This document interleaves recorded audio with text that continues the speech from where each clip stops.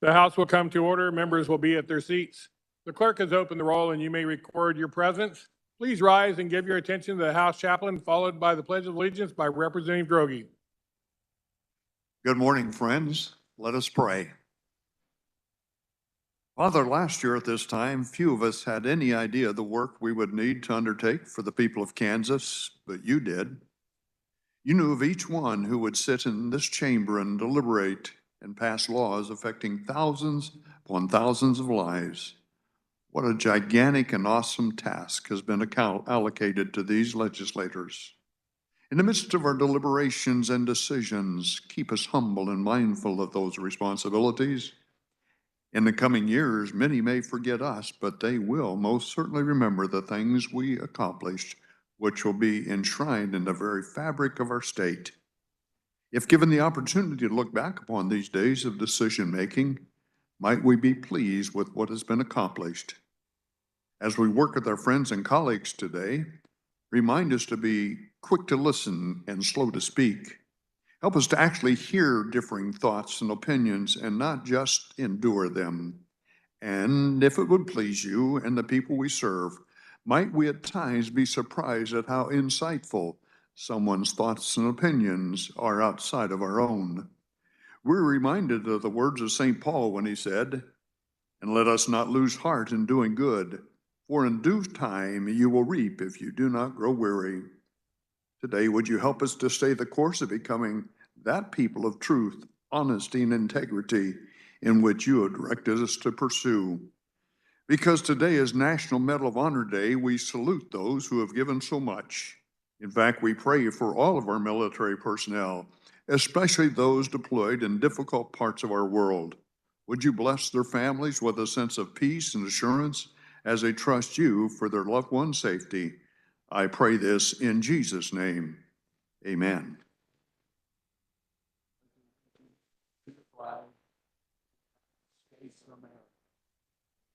Public, this nation, indivisible, with liberty.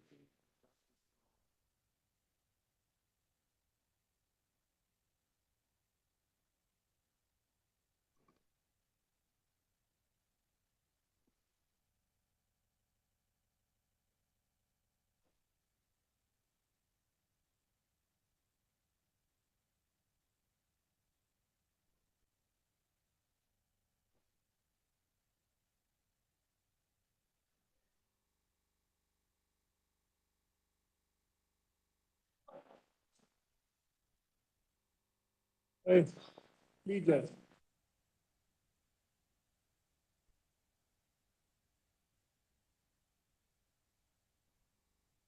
They don't have him.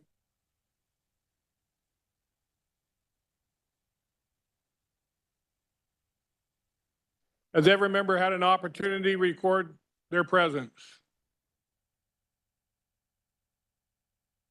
The clerk will close the roll and record the attendance.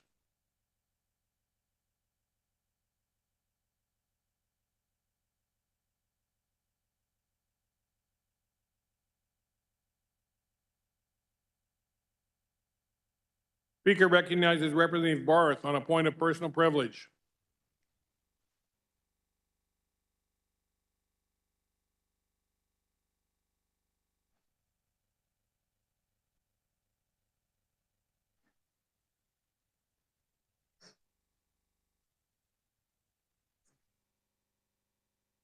The Speaker recognizes Representative Barth on a point of personal privilege.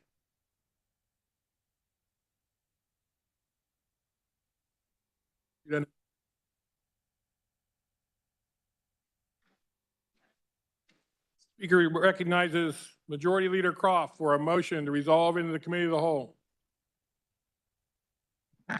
Thank you, Mr. Speaker. I move the House resolve itself into the Committee of the Whole for the purpose of considering those items under the heading of General Orders. You have heard the motion. All those in favor signify by saying aye. Opposed, no. The ayes have it. Motion carries. Speaker appoints Representative Rogers to chair the Committee of the Whole.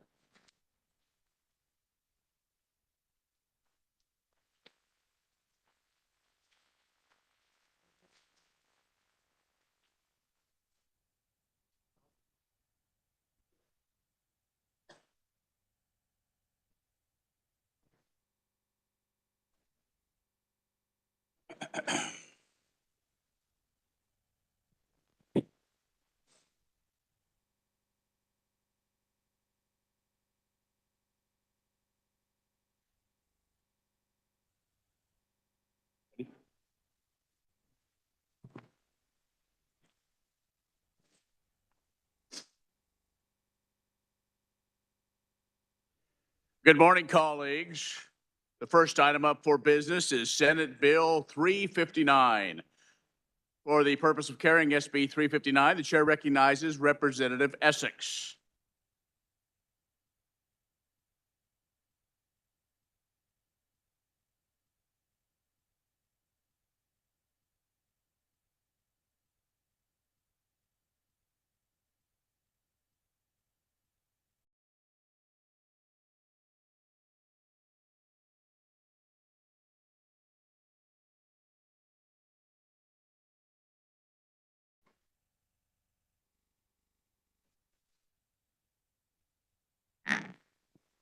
Good morning. We have a fun bill to start off with. Kansas City Chiefs, Royals. This is a fun bill. There were committee amendments, and I move the adoption of the committee report. You've heard the motion. All in favor signify by saying aye. Opposed, no. Motion passes. The committee report is adopted. You may continue. All right, SB 359 was sponsored by 19 different senators. Senate final action was 36-2. And this bill provides for Kansas City Chiefs license plate, the Sporting Kansas City license plate, Kansas City Royals, Kansas City Current, the Sedgwick County Zoo, and the Topeka Zoo license plate. Committee amendments were that we added the Topeka Zoo license plate and designated the Kansas City Royals Foundation as the beneficiary of the Kansas City Royals license plate. Proponents were Senator Warren, President and CEO of Sedgwick County Zoo, the Victory Project by Sporting KC, Development Director, Friends of the Topeka Zoo, and President of the Kansas City Current team. Fiscal note, the Department of Revenue estimates this would increase its expenditures just for fiscal year 2025 by $14,000, and that covers administrative costs related to designing and manufacturing of these 6 new plates. The department would collect up to $5,000 as fees per plate development, as there is a required sponsor fee. License plates would be subject to the $40 special plate application fee and the $40 personalized plate application fee if they choose to personalize the plate. I stand for questions. Does any member desire to speak to the bill? Chair recognizes Representative Waymaster.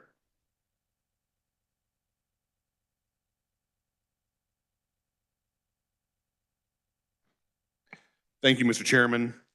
Since this is a license plate bill, actually I had a request by a constituent that we have a license plate that is created to support our troops. And so I have an amendment.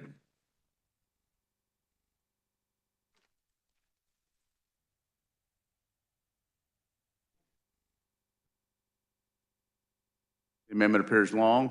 Is there? You want to explain your amendment first? Yes, Mr. Chairman, just quite simply what this does is it adds to this bill a support the troops license plate that can be purchased, and then any of the proceeds, which there's a $25 fee, would be split between the Kansas VFW and the American Legion. I've already talked to the carrier of the bill and also with the chairman of the Transportation and Public Safety Committee. And I think for most part, they're okay with the amendment. So I'd stand for any questions. Is there an objection to waiving the reading of the amendment? There's no objections. Anyone wishing to speak to the amendment? Representative Essex. Just want to mention this is a good amendment, and I will definitely be supporting this. Is there anyone else wishing to speak to the amendment? Seeing none, Representative Waymaster, you may close. Thank you, Mr. Chairman. I move on my amendment. You have heard the motion by Representative Waymaster to amend. All those in favor signify by saying aye. Opposed, nay. The ayes appear to have it. The ayes do have it. Motion passes. We are back on the bill. To speak to the bill, the chair recognizes Representative Ballard.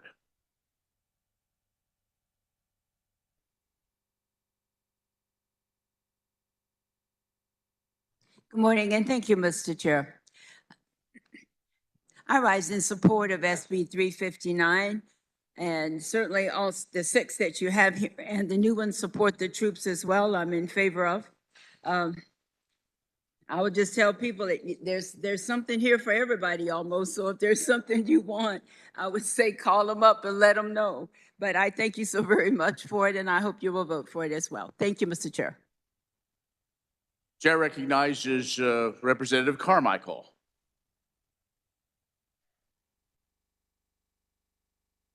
Thank you, Mr. Chair. I will try to observe the House Chaplain's admonition to listen, and I will speak slowly. We just saw an example of part of what's wrong with these types of bills.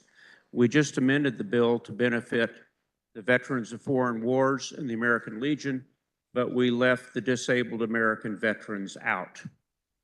And these bills tend to prefer a nonprofit organization that has a friend in the legislature over equally worthy nonprofit organizations. I still continue to vote no on all of these bills because the purpose of a license tag is to identify a vehicle, not to promote political or social issues. Thank you, Mr. Chair. Anyone else wishing to speak to the bill?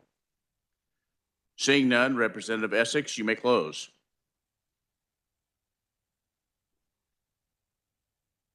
I just wanted to add license plates are a way to honor people.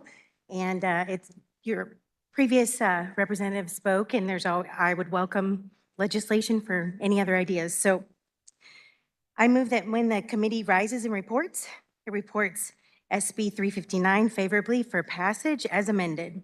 You have heard the motion by Representative Essex to report Senate Bill 359 favorably. All those in favor signify by saying aye. Opposed, nay. The ayes appear to have it. The ayes do have it. Motion passes. Up next, Senate Bill 410. For the purpose of carrying SB 410, the chair recognizes Representative Collins.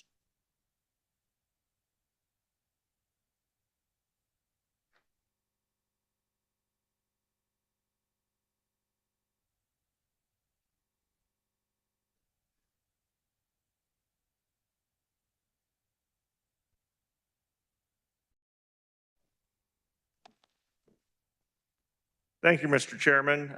There were committee amendments, so I move the adoption of the committee report. You have heard the motion. All those in favor signify by saying aye. Opposed, no. Motion passes. The committee report is adopted. You may continue. Thank you, Mr. Chairman.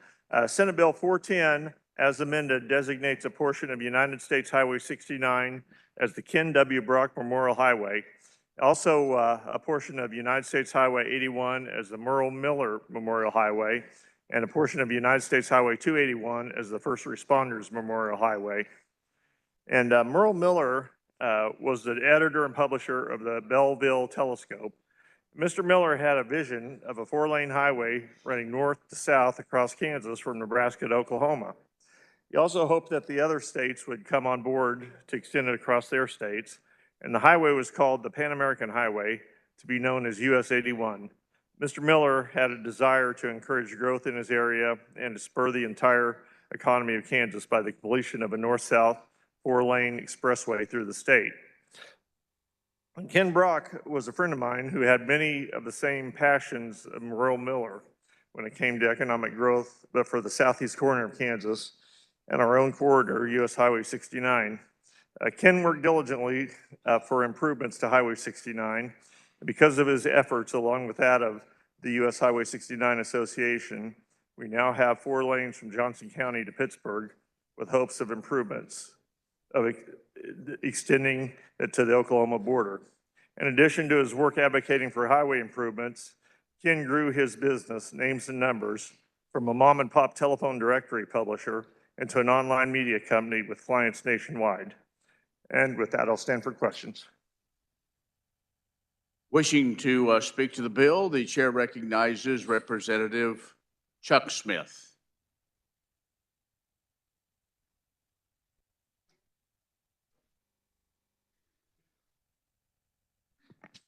Thank you, Mr. Chair. I've been traveling Highway 69 for 50-some years. And as I drive down 69 Highway, part of the old highway is still present. And as I look over it, I think, how dangerous was that when I was in college that we would drive down that highway? Mr. Brock and the 69 committee has worked hard to make a 4-lane from Johnson County down to Pittsburgh. It's almost done except for a bridge, and then they want to take it on down to the Oklahoma border. But Mr. Brock's passion was to do this 69 highway, and we have a beautiful 4-lane highway, again, from Johnson County to Pittsburgh right now, and he's very deserving of this license plate. So thank you very much.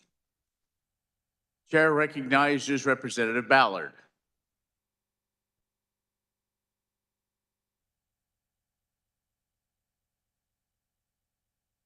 Thank you, Mr. Chair. It is with a lot of pleasure I support this bill, honoring 2 individuals who were instrumental in promoting and improving 81 Highway and 69 Highway and the areas that are joined by it, and also showing respect and thanking the first responders. They're all very deserving, and I support it, and I hope you will vote for it as well. Thank you, Mr. Chair. Does any other member desire to speak to the bill? Seeing none, Representative Collins, you may close. Thank you very much, Mr. Chairman. I move that when the committee rises and reports, that it reports Senate Bill 410 favorably for passage. You have heard the motion by Representative Collins to report Senate Bill 410 favorably. All those in favor signify by saying aye. Opposed, nay. The ayes appear to have it. The ayes do have it. Motion passes.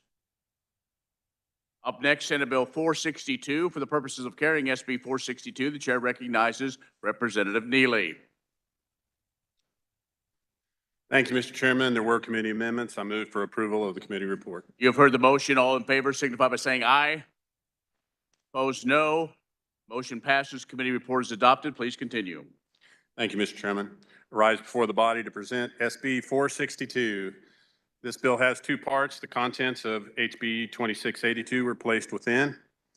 It would grant certain authority to the Director of Vehicles of the Division of Vehicles, Kansas Department of Revenue, regarding the Military Even Exchange Program for Commercial Driver's License and the Federal Motor Carrier Administration Drug and Alcohol Clearinghouse Program. What the bill does is make it easier for those that have a military CDL style training to obtain a CDL through a shortened process. It also authorizes the Director of Motor Vehicles to adopt rules and regulations for the participation in the Federal Motor Carrier Safety Drug and Alcohol Clearinghouse, disqualifying a person's commercial vehicle driving privileges when such person is violated or is in non-compliance with the requirements of the clearinghouse. I wanted to call your attention to the fiscal note. Now, I don't want to scare you all, but the Department of Revenue indicates that failure to adopt the Federal Motor Carrier Safety Administration Drug Alcohol Clearinghouse Program could result in a 5% reduction in annual federal highway fund allocations. So for 2025, this would be an estimated reduction of over $19 million. The department notes that if it is not compliant with the program, the reduction in the federal highway funds could continue at the same amount for future years. KDOT indicates that this could require the agency to reassess expenditures for the Eisenhower Legacy Transportation Program should that occur. And I will stand for any questions. Does any member desire to speak to the bill? Chair recognizes Representative Ballard.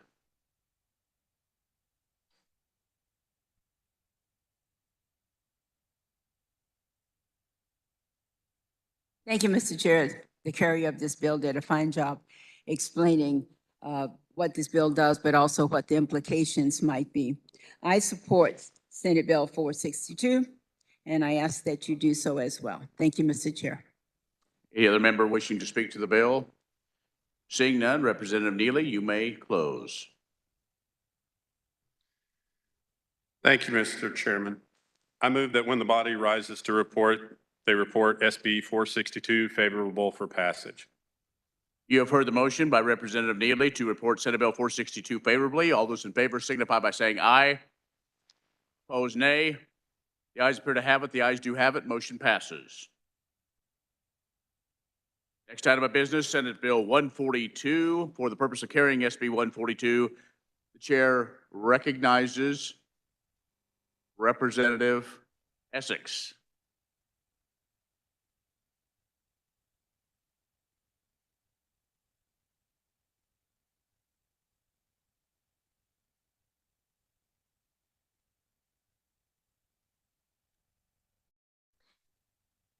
Mr. Chair, there were committee amendments. I move the adoption of the committee report. You've heard the motion. All in favor signify by saying aye. Opposed, no. Motion passes. Committee report is adopted. Please continue. All right, Senate Bill 142. Senate final action was 38-2.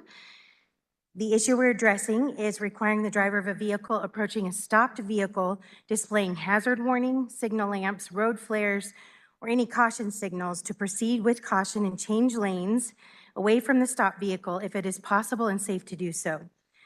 These provisions would be added to the Uniform Act regulating traffic on highways. The bill would add a fine of $75 for unlawful passing of a stationary vehicle to the uniform fine schedule for traffic infractions. This bill also has HB 2499. This should be familiar to you. This passed the House 86-30. This is the hands-free bill prohibiting the use of mobile telephones while operating a vehicle in a school zone or construction zone when workers are present, or by individuals who are less than 18 years of age. Prior to July 1st, 2025, officers would issue warning citations only. The fine would be $60 in the violation table, and it adds additional protections to Article 15, Rules of the Road prohibiting texting. So proponents were Director of the Department of Transportation, American Traffic Safety Services Association, Kansas Highway Patrol, DCCCA, Safe Kids Kansas, General Motors, Kansas Association of Police, AAA Kansas, StopDistractions.org, and Kansas Contractors Association.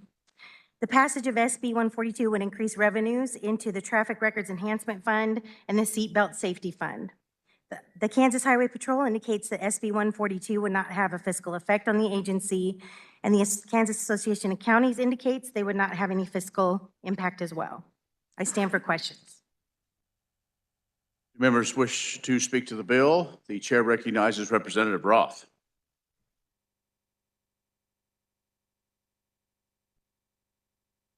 Thank you. My question is, and I ask what's due caution?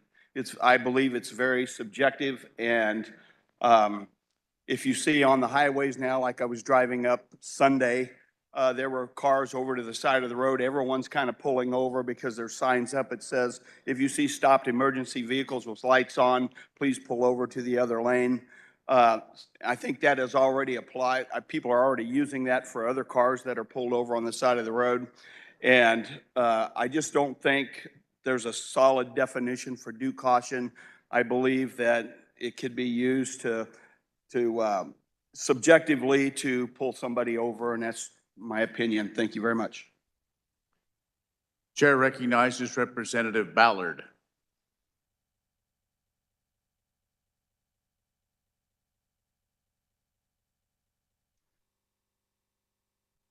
Thank you, Mr. Chair. I support SB 142. And one of the things is it requires law enforcement to issue a warning for violation prior to July 25. And part of that was to allow a warning period to encourage safe behavior before fines become active. This also brings Kansas in line with 29 other states that led to 29% fewer crashes, 100 lives saved. In states with laws banning this use, 87% support the law. and helps improve the safety to construction and road workers across the state. I believe that really explains why we have this bill. Even though people know that they should pull over. We know it happens with emergency vehicles and everything else, but often they don't. And as a result of that, there's a lot of lives lost that didn't have to be, and it wouldn't have caused so much trauma for the people that are actually involved in it. For that reasons, I support SB 142, and I ask you to do so as well. Thank you, Mr. Chair. To speak to the bill, the chair recognizes Representative Eric Smith. Thank you, Mr. Chair. I'm just coming down to clarify. Previous speaker spoke to the idea that this is too subjective. There are a number of things, and he and I did talk about this, but there are a number of things in the law that leaves it up to the discretion of the individual officer to figure out if that's what's going on. I assure you, they're not trying to find a reason, especially in a construction zone, to pull people over. It's a very dangerous area to pull somebody over, and you don't do it unless you have to. Officers know this. Probably one of the things that I think is most misunderstood is the idea that if there's a stopped emergency vehicle, we know that if you can, and it's safe to do so, move over to the lane away from them. Unfortunately, people are doing this whether it's safe to do so or not. I don't know if you've experienced this. I can't imagine that you haven't, with people coming head on with you because they think it's more important they get over to that other lane than it is to slow down. That's the other part. So when I'm an officer out there and I'm working a construction zone, one of the things I'm going to look at is, are they trying to go head on with traffic? I mean, I think as a law enforcement officer, you expect me to stop that type of behavior. But more importantly, I think this bill is important because it does recognize the fact that it is dangerous out there on the sides of the road. If you're pulled over to the side of a flat tire or whatever's going on, people should be using caution. I'm glad there's a warning period. A time to educate some folks, because I think the education is highly needed. Anyway, I'm going to support this bill. Are there other members wishing to speak to the bill? Seeing none, Representative Essex, you may close.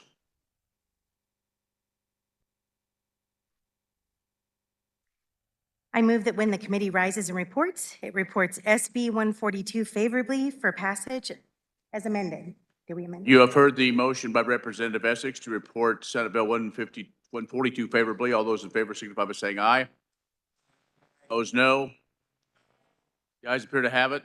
The ayes do have it. Motion passes. Next item of business, House Bill 2510. For the purposes of carrying House Bill 2510, the chair recognizes Representative Lewis. Good morning, body. Thank you, Mr. Chairman. This bill concerns something called third-party funding of litigation. It's a growing industry in the United States. It's popped up in the last 10, 15. Representative, was there a committee report? Apologize. There was an amendments, and I asked for the report to be accepted. Make that motion. Yes, I move that it be accepted. You've heard the motion. All those in favor signify by saying aye. Opposed, no. Motion passes. Committee reports adopted. Now you may continue. Thank you, Mr. Chair. So third-party financing is a big industry. We're talking tens, maybe hundreds of millions of dollars. The idea is the investors see profit in investing in litigation, and they agree to fund that litigation. Now, in and of itself, that sounds fairly innocuous, benign. I mean, somebody sees an opportunity to make some money and invests in a litigation. Nothing wrong with that. The concern that this bill addresses is basically opaqueness. That is to say that we're not sure what's actually motivating the funders. And so what this bill does is essentially bring transparency to this. More with respect to the problems with the opaqueness, there's potentially what I call a principal agent problem. Normally in litigation, the principal is the plaintiff client, and the agent would be the lawyer. And now you have a third party coming in, a non-lawyer, to fund this. The concern is that at some point, pursuant to the contract that the third party investor will make with the lawyer on the one hand and the client on the other, is that it provides, or in effect the investor becomes the control person in the process. And That's not what's supposed to be happening. There have been some reported instances of conflicts that arise between the client and the third-party investor because of this. The other concern is that the investors are not subject to attorney ethical rules, and they therefore could be doing things that the lawyers are not permitted to do in context of litigation. And the final concern is that you could have what we call litigation terrorism occur. You can imagine a circumstance where a foreign adversary would fund a litigation, create a straw plaintiff. They would bring a lawsuit against a major industry in the United States or in Kansas, for instance, the aerospace industry, or for instance, against the agriculture industry, perhaps making claims of environmental problems. And they'd be doing this not because they had a real particular interest in those issues or really were concerned about litigation, but simply to disrupt an important strategic industry in our country. So those are the concerns that this bill addresses. And now let me go to the bill itself. It's important to realize that the bill does not on its face prohibit third-party financing of litigation. What it does is, as I said, bring transparency to it. What it permits is for the defendant in these cases, if they want to, can ask for discovery of the underlying contract between the investor on the one hand and the client and the attorney on the other. The court would then be tasked with taking into account different factors to determine whether disclosure should be made. The court would consider whether there's undue prejudice to the plaintiff in some sense. They would also not be able to require this in the case where the state, for instance, our Attorney General was bringing the litigation to enforce a law. They wouldn't be allowed to bring this where to get disclosure of this contract if the litigation were brought in the quote public interest.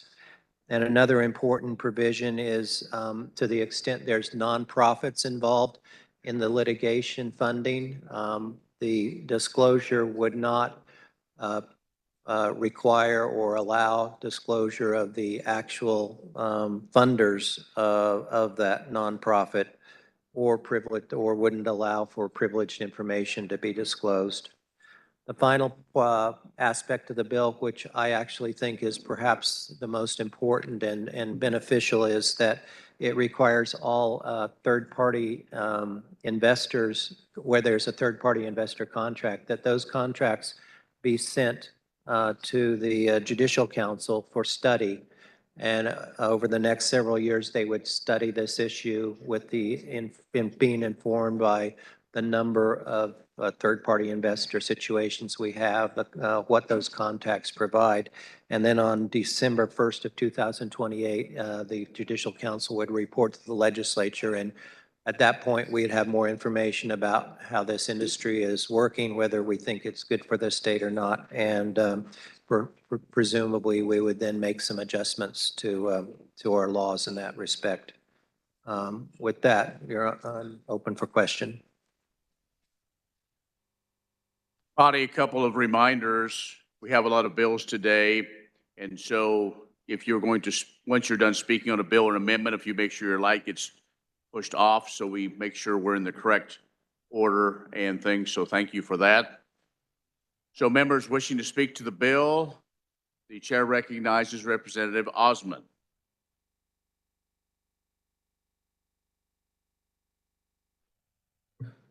Right. Thank you, Mr. Chair. The carrier of the bill did a good job explaining the bill, though I would argue that there are different interpretations as to what this bill specifically does. The proponents of the bill and the carrier talked about opening up, changing the opaqueness and actually helping to make sure that you can determine what the motivation of the funder is. But that's not what this bill does. When you find out that there's a third-party funder, you don't know what the motivation of the funder is. They're trying to determine who controls the process, who makes the determinations. Again, this bill doesn't make that determination as to who's actually controlling. There's also been no testimony that provides that there actually is third-party control of any of the funding that takes place. This is a problematic bill on its face because it creates an unlevel playing field. When you have to disclose who your funders are, you give to the other party how much money you may have and how long this litigation might go on for so that they know whether they can steamroll over you or not. It creates an unequal playing field when you give that knowledge over to the other side. Don't take my word for it. I'm going to read from you in a letter that was written by 13 attorneys generals, all Republican, that when they talked about to the federal legislation on this very topic. The legislation in question was the Litigation Finance Transparency Act last year. And they wrote, "We know from experience that forced disclosure laws can easily become political weapons and bureaucratic tools for delay and harassment, restricting freedom of speech and association and eroding attorney-client privilege and other important confidentiality rules."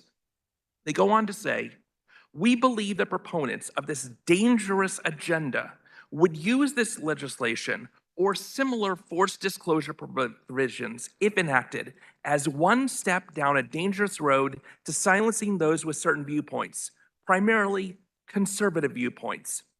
Written by 13 attorneys general, including our Attorney General, Chris Kobach. There is a reason that this legislation did not pass at the federal level at either Congress or the Senate. There is a reason that this legislation never passed through our Kansas Senate. And there's a reason that it was brought before us multiple years in a row and never passed the House Judiciary Committee. It is because at the federal level and at the state level, this is bad policy and bad legislation. I would urge you not to support it. Thank you. Speak to the bill, the chair recognizes Representative Heiberger.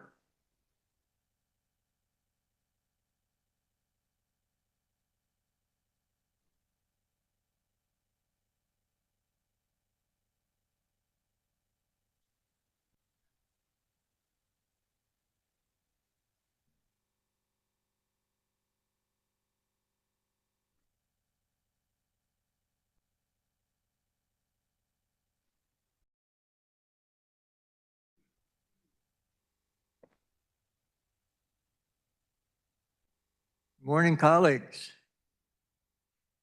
I want to thank you all for all your prayers and thoughts and support during my time in the hospital.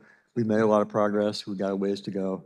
But in the meantime, I stand in opposition to the bill before us right now.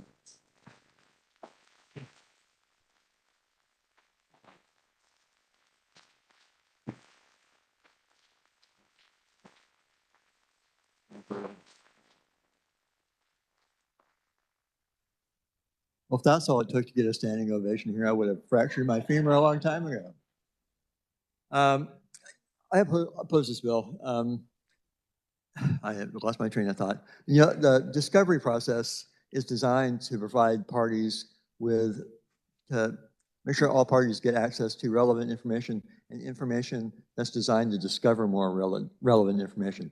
But the information that this bill requires to be disclosed is not relevant information, and it's also not designed to discover other relevant information. I think it's a really unreasonable expansion of our discovery process, and I oppose it for that reason. The previous speaker talked about a level playing field. One thing that third-party financing does is level the playing field between parties with deep pockets and parties without deep pockets. And this bill, I think, is an unreasonable interference in the ability for parties without deep pockets to get third-party financing. So that for that reason, I oppose it. I would encourage you to vote no also. Thank you.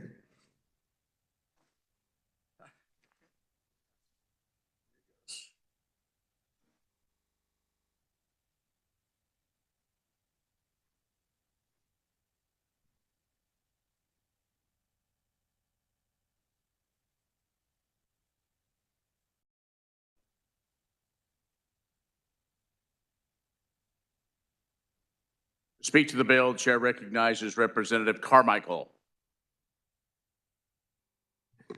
Thank you, Mr. Chair. If the eloquent words of my colleague from Lawrence didn't persuade you that this is a bad idea, I don't think that my words will either. But I do want to mention one thing quickly. We heard the carrier of the bill claim that this, actually two things quickly. First, we heard the carrier of this bill say that there are foreign powers that are surreptitiously sending money into the United States to close down, I think he referred to Case Industries, perhaps other national defense contractors. There was not one word of testimony to support such an absurd allegation. To the extent that foreign powers are pouring money into the United States for nefarious purposes, whether it's to impact litigation or whether it's to impact the outcome and influence our elections, that is indeed a matter of national security, and it ought well be dealt with by the national security officials. Anyone who thinks that this discovery rule would somehow prevent the Chinese government from doing nefarious things, I would suggest is naive. The second thing that was mentioned was an absurd requirement in this bill that private contracts that are entered into, for example, by a business which borrows money from its bank, now have to be sent to the Kansas Judicial Council for its review. If you're running a business and you need to borrow money to finance the activities of your business, whether that's suing someone who's done you wrong or whether that's making payroll, that is your business. It's not the business of the Kansas Judicial Council. This is bad legislation, and I urge that you vote no on HB 2510. Thank you, Mr. Chair. Are there other members wishing to speak to the bill? Seeing none, Representative Lewis, you may close. Thank you, Mr. Chair. With respect to my colleague from Sedgwick County, I don't think I'm naive, and I don't think any of us in this body are naive. We know that foreign adversaries are using every tool in their toolbox to undermine our society, our industry, our politics.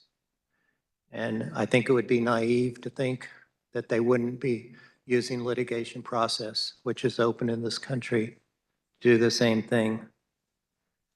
One of the opponents also mentioned attorney-client privilege.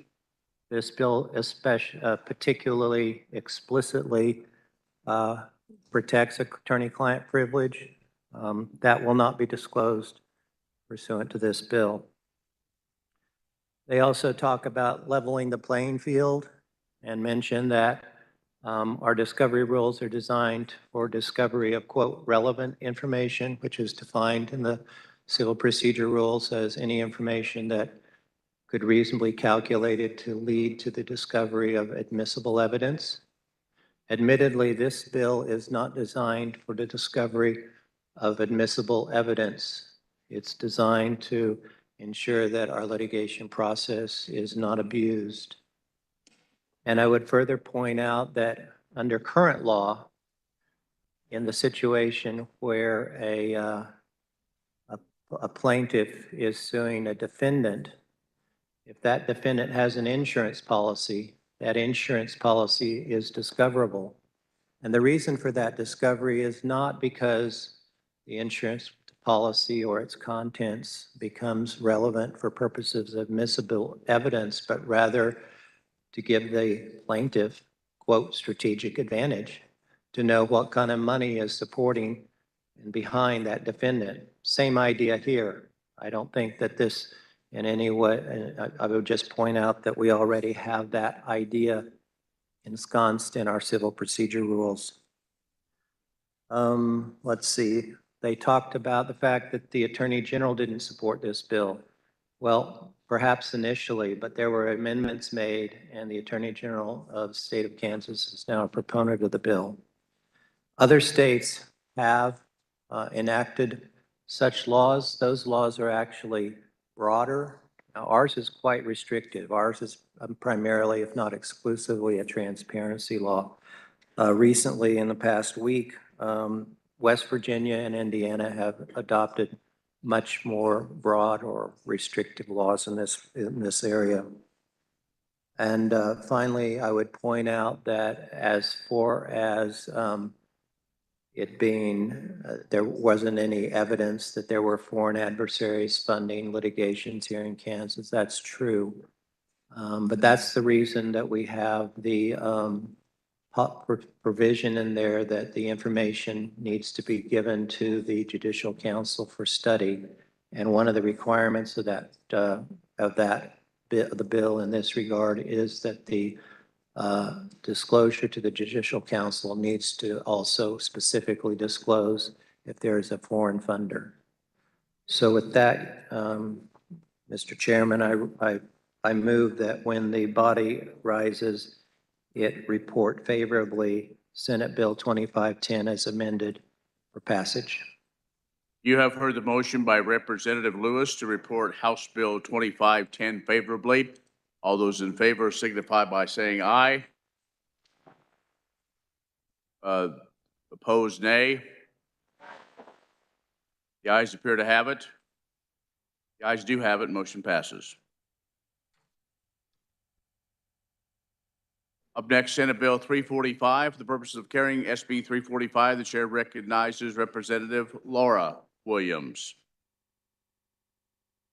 Thank you, Mr. Chair. Senate Bill 345 establishes the Commercial Financing Disclosure Act, which pertains to certain commercial finance transaction providers to small businesses, and establishes disclosures before small businesses or businesses in Kansas enter into non-bank commercial financing options. There's a few disclosures that are contained in the bill, and allows for businesses to be able to see a transparent offer and be able to pick which offer with these non-bank commercial providers are best for them, and just provides guardrails also, and gives the Attorney General the opportunity to act if there are violations with the contracts. And I do believe that this helps best simplify best practices on this type of financing. And, you know, we already have it going on in the state of Kansas, and commercial providers who are offering these options are already following these different disclosures. They're pretty simple. And so we just hope to be able to protect businesses in Kansas. Mr. Chair, I'll stand for questions. Does any member desire to speak to the bill? Chair recognizes Representative Hsu. Thank you, Mr. Chair. I don't have anything particularly against anything in this bill in terms of the disclosures or the guardrails. I think those are probably good and necessary. I will just kind of express a general wariness of when industry comes to us and then ask us to put in these guardrails on their behalf. Oftentimes they're either writing in a statute what they're already doing, or they're doing it for kind of protectionary reasons. But outside of that, I support the bill. Thank you, Mr. Chair. Are there the members wishing to speak to the bill? Seeing none, Representative Williams, you may close. Thank you, Mr. Chair. I will say from the previous representative's concerns, these disclosures that are provided are very simple, and I do believe helps businesses in Kansas be able to make the best decisions for them.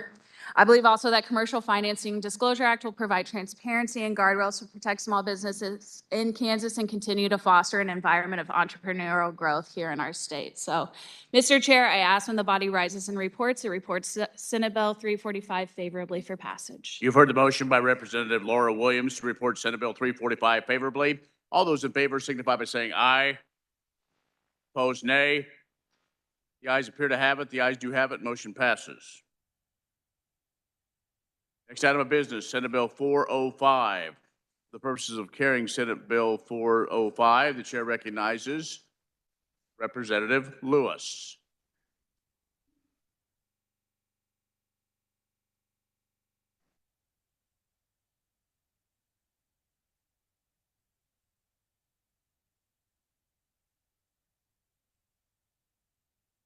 Thank you, Mr. Chair. There were no amendments to Senate Bill 405. Senate Bill 405 comes from the Financial Institutions and Pensions Committee. The bill concerns essentially retail customers of brokerage companies. These oftentimes are customers that have their whole life savings invested in the stock market or other securities. Currently, if you're a registrant, which would include broker-dealers, broker-dealer agents, investment advisors, investment advisor representatives, you're subject to the regulation and discipline by the Insurance Department of Kansas. And if you violate those regulations and harm a customer, they can bring civil or administrative procedures against you.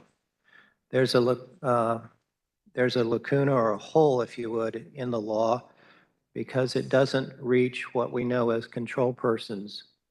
These would be persons that, though not registrants, though they're not actual broker-dealers, broker-dealer agents, investment advisors, and so forth, they nonetheless control those individuals. And the law currently does not give the insurance department jurisdiction over them. So imagine a situation where a broker-dealer violates a regulation and a grandma's investments are lost. There could be a control person who perhaps owns the investment broker business and is aware of and actually controls that agent, but because that control person isn't a registrant, wouldn't be subject to discipline. So this bill takes care of that problem.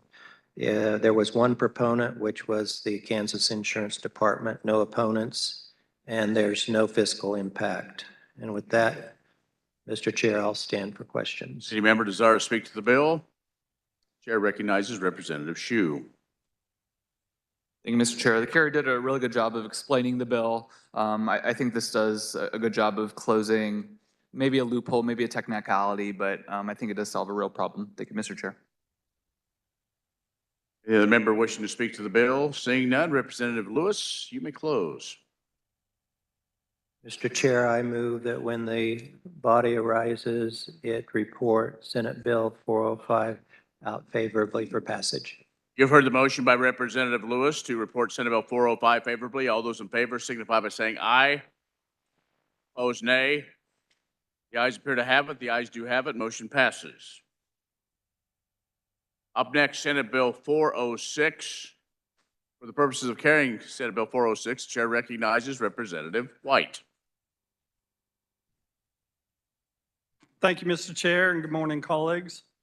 There was a committee amendment. I move the adoption of the committee report. You've heard the motion. All those in favor signify by saying aye. Opposed, no.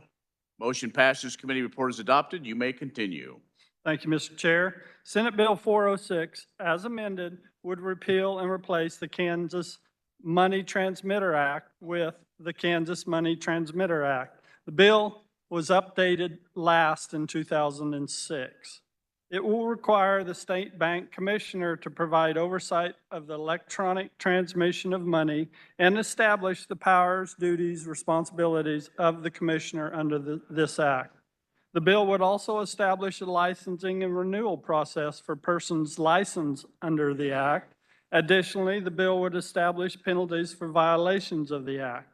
The committee amendment adds an exemption for businesses using a payroll processing service if the agreement makes a business responsible for payroll and other debts in the event of default by the payroll processor. There was one proponent and one neutral and no opponents. I will stand for questions.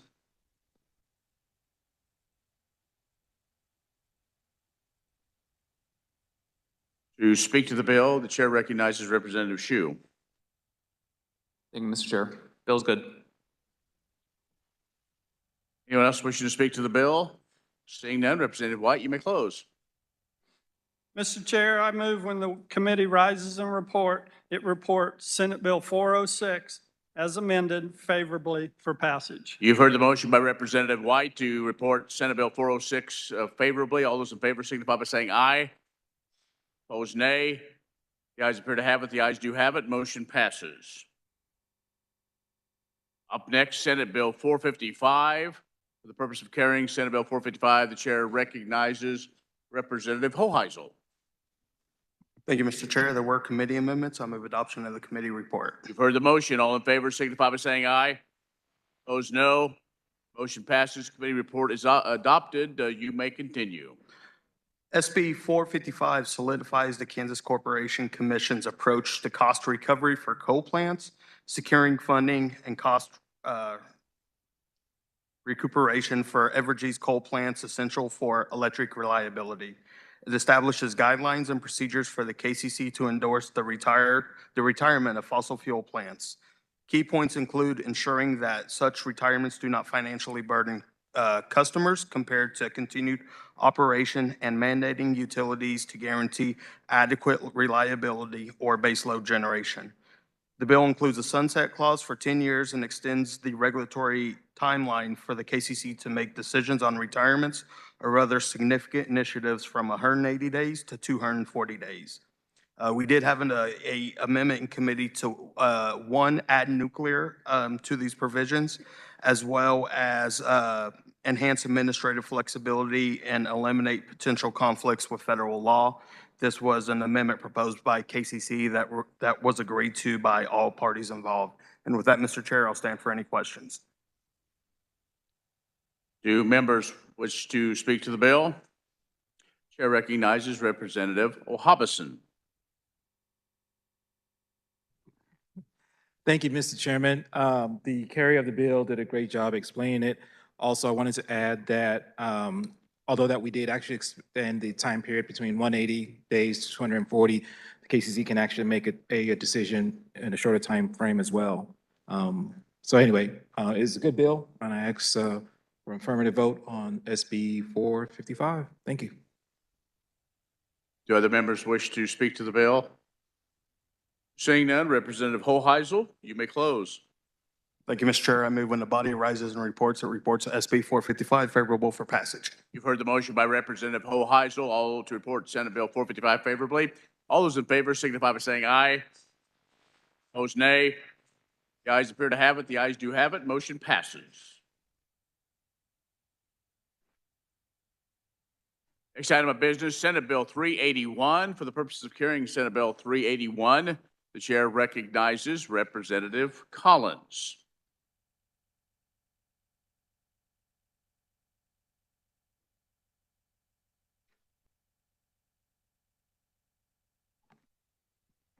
Thank you, Mr. Chair. Senate Bill 381 would amend the law concerning the appointment of district coroners to allow a county and multiple county judicial districts to appoint at the county's expense a district coroner regardless of the county's population. Current law requires the most populous county in the judicial district to appoint the judicial district coroner for all the counties within the judicial district. An example of this is where I live, the 11th Judicial District. It's made up of 3 counties, Crawford, Cherokee, and Labette counties. And the most populous county is Crawford, and the coroner is selected by the Crawford County Commission. Now, under the provisions of Senate Bill 381, Cherokee and Labette counties, if they choose, could appoint the coroner for their respective counties, or they could remain with the district coroner. And this would be applicable to any other multi-county judicial districts in the state of Kansas. And with that, I stand for questions. Does any member desire to speak to the bill? The chair recognizes Representative Featherston.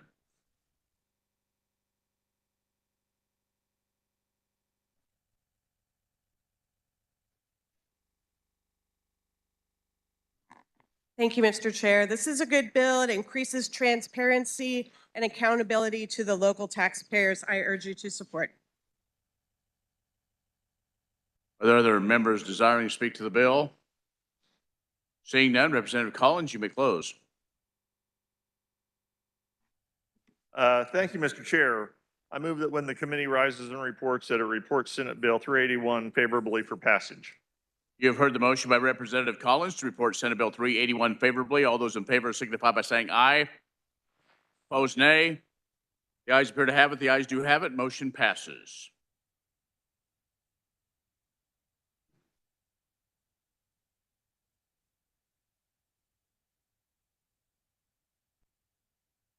The chair recognizes Majority Leader Croft. Mr. Chair, in accordance with House Rule 1903, I move that Senate Bill 384 appearing under that order of business, general orders, be passed over and retain a place on the calendar. You have heard the motion by Representative Croft to pass over Senate Bill 384. All those in favor signify by saying aye. Opposed, nay. The ayes appear to have it. The ayes do have it. Motion passes. We continue. Up next is Senate Bill 394. For the purpose of carrying SB 394, the chair recognizes Representative Humphreys.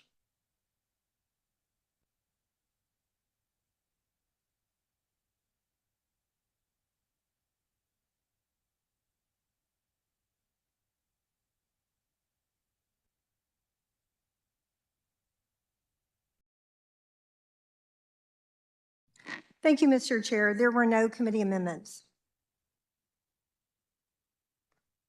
Body, I bring to you Senate Bill 394. It is a bill about protecting children, specifically online protection, and particularly children accessing pornography online.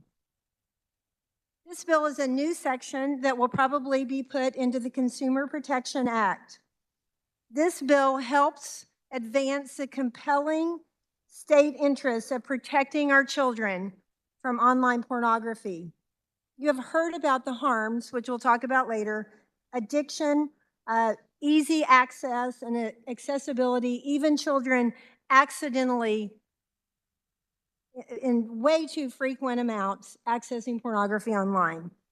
I'd like to go through the bill just a little bit with you. The bill says that any commercial entity knowingly shares or distributes material that is harmful to minors on a website, and that material appears on 25% or more of the web pages that are viewed in any particular month, or that knowingly hosts such a website, shall verify that any person attempting to access such website in the state must go through the age verification process of the person accessing the pornography is 18 years of age or older. The age verification could be conducted through the use of a commercially available database regularly used by businesses or any other commercially reasonable method of age and identity verification. There are different causes of action in this bill. First, there's injunctive relief and a civil penalty if a person is able to access the website and they're not faced with the age verification. They can make a report to the Attorney General. The Attorney General can investigate. Also, a parent or guardian may bring a private action against the website if their minor's age is not verified, and they can get actual damages or a statutory fine in the amount of $50,000 and reasonable attorney fees and costs. Nothing in this bill has to do with internet service providers. That's not what we're talking about. And there's a section at the end that is all the definitions. And I know there may be questions about the definition, especially the one that is, maybe people think it's vague. It's the definition of harmful to minors. It is very specific in our laws, and it's the same definition as KSA 21-6402. I could read you that definition, or you could look it up, but it's already in our Consumer Protection Act against minors, and it's very specific, and it has to do with a reasonable person's belief in today's society. And if anyone has questions, we'll certainly go over that. If a reasonable person finds that the material is harmful to minors or lacks serious literary or scientific value. This bill is narrowly tailored, so it does not run afoul of First Amendment rights. In fact, other states that have passed this, now in Texas, the Fifth Circuit has found that this does not run afoul of First Amendment rights. Of course, children have no constitutional right to access pornography.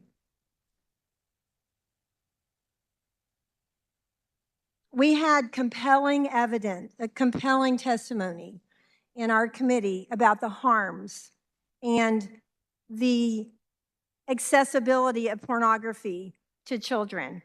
With that, I'll stand for questions and ask that the body discuss this and then pass this favorably at the end. Thank you. Does any member desire to speak to the bill? The chair recognizes Representative Osmond.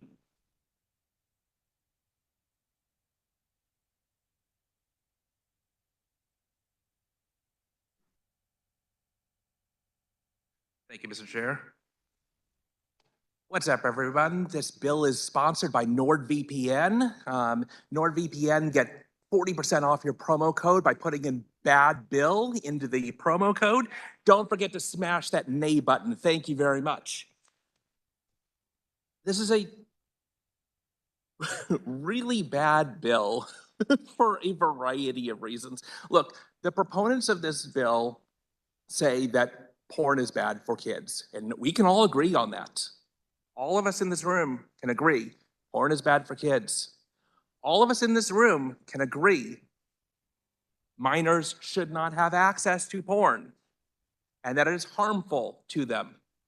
We can all agree to that, but that was 90% of the proponent testimony, was that porn is bad, minors shouldn't have it, it's bad. The thing is, you don't make policy based on that. You don't stop your analysis at that point and say, well, if it's bad, we need to do something about it. And then not give consideration as to what it is that you're actually planning to do about it. This bill is rife with security risks. It's rife with big government coming down and telling you what to do. It is rife with First Amendment issues. It is rife with a number of really problematic, again, national security risks and issues, and real issues. When we talk about what's actually occurring with this bill, it is you are going to put in your license or your passport into a third-party system, probably located outside of the United States, into a verification system outside of the United States. And you don't know what's going to happen with that information. Now, the bill itself says, well, they can't store that information or keep it for a significant period of time. But the thing is that these companies, as I said, are outside the United States. They're not within the jurisdiction of the state of Kansas. And if you as an individual are harmed by this, if you have your identity stolen because of this, if you put in your passport and provide that information outside the bounds of the United States, you're never getting it back. You're never getting restitution on that issue. That is a huge concern.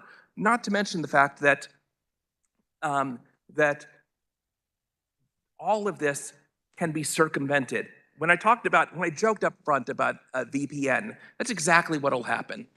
You think that 16-year-olds are technologically capable of putting in a third-party system that will bypass this altogether?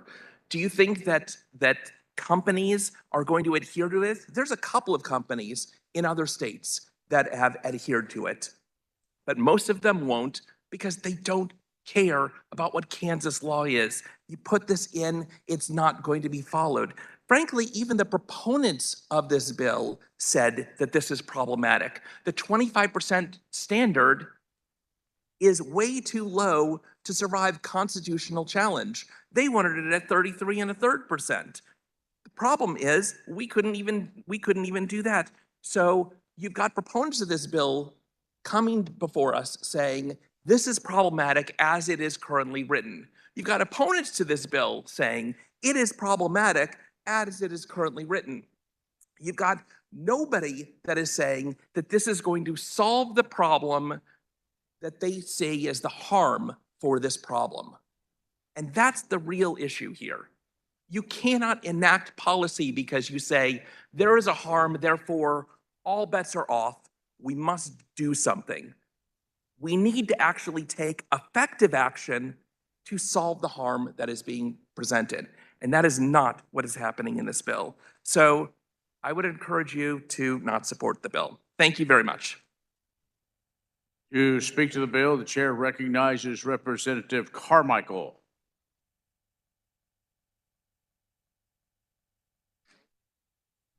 Thank you, Mr. Chair.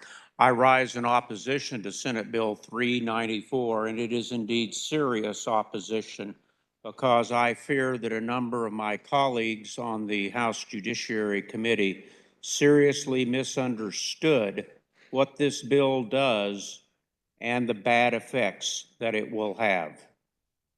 This bill, so far as I can recall, doesn't say anything about pornography. What it has is a definition of materials that are harmful to minors. That is, of course, broader than just pornography. And the bill places a private enforcement mechanism, which is based upon, as I recall, a parent filing a lawsuit against an online company that provides a child, a parent's child, something that the parent thinks is harmful materials. Now, what you and I believe is harmful to minors may well differ. I think most all of us, hopefully all of us, would think that graphic descriptions of nudity is harmful to minors. But there are a number of other things that we could disagree about, whether it is harmful or beneficial to minors. For example, the 97 books that the Moms for Liberty and others seek to remove from our public schools. This legislation would arguably eliminate those books from online access because one parent out of 100 may decide that those books are harmful to their child, and that one parent brings the civil lawsuit. And if the jury on that particular day that happens to be picked at random thinks that the 97 books are harmful to minors, then the person who places those books online pays. If on the other hand, what the website contains is Michelangelo's statue of David, some of you may recall that statue. Some of you may recall that 10 years ago in this very chamber, we talked in some excruciating detail about what Michelangelo's statue of David depicts. It depicts a bare penis. That some people think that that is harmful to minors. As one of the members is right now observing, right here above us, and I'm not using it as a prop, it's in the chamber itself, you can see a lot more of a female breast than many of us think is appropriate. Some parents may think that that type of material being available on the internet is harmful to their children. They may think it is, and I can't remember the words of this statute, may think it has no serious literary, historic, or other value. I happen to think that it does have value. It's an important part of the history of Kansas. And it ought to be available for school children to see on the internet. And I even would go so far as to say that Michelangelo's David is something that ought to be taught in our high schools. And I don't think it's harmful to minors. But under this law, if you are a parent and you think either one of those, Michelangelo's David or the depiction that we see sitting above my desk, is harmful to minors, you can bring a lawsuit if it's placed online. Freedom of speech and the First Amendment is not easy. It is not easy at all, because sometimes it allows for information with which I vehemently disagree to be publicly disseminated. But the price of freedom is high.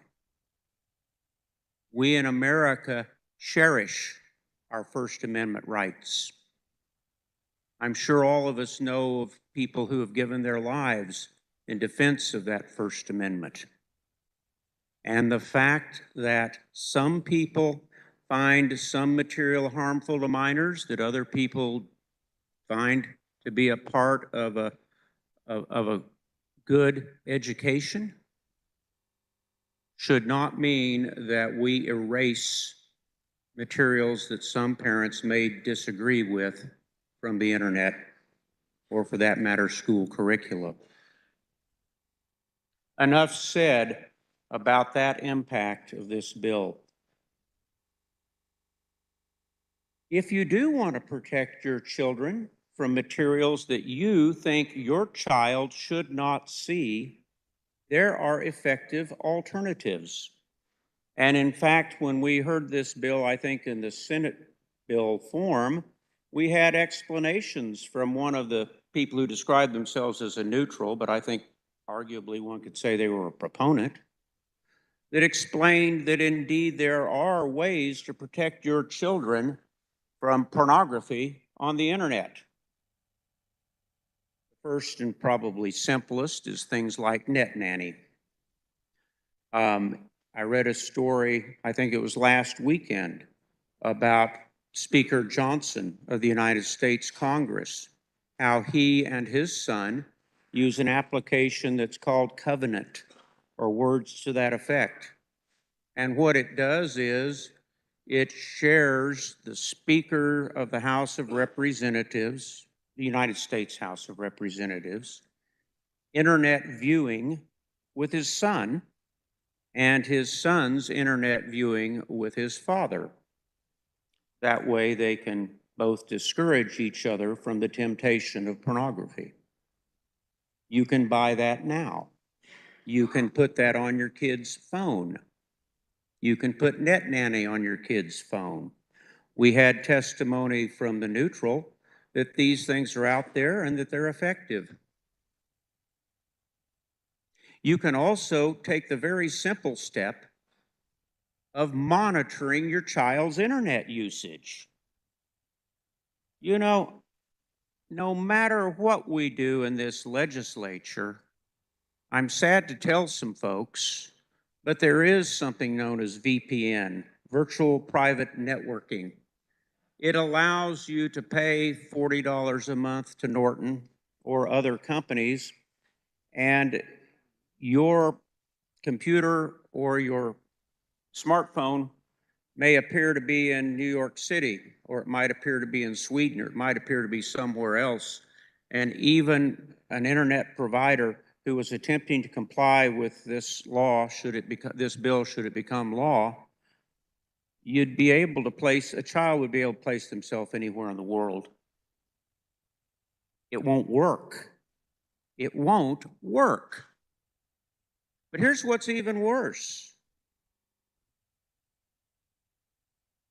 If a child wants to get around this law, and if I hate to say it, the mainstream pornography providers comply with this law, you will push that child into something known as the dark web, where they will still look for pornography. And once they get on the dark web, they're going to find a whole bunch of other terrible things that you don't want your children looking at. Things that I would argue are far, far more harmful to your child than pornography. What you need to do is monitor your child's internet usage. You know, if you don't want your child getting, and I'm not going to pull out my smartphone, that'd be a prop, and it's laying on my desk anyway.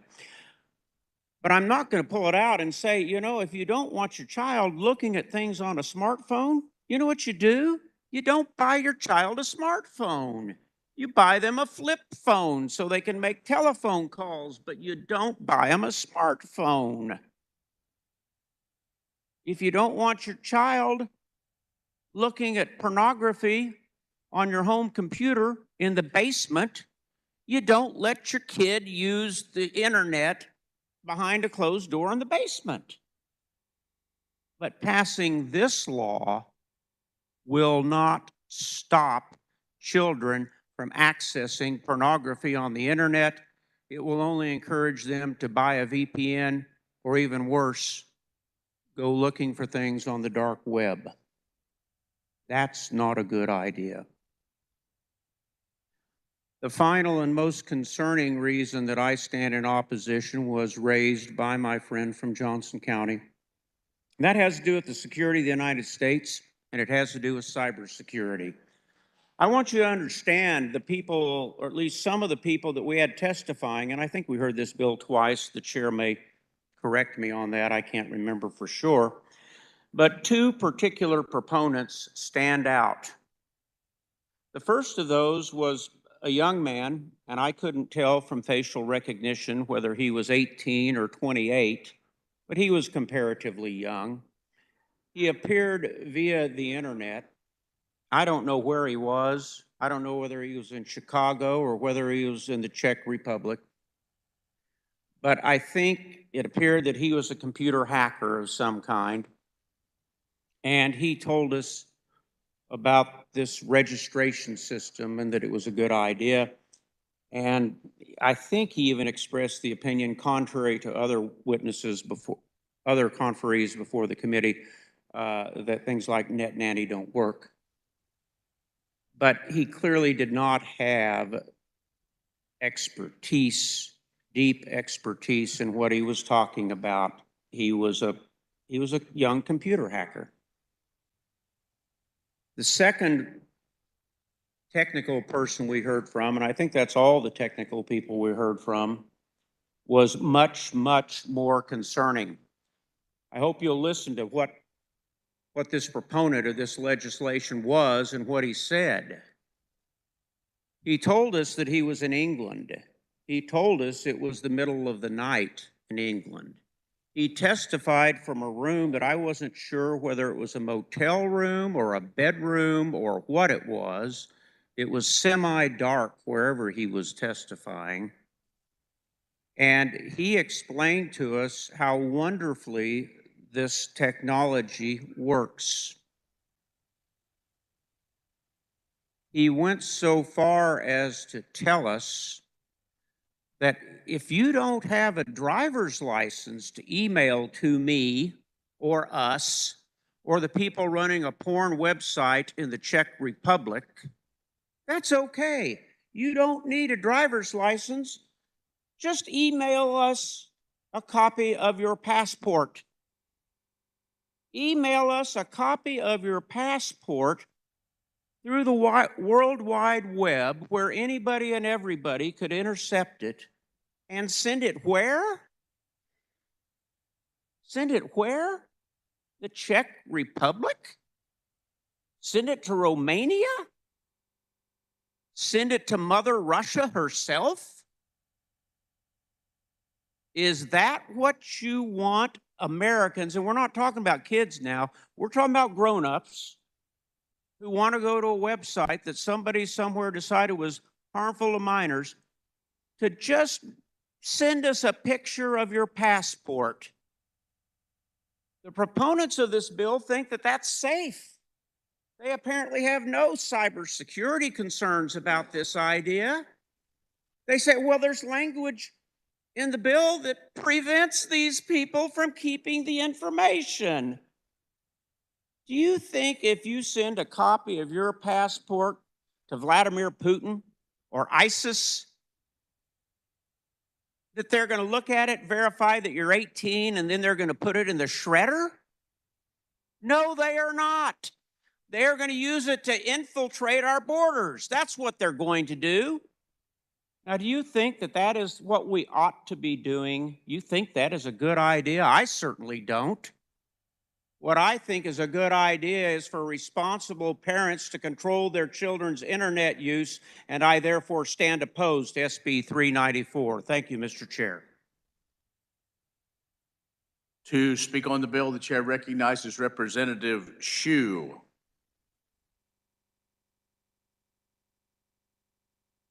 Thank you, Mr. Chair. Can I ask a question of the carrier, please?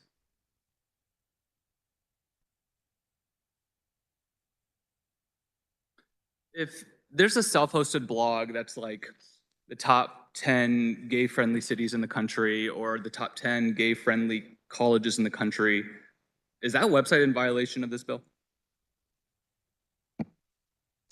So again, this bill is about websites that have 25% or more of the material that is harmful to minors. And under the KSA definition, homosexuality is defined as harmful to minors. Is that correct?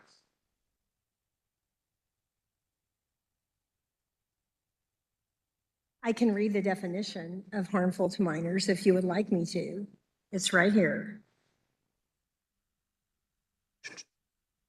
Is the KSA? 21-6402, the Consumer Protection Act.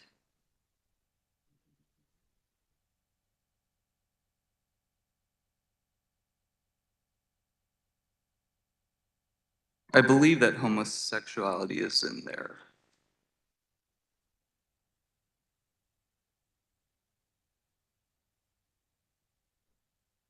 Not seeing that word in there. Is there a page 2 that hasn't been printed out? So this is the section 2, which is the harmful to minors definition, and then it goes on to the next definition. Right, but under page 2, there's a further definition of sexual conduct, and homosexuality is included in that definition. KSA 21-6402. That's not in the harmful to minors definition, so I'd have to look at that. Okay, I would love to get an answer on it. I believe sexual conduct is in that definition, and sexual conduct is defined later, and homosexuality is in that section, I believe. Are you willing to get verification of that? Or? Sure. Okay. Yeah, I mean, is it okay if I say something? So I just want to point out that there's a list. Harmful to minors means that quality, any description, exhibition, presentation, in whatever form of nudity, sexual conduct, sexual excitement, sadomasochistic abuse, when the material or performance taken as a whole or with respect to a prosecution for an act has the following characteristics. And it's basically an average adult applying contemporary community standards would find the material or performance has a predominant tendency to appeal to a prurient interest. So you're going to read the further definition of sexual conduct. And I just would like to, well, it'll be interesting to see what it says, because I'm assuming it's all kinds of sexual conduct. So I think it's the motivation that makes it different. Sure, yeah, so sexual conduct is defined as acts of masturbation, homosexuality, sexual intercourse, or physical contact with a person's clothed or unclothed genitals, or pubic area, or buttocks, or within a human female's breast.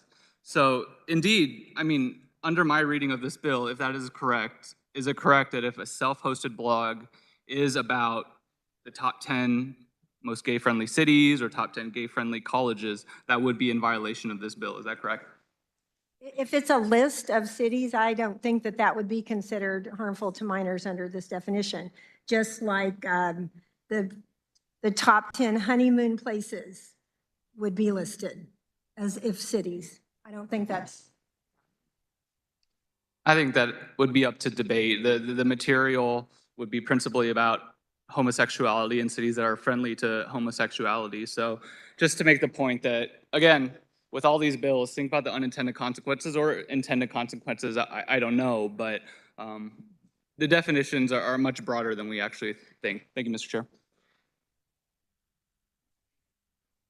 To speak to the bill, the chair recognizes Representative Woodard. Thank you, Mr. Chair. Well, it's fun learning to the representative from Shawnee and Overland Park that we are defined as harmful to minors or sexual conduct just for being who we are. But that's not what I have up here. And unfortunately, my amendment wasn't actually drafted and go through the proofing process, so I'll save you all from this. But I do think as we look at bills like this, we have to look at the unintended consequences. I think everyone in this room agrees that we don't want minors accessing pornographic websites. But I was in Texas this weekend, and for research purposes only, saw that a number of adult sites had pulled out of the state of Texas. And I think the only important part that we need to talk about is that we are here now making a law without the understanding of how technology works. Many of us on our phone, in fact, just this morning, I went to the vending machine to get my usual Coke Zero, and I was able to use my device that had verified my banking information and my credit card, and I was able to do that. I think there are ways that we can protect children using parental controls, that we can do age-based verification to where you are actually uploading your ID to your own personal device and not, like has been mentioned, sending it out to other places. I think age verification via the device rather than giving your information to those websites is probably the better way to go regardless of what you're doing online. So mandating age verification without any means to enforce it at scale gives platforms the ability to comply or not. And so I would just, as we look forward, look at this bill, I would just ask you to consider that we're making laws that affect technology when oftentimes many of the folks in this room don't quite understand how that technology works. As has been mentioned, people will still be able to access these sites. If we pass this, then you are having folks, whether they're underage or above 18, going through the dark web, unregulated websites like Twitter, Tumblr, where they're still able to access a lot of the same sort of content. And so still don't know what I'm going to do tomorrow on this bill. And unfortunately, my amendment was not drafted ready, but I do want to, what I was prepared to do is, since we want to continue shrinking government down to fit in our bathrooms, bedrooms, and everywhere else, I had an amendment ready that would have required, beginning January 1, 2025, and thereafter, every legislature prepare and submit a report of the legislator's browsing history from the prior fiscal year to the Kansas legislature. But we're not running that today. Thank you, Mr. Chair. To speak to the bill, the chair recognizes Representative Penn.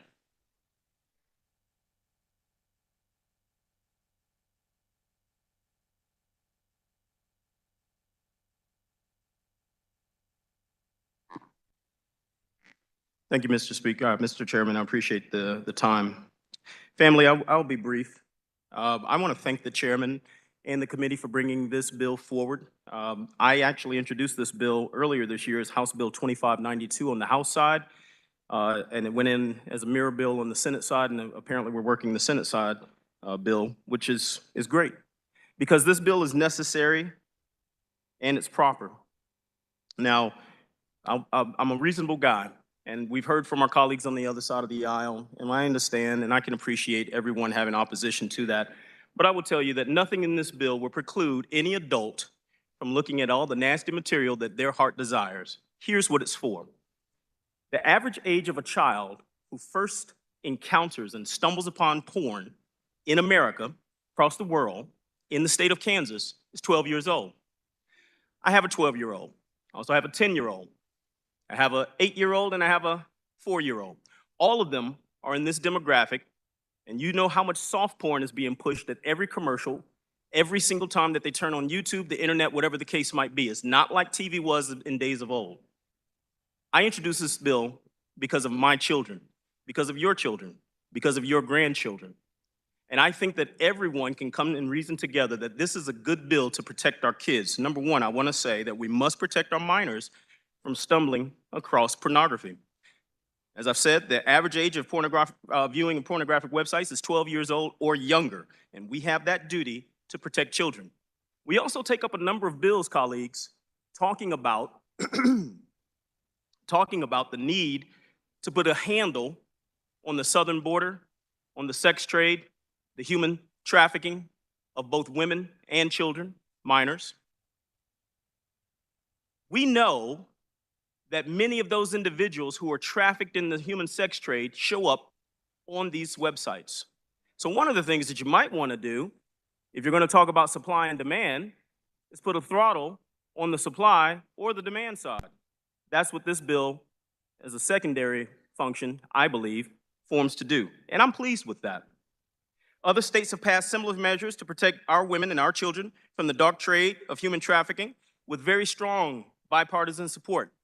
If you look in the news, you will see that the California legislature, driven entirely by Democrats, passed this out of their House and their Senate overwhelmingly and sent it to their Democrat governor, Gavin Newsom. And he signed off on it, as other Democrat governors have done as well.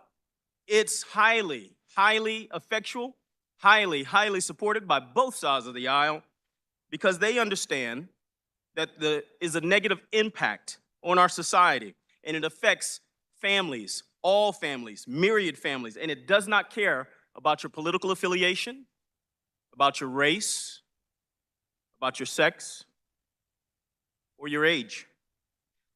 I would also say that we need to pass this bill, support this bill overwhelmingly with our bipartisan support as well, because we need to keep adult material before adult eyes only.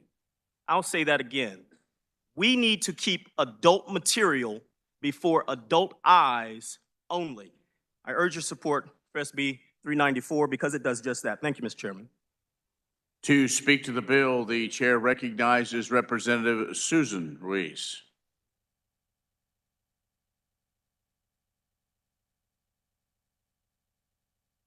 Thank you, Mr. Chair.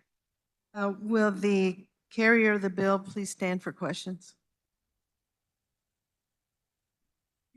From one Susan to another. I'm trying to really, I'm not here to really try to mess things up. I really am trying to understand this. Yeah. Because for me, it feels like there are two things here. One is we absolutely have to protect kids from pornography. Absolutely. That's not, I don't think anybody questions that.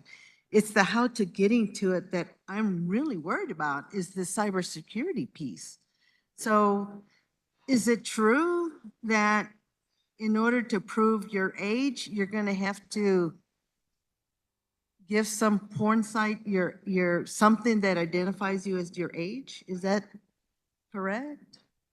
Yes, so the age verification technology says age and identity. Now, you can't really give your age if you don't say what your identity is. Right. And of course, there are protections in the bill that say any third party cannot retain that information.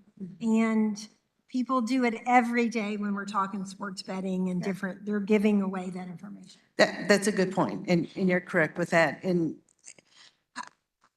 it feels to me that we are not quite there in our technology to really, quote unquote, police these porn sites and having kids not be able to access that.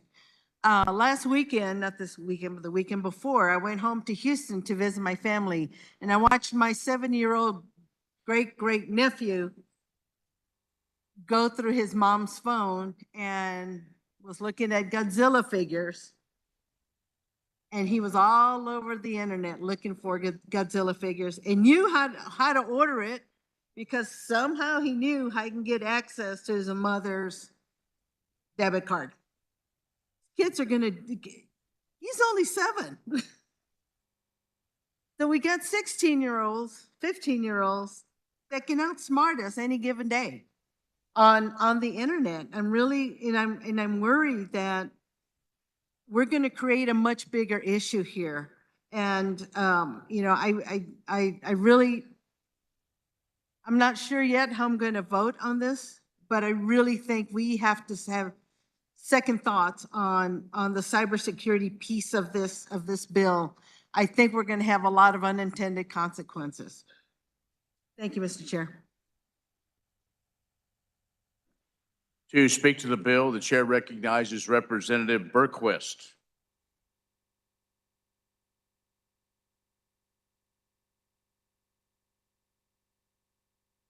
Thank you, Mr. Chairman. The question we have before us, I think it's pretty simple for me. It may not be simple for all, but the question is, who's more important to protect, adults or kids? Thank you.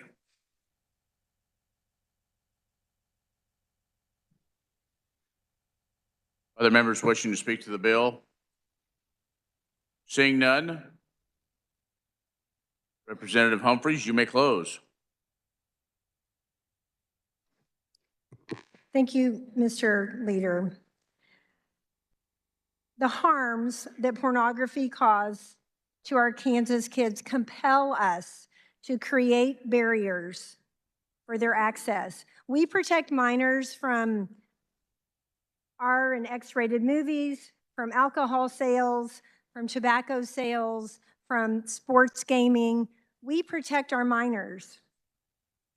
Some of the data: more than 1 in 7 teens reported they first saw pornography by the age of 10.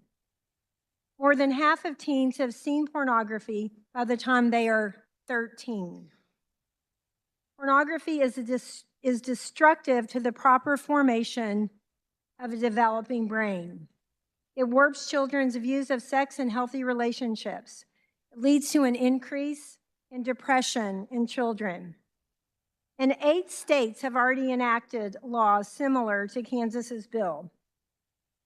Body, in 2017, we passed a resolution on this floor, 123-1. It was a resolution that found that pornography is a public health hazard.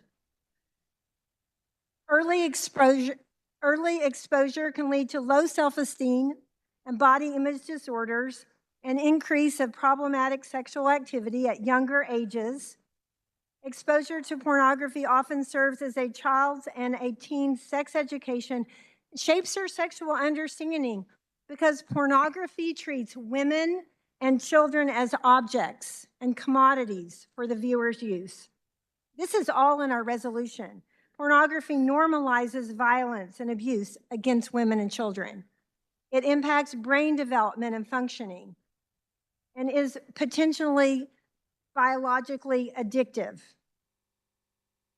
So we resolved in 2017 that we recognize the need for additional education, prevention, research, and policy change at this level. We urge this chamber and governing bodies to take the appropriate steps to ensure that progress was made. So we often have resolutions and we don't know that anything really happens or that they go anywhere. Well, this resolution that we passed in 2017, we are now doing something about it, of the harms that we found. The proliferation of sexual material online is fueling a crisis of child pornography, addiction, mental health, and concerning behavioral patterns. Age verification is effective for protecting children. Several states, including Louisiana, Arkansas, Utah, Virginia, North Carolina, and Texas, have already enacted legislation requiring adult content providers to verify that the users are 18 years of age. Gauging the efficacy of age verification is never an exact science, admittedly, but research does suggest that such methods are generally effective in deterring minors from comparably harmful activities like gambling, drinking, purchasing tobacco products. And certainly, the age verification pop-up would cause a child to not be able to access pornography accidentally, as we know happens. An example that we heard in our committee was a woman who was now 29, but she had struggled with a compulsion to interact with pornography for 14 years. It impacted her mental health substantially. There was shame and self-hatred. She dearly wanted to spare other children from the deep woundedness and distortions that she faced when she viewed pornography. She wants them to learn to relate to themselves and others in a healthy, holistic, and person-centered way. And she urged us to pass Senate Bill 394 for passage.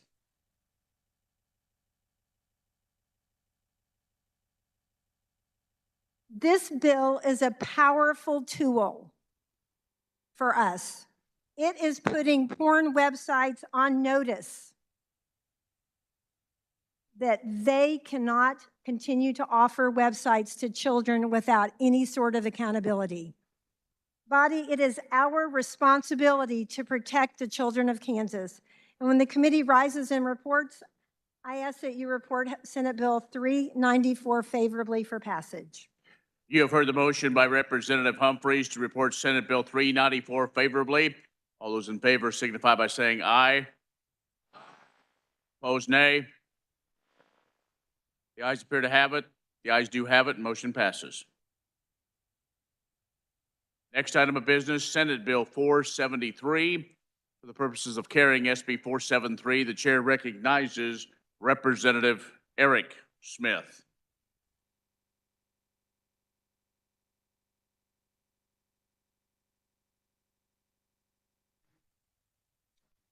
Thank you, Mr. Chair. There were committee amendments. I move adoption of the committee report. You have heard the motion. All those in favor signify by saying aye. Opposed, no. Motion passes. Committee report is adopted. You may continue. Thank you, Mr. Chair. So SB 473 is actually a bill that has two purposes within it. We included HB 2755 after it was amended into this bill. Basically, what HB 2755, we removed a piece of that in committee that there was concern about when it passed the House floor. It did pass 69 to 49, but some voiced a concern, and the reason they wouldn't vote for it is because it interfered with the municipal court. So we took that piece out. Basically what it is an NTA is a ticket. A cop will write a ticket. It's called notice to appear. This bill gives you the ability as a law enforcement officer to make a decision not to arrest, but rather to give them a court appointment to face the charges. It can only be done for unclassified misdemeanors or non-person misdemeanor. There has to be a memorandum of agreement between the law enforcement agency in that jurisdiction and the prosecuting attorney. And it has to be in compliance with all of that. The NTA itself, the form of it has to be in compliance. The second portion of SB 473 deals with bail bonds. Sorry, that was HB 2755, bail bonds. 473 was the NTAs. So the bail bonds was HB 2755. It's the portion that passed 69 to 49 here before. It remains the same if you want to go back and look at it. That's the part that was municipal courts were removed from. And I'll stand for questions. Anybody wish to speak on the bill? Chair recognizes Representative Osmond.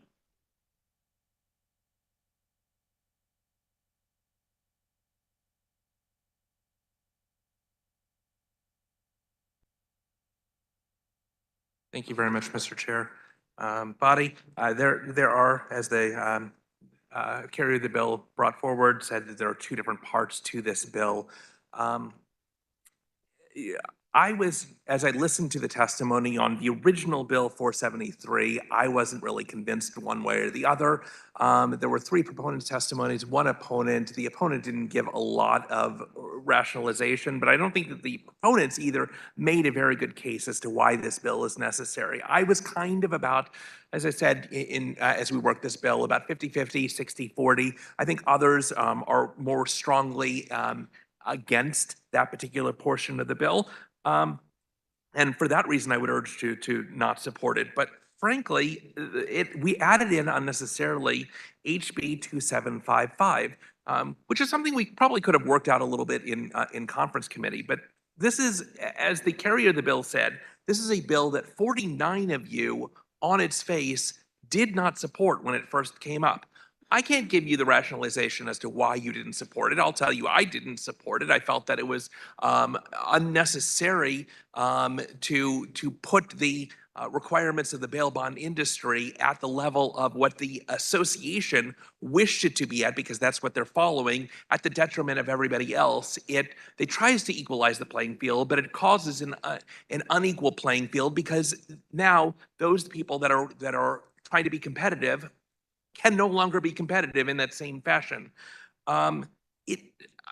So, as I said, there are 49 of you that voted against 2755. I think that there are more people as well that are going to vote against 473, just on its face, let alone as we added them both together.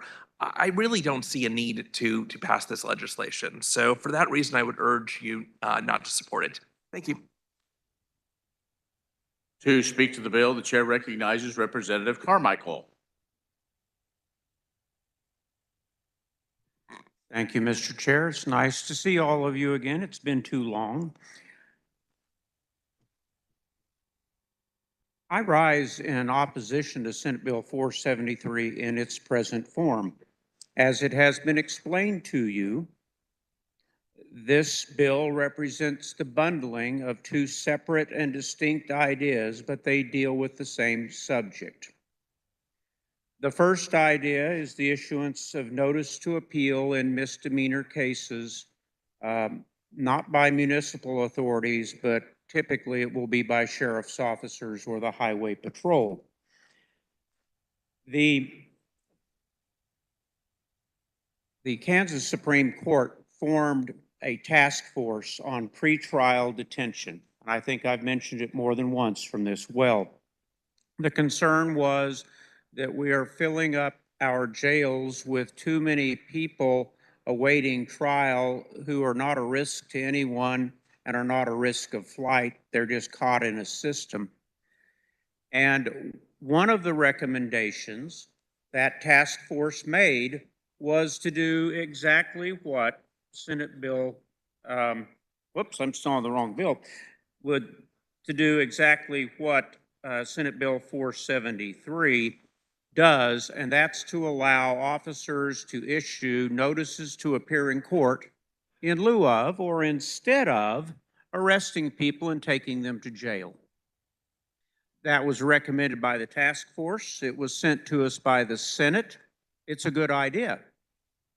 I have a small reservation about that idea, quite frankly, and I'll share it with you, and that is I'm afraid that there may be some law enforcement agencies that will use this, in essence, to write tickets for possession of small amounts of marijuana, particularly in Johnson County, which just happens to be across the river from the state of Missouri, where marijuana is legal. But notwithstanding my concern that that may happen, and maybe some of you may think that's a good idea, quite frankly, maybe some of you think those cases do need to be prosecuted. Many local prosecutors just won't file the cases anymore, and this is a way to get the cases on file. Be that as it may, I'm prepared to support the notice to appear provisions of this legislation. What I cannot support is the bill that we passed already on February 22nd, 2024, and that's HB 2755. That's what was amended onto the Senate bill in the House committee late last week. We took a bill that we had already passed and is in the Senate, and in fact, where the Senate held hearings last week, and I think in all likelihood, over my objection, will be on its way to the governor soon. We took that bill, which I think is a bad bill, and we bundled it up with a notice to appear bill. I don't know what the logical reason for having done that is. We've already passed the bill. I don't know why we did that. Now, you may recall that I spoke at some length about that HB 2755. I referred to it as the bail bondsman's bill. If you've forgotten what I said, you can tune it in on YouTube tonight and watch it at your leisure before final action tomorrow if you want. But I'm not going to repeat the arguments here. It's a bad bill. It's protectionist legislation. It's price fixing. it's got a number of bad provisions. But what we didn't need to do was to take a bill we've already passed and burden a good idea about notices to appear with a bill that we've already passed. And as a result, Mr. Chair, I have an amendment.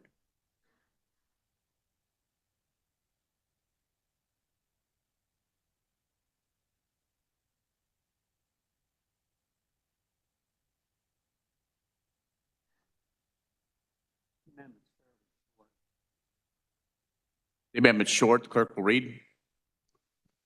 On page 4, by striking all in lines 20 through 43, by striking all on pages 5 through 8. On page 9, by striking all in lines 1 through 10. In line 11, by striking the comma and inserting and.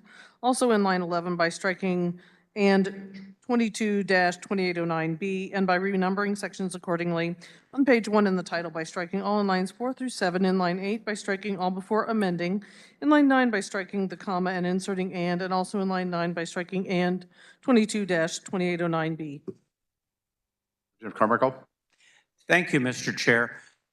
In quick summary, what the amendment does is it strikes pages 5 through 8 of the bill, and that is the bail bondsman's bill portion of the bundled bill. It takes out the legislation that we have already passed. I'll be happy to stand for questions. Chair recognizes Representative Eric Smith to speak to the amendment. Thank you, Mr. Chair. This is an unfriendly amendment. This topic was discussed in committee. It was reviewed with the revisor, and it is 2755 was placed on purpose. Removing it would be unfriendly. Other members wishing to speak to the amendment? Seeing none, Representative Carmichael, you may close. Thank you, Mr. Chair. I apologize to my friend, the carrier of the bill. I didn't put my hearing aids in this morning, so I didn't really hear everything he said. But I think the thrust of this is clear. Let's don't burden a good idea with a bill that we've already passed that has opposition. I therefore close and move my amendment. You've heard the motion by Representative Carmichael to amend. All those in favor signify by saying aye. Opposed, no. The nays appear to have it. The nays do have it. Motion fails. We're back on the bill. Thank you, Mr. Chair. Comes as a little surprise that the members want to pass the same legislation twice. I don't know why. But the good thing from my perspective is it makes it easy for me to vote no on SB 473. Thank you, Mr. Chair. Are there other members wishing to speak to the bill? Seeing none, Representative Eric Smith, you may close. Quickly, I just want to point out that HB 2755 is supported by this House. We removed a portion that was not supported. SB 473 was supported by AFP and ACLU both. So, Mr. Chair, I ask that when the committee rises and report SB 473 favorably. You've heard the motion by Representative Eric Smith to report Senate Bill 473 favorably. All those in favor signify by saying aye. Aye. Opposed, no. The ayes appear to have it. The ayes do have it. Motion passes. Next item of business, Senate Bill 458. For the purpose of carrying Senate Bill 458, the chair recognizes Representative Owens. Thank you, Mr. Chair. There were committee amendments. I move adoption of the committee report. You've heard the motion. All those in favor signify by saying aye. Opposed, no. Motion passes. Committee report is adopted. You may continue. Thank you, Mr. Chair. Senate Bill 458 is actually, we removed the contents of 458, which was the Senate's version of civil asset forfeiture, and we replaced it with the House version of civil asset forfeiture to get it into conference. It is the exact identical version that passed this body unanimously just a couple weeks ago. With that, I will stand for questions. Any member wishing to speak to the bill? Chair recognizes Representative Osmond.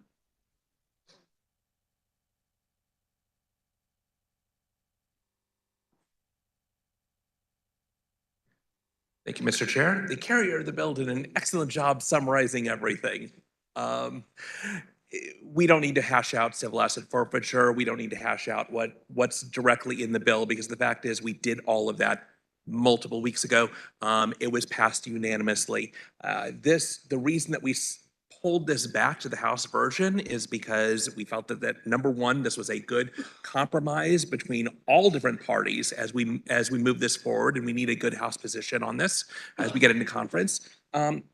Number two, without that, this would never have gotten through to a conference committee because the Senate wasn't moving our House bill that we passed unanimously through.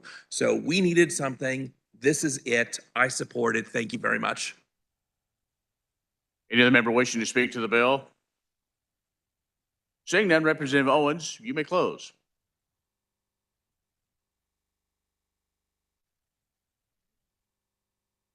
I apologize.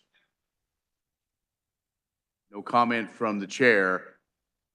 Tardiness going from here to there. Representative Carmichael.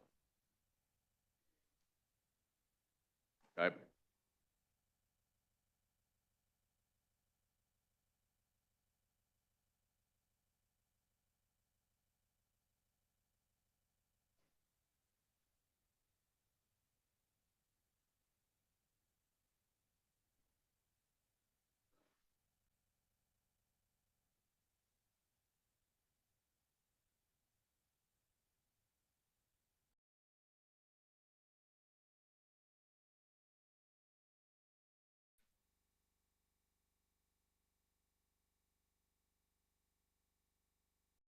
Thank you, Mr. Chair, and I apologize for the delay. I was, in fact, waiting for an amendment, and as soon as I got it, I pushed the button. However, I'm not sure we need the amendment. Let me tell you real quickly what the issue is. The Senate's version of this bill is less favored by law enforcement than the House's version of this bill. There was indeed a careful compromise that was worked out in the House to secure the support for this bill of the Kansas Bureau of Investigation, the reluctant support or perhaps neutral comment of the Kansas Highway Patrol, and generally the support of various law enforcement organizations. The Senate's version of that bill does not bear that broad base of support. It is because the Senate's version of this bill is, quite frankly, more, I believe, more respectful to individual property rights and the presumption of innocence when it comes to civil asset forfeiture. The problem with the House's version of this bill is it has a loophole. It has a loophole as big as the ocean is wide, and it's something called adoption. And it has nothing to do with adopting children. It has to do with the circumstance where state law enforcement officers seize property which is subject to forfeiture, but rather than sending it through the process that the House's version of the bill requires, which gives due process and respects property rights, it still would allow the state officers or officials to ask the federal government to adopt the seizure or adopt the property to be forfeited, and then take it through the federal process where we have no control. And so the Senate's version prohibits adoption of state seizures. The House's version permits federal adoption of state seizures. That is a loophole, but it was also probably part of the cost of obtaining the support, the broad-based support that this legislation in the House version has. The amendment that I hold in my hand would attempt to strike a compromise position What it would say, or what it says, is that there could still be adoption by the federal government of state seizures of property, but only in circumstances where the federal authorities had been involved in the seizure. In other words, if it's a joint task force involving the DEA and the county sheriff, then it could be adopted, if you will, the seizure of the cash involved in a drug transaction. But if, on the other hand, it's an afterthought, if the county officer had seized the cash in connection with a drug bust, that the county could not, or the county law enforcement could not get around the provisions of the House bill by calling the DEA and saying, hey, do you want to take over this seizure? That way we don't have to comply with Kansas law. And so what my amendment would do is to say only in circumstances where the federal officers had played an active part in the seizure could there be an adoption. If it's part of the task force, it could be adopted by the feds. If it's an afterthought by a county officer or the highway patrol, it could not. But rather than taking your time today with arguing whether that's a good idea to adopt that compromise position now, probably the better approach is for our conferees and conference to perhaps suggest that middle ground to our friends from the Senate, and maybe we can close or limit the loophole and pass the legislation. So I am not going to offer the amendment, and how you vote on this particular bill is your own business because we've already passed it. Thank you, Mr. Chair. To speak to the bill, the chair recognizes Representative Lewis. Thank you, Mr. Chair. Well, since the amendment's not being offered, I won't spend a lot of time on this, but the problem with the proposed amendment is oftentimes you have federal and local officials working on, for instance, a very large drug case. And because the federal prosecutors have more resources and can better prosecute that case, they will often take it. But generally speaking, from my own experience working these cases, the federal government officials are not going to want to prosecute the crime unless they also do the forfeiture. So I think my understanding, and I was on the interim committee that looked into civil asset forfeiture, is there simply wasn't sufficient consensus on adoption. My own view is we should not prohibit it. Others wanted to. At the end of the day, I know the interim committee decided not to address that because, as I said, there just wasn't sufficient consensus. So once again, I'll stand in support of the bill and against the proposed but not presented amendment. Thank you.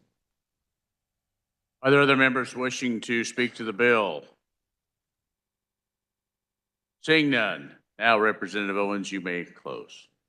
Thank you, Mr. Chair. I move that when the body rises and reports, it report SB 458 favorably.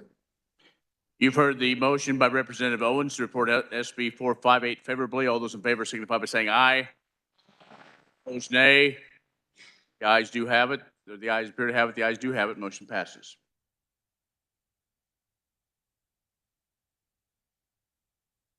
Chair recognizes Representative Waymaster for an announcement.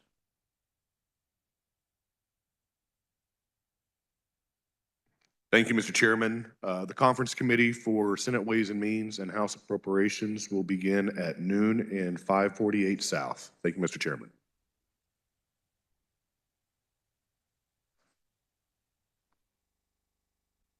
The next item up for business is House Bills, the House substitute for Senate Bill 291. Senate Bill 291.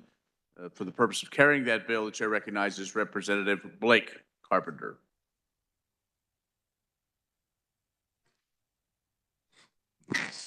Oh, it feels good to be carrying a bill again. Thank you, Mr. Chair. There were committee amendments. I move adoption of the committee report. You have heard the motion. All those in favor signify by saying aye. Opposed, no. Motion passes. Committee report is adopted. You may continue. Thank you, Mr. Chairman. All right, so I would like to go ahead and before I get into the big spiel, there are there's two cleanup amendments that I have. So I'll just bear with me real quick and we'll make our way through it. Yes.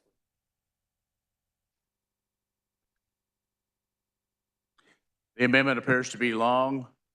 Please explain.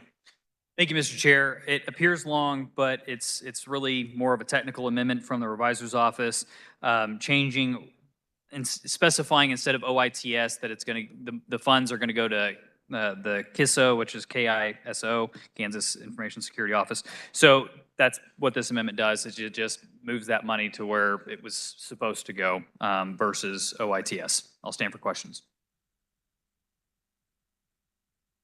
Are there objections to waiving the reading of the amendment? No objection. We have members wishing to speak to the amendment? Seeing none. Oh. Chair recognizes Representative. I'll read it. I apologize. Clerk may read. On page 5, by striking all in line 43. On page 6, by striking all in lines 1 through 25. In line 36 after A, by inserting there is appropriated for the above agency from the State General Fund for the fiscal year ending June 30, 2026, the following.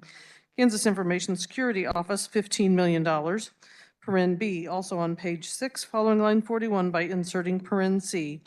During fiscal year 2026, the Director of the Budget, in consultation with the Executive Branch Chief Information Technology Officer and Executive Branch Chief Information Security Officer, shall determine the amount of monies from the State General Fund and each special revenue fund that each Executive Branch agency has expended during fiscal years 2021 through 2025 for services performed by the Kansas Information Security Office or other cybersecurity services for such state agency, provided that the Director of Budget shall determine such 5-year average of each state agency's expenditures from the State General Fund and each special revenue fund, providing further that during fiscal year 2026, the Director of the Budget shall certify the amount so determined to the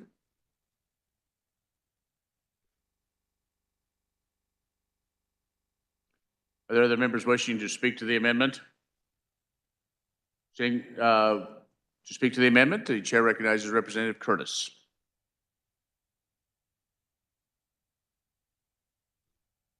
Thank you, Mr. Chair. So would the carrier stand for a question? We're just trying to put the money in the right place, right? Okay, thank you. You're welcome. Sounds like a good idea. Put the money in the right place. Thank you. Support the amendment. Other members wishing to speak to the amendment? Seeing none. Representative Carpenter, you may close. I close. You've heard the motion by Representative Carpenter to amend. All those in favor signify by saying aye. Opposed, no. The ayes appear to have it. The ayes do have it. Motion passes. Back on the bill. Thank you, Mr. Chair. I have an amendment.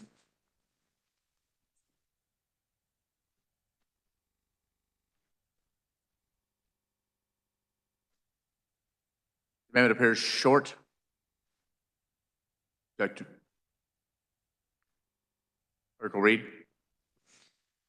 On page 2 in line 3, by striking state, by striking all in lines 4, in line 20, in line 5, by striking all before the period, inserting judicial agencies and all employees of such agency, including state and county funded judicial branch district court employees.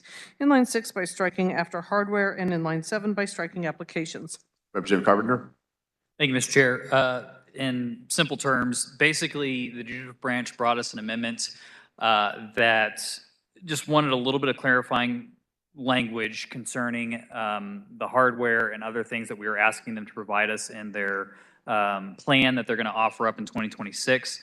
And so they wanted to make sure that instead of picking up accidentally in the language, could be picking up county employees who work for and help with the judicial items.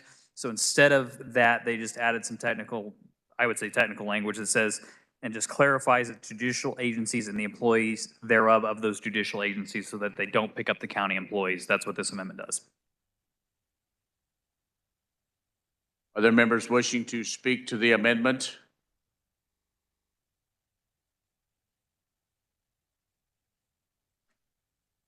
The chair recognizes Representative Curtis.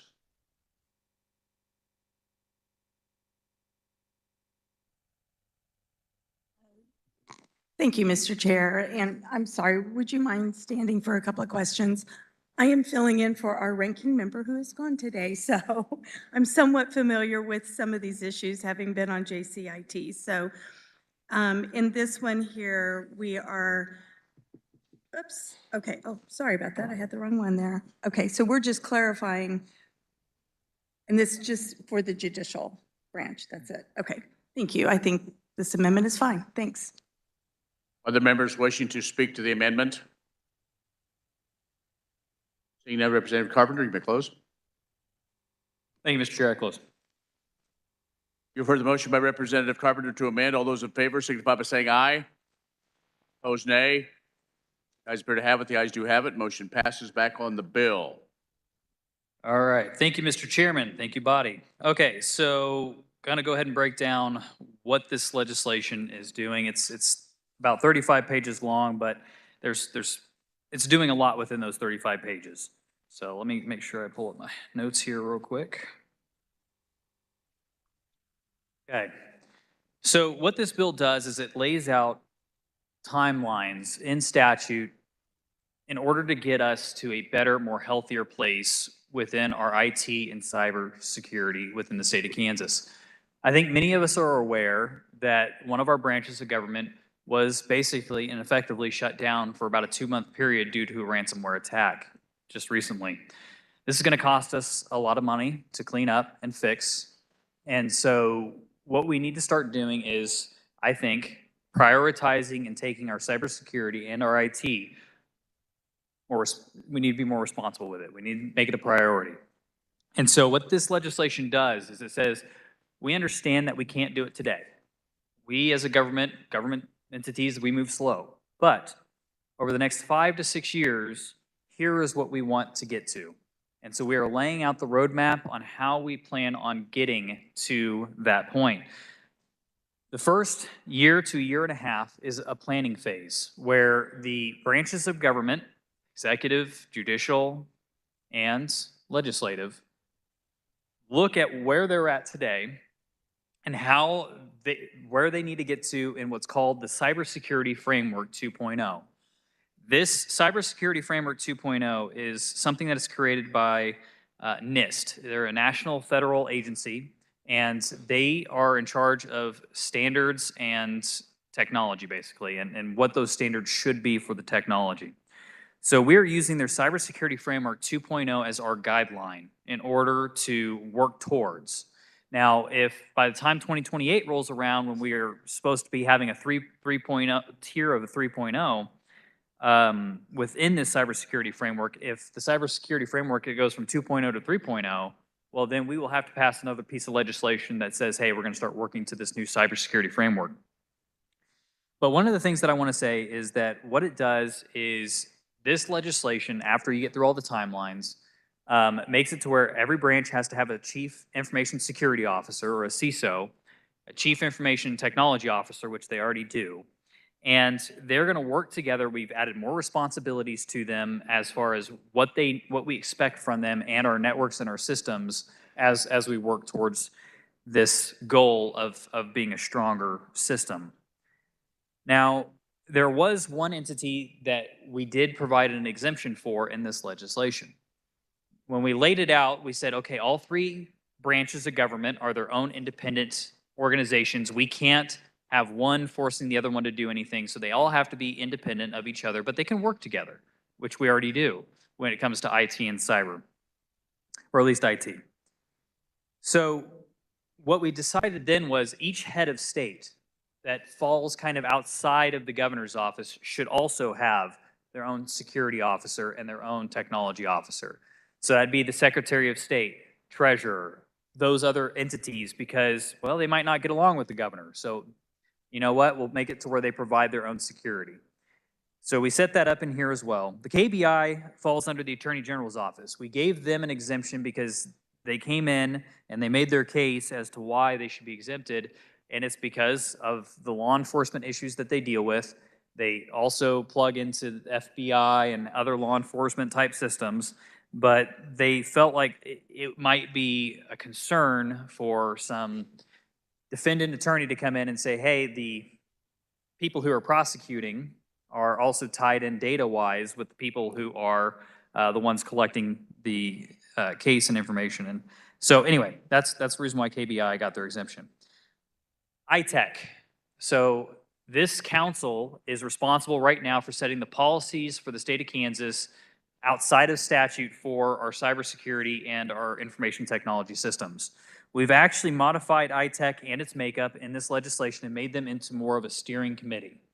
So over the next several years, we made it to where that instead of meeting quarterly, they're now on a monthly scheduled meeting. And what they're going to be responsible for is what does consolidation look like within the executive branch, because there's 57 agencies, there's boards, there's commissions, and everything else. How can we provide, as a central node of OITS, that makes it stronger for people to penetrate and attack as being a centralized unit and having standard policies going across all agencies? How can we do that consolidation in an effort that does not disrupt government and does not disrupt services? So we want to make sure that we do it properly down the road as we execute this. Additionally, we added some IT professionals positions to ITech from the Board of Regents, because in this policy, we did kind of put the Board of Regents and those institutions off to the side because we felt like they were in a unique situation where they had classified research data, but they also had people who are on those networks that were also not state employees. And so we felt like those people who are not state employees, students, might have to be regulated a little bit differently than we can regulate employees for the state of Kansas. Additionally, we require cybersecurity training from the governor to the janitor in the executive branch, from legislators to the janitor, and from Chief Justice to the janitor. Whoever is touching the network, you have to have annual cybersecurity training moving forward. And this is because if people are clicking on phishing links or unaware of what today's current threat environment is, we can reduce our exposure to it. The biggest weakness that we will always have in our cyber and our IT systems is going to be the human element. It will always be us. You can make it as great as you want it, but there's always, the weak link will always be humans. And so we have to make sure that we also change the culture of our agencies to make it to where they are pushing for a strong cybersecurity environment. This bill allocates, and you heard a little bit about it already, this bill allocates $15 million in fiscal year 2026 to OITS. We are moving them from a fee-funded service agency towards a more SGF-funded agency, and we will do so over the next several years. The argument that I would give to this body is that they need to have consistency as they build out these cyber systems and our IT infrastructure, and that consistency comes from a revenue or a stream of funds, SGF, that will allow them to do so.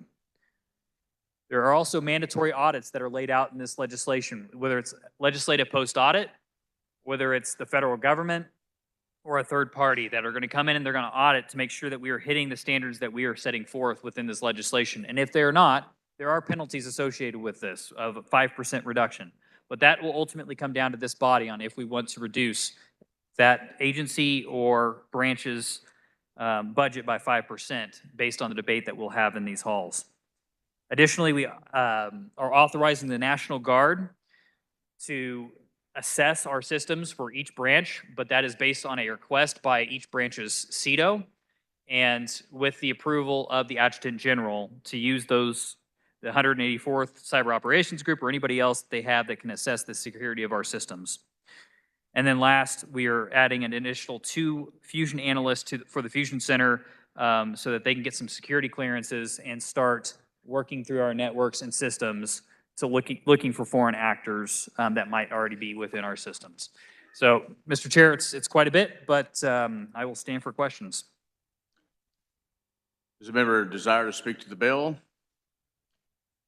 The chair recognizes Representative McDonald.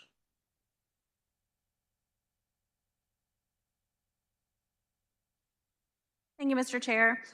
Cybersecurity is a huge concern for us all, and I'm really appreciative of my colleague from Derby for his work on this really important bill. I've been told by leadership that it's not a perfect bill and that we will continue to revisit it yearly to modify it and improve it since cybersecurity technology quickly changes. One concern I have that has not been addressed in this bill is the support for municipalities and school districts not being mentioned at all. When I brought this up in committee, I was told that we're needing to get our own house in order before addressing the needs of cities, counties, and school districts. And I don't disagree. I was told that school districts in particular could use other funds to address cyber concerns. I won't be bringing any amendments today, and I do support this bill, but I would like to remind you all that school districts have already been routinely dipping into their general funds to make up for special education shortfalls because this body has not funded special education to the degree in which it's required by our own statutes. Cyber expenses can be very costly, but necessary when dealing with private information, especially related to our own children. Fully funding special education could free up general funds to pay for cyber and unexpected IT expenses. In closing, I do plan to support this bill, but I would ask that we all be mindful of the challenges small districts and cities may experience when it comes to cybersecurity, and I would hope that we could develop tools and resources to assist these entities in the next iteration of this bill. Thank you. A reminder, if you have spoke on a previous bill, to be sure to shut your button off. Thank you. The chair recognizes to speak to the bill Representative Curtis.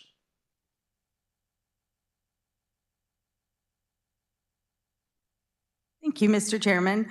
I rise in support of this. It's really refreshing to see that we're making so much headway in the way of cybersecurity.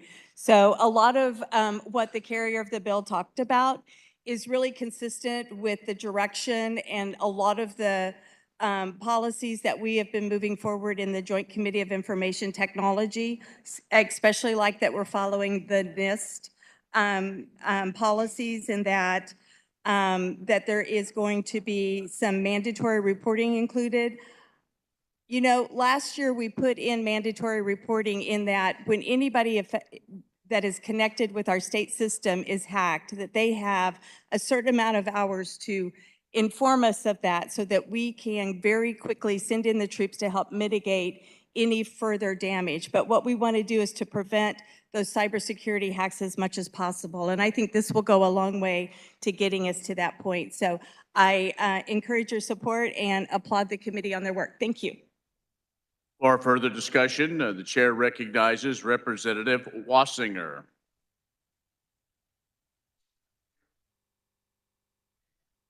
Bless you. Thank you, Mr. Chair. I'm Representative and Chair Wassinger, and I approve of this message. It has taken months to get to this point, and it has taken the approval of the executive branch, the judicial branch, and the legislative branch, and we've worked in harmony for a very long time. And the representative carrying this, the Speaker Pro Tem, has worked so hard on this to get everyone together. And they came back and said what they wanted changed. And many times it was stuff that we didn't understand about their branch that we needed to change. I encourage you, even if you're not really familiar with the NIST standards and the CISOs and the KISOs and all the different things that you have, I encourage you to support this because this has been a long time coming. Wish we'd done it before judiciary had been hacked, but at least we're doing it now and we're keeping everyone together and helping the state of Kansas. Thank you. Are there any other members wishing to speak to the bill? Chair recognizes Representative Neighbor. And there you are on my screen.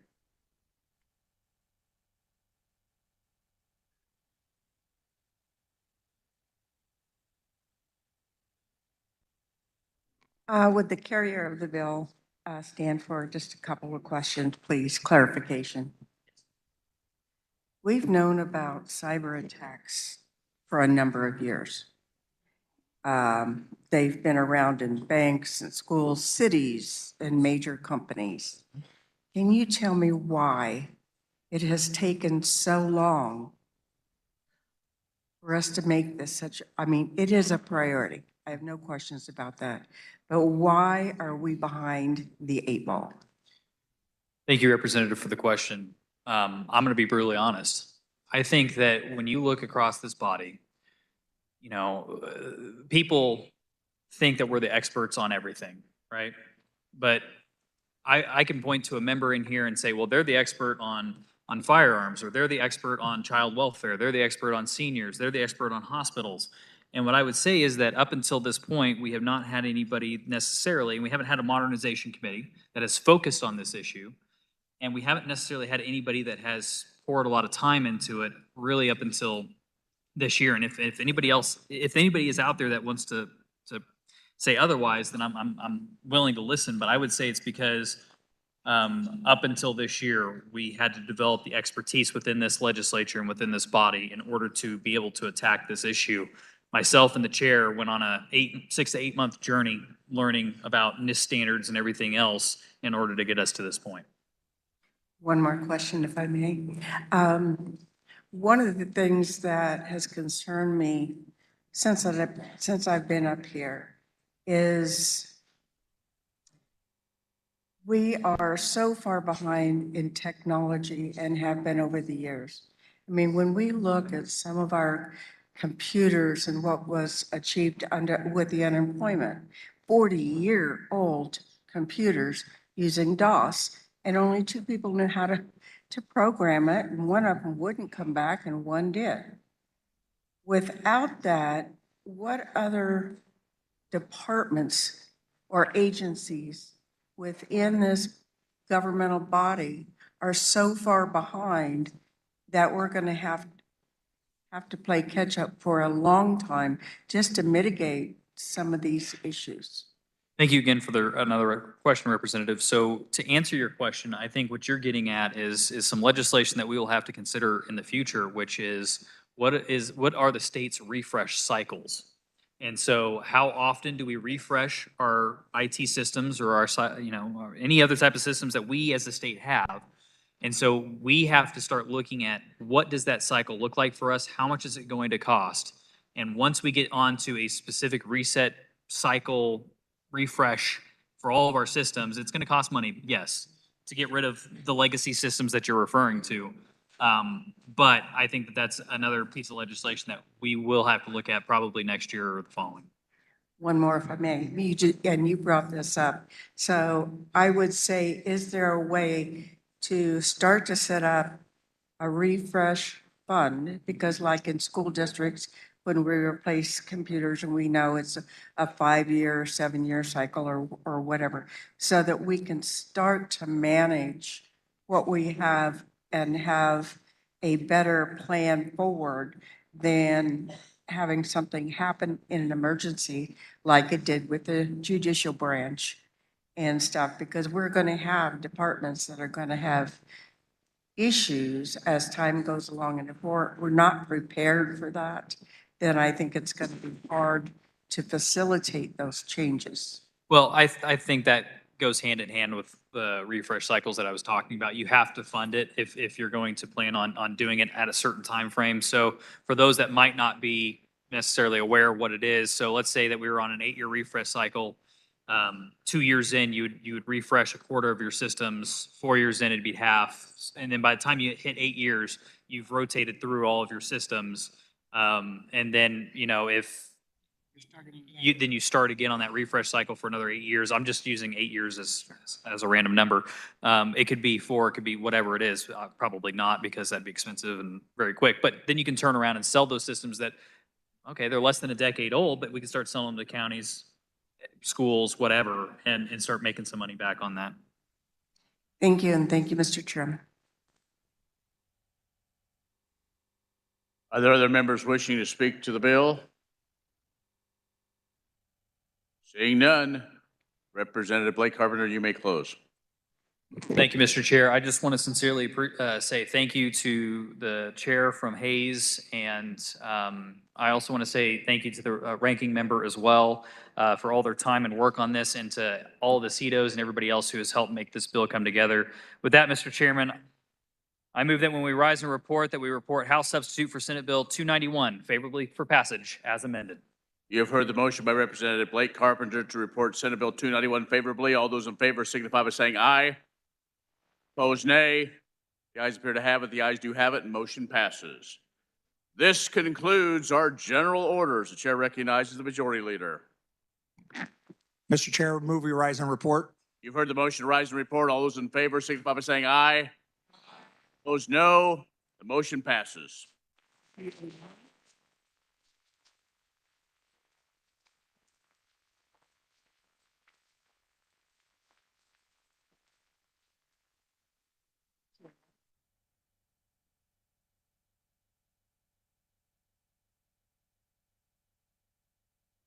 Clerk will read the committee report. Mr. Speaker, your committee of the whole recommends that Senate Bills 345, 405, 381, and 394 be passed. Senate Bills 359, 410, 462, 142, 406, 455, 473, 458, and 291, and House Bill 2510 be passed as amended, and Senate Bill 384 be passed over and retain a place on the calendar. Speaker recognizes Representative Rogers to adopt the committee of the whole report. Thank you, Mr. Chair. I move the committee of the whole report. You've heard the motion. All those in favor signify by saying aye. Aye. Opposed, no. The ayes have it. The committee report is adopted. Reports of standing committees. Clerk will read. The Committee on Judiciary recommends substitute for Senate Bill 232 be amended by substituting a new bill to be designated as House substitute for Senate Bill number 232 as follows.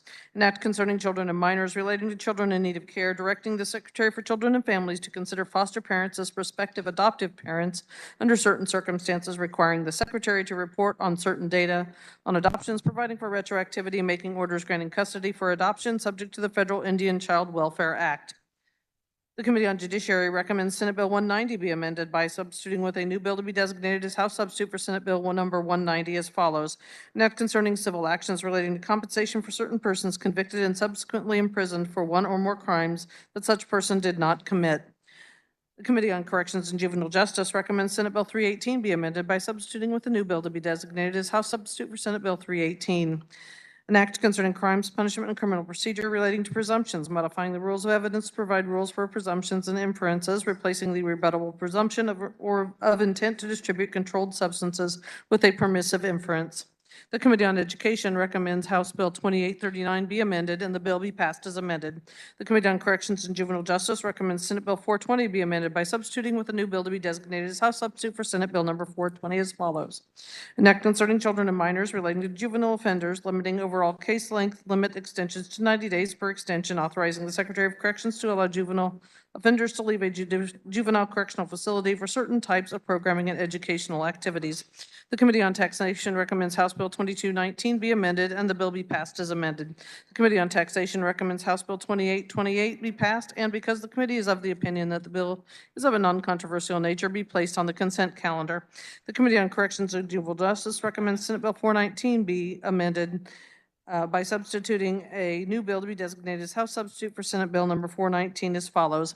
An act concerning the Secretary of Corrections relating to release of offenders, requiring the Secretary to assist inmates with obtaining identification and employment-based documentation prior to release from custody. Committee on Taxation recommends Senate Bill 300 be amended by substituting with a new bill to be designated as House substitute for Senate Bill number 300 as follows. An act concerning taxation relating to income tax, modifying tax rates for individuals, increasing the income limit to qualify for subtraction, modification for Social Security income, increasing the Kansas standard deduction and Kansas personal exemption, and further increasing the same cost of living adjustment relating to privilege tax, decreasing the normal tax rate relating to property tax, increasing the extent of exemption for residential property from the statewide school levy, decreasing the rate of an ad valorem tax imposed by a school district, abolishing the local ad valorem tax reduction fund and the county and city revenue sharing fund, and providing for certain transfers to the special city and county highway fund. The Committee on Judiciary recommends Senate Bill 500 be amended and the bill be passed as amended. The Committee on Judiciary recommends Senate Bill 265 be amended and the bill be passed as amended. The Committee on Veterans and Military recommends House Bill 2833 be amended and the bill be passed as amended. The Committee on Higher Education Budget recommends House Bill 2464 be amended and the bill be passed as amended. The Committee on Federal and State Affairs recommends Senate Bill 347 be amended and the bill be passed as amended. The Committee on Insurance recommends House Bill 2834 be amended and the bill be passed as amended. The Committee on Education recommends Senate Bill 438 be passed.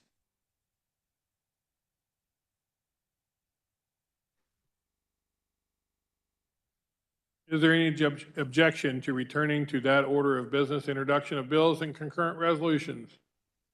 Seeing no objection, the clerk will read. House Bill 2845 by Committee on Taxation, requested by Representative Howerton.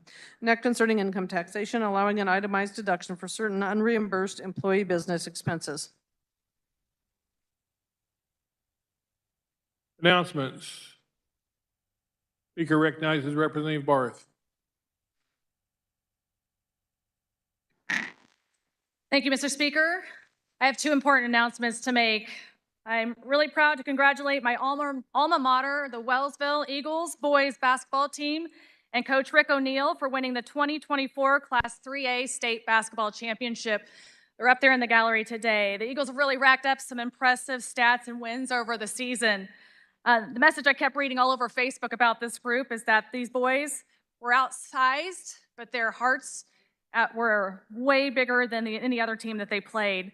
This, combined with a high caliber of basketball IQ and lifelong friendships, led them to a state championship and title. If the boys team would please stand, would be recognized, I'd like to announce all their names as well.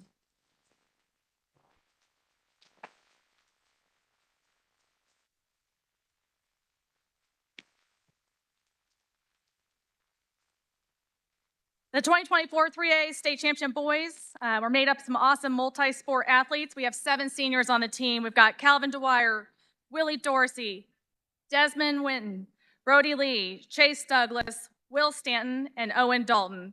And also on the team, we have Mason Lytle, Landon Geist, Matt Newhouse, Jake Taylor, Kenyon Gillens, and Micah Holmes.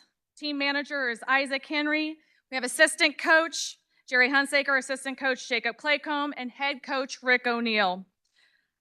This is Coach O'Neill's 4th time taking the Wellsville High School boys to state. It's his first state title, and also hot off the press about these boys, some really impressive things. Coach Rick O'Neill earned the 3A boys basketball coach of the year. Willie Dorsey, yep.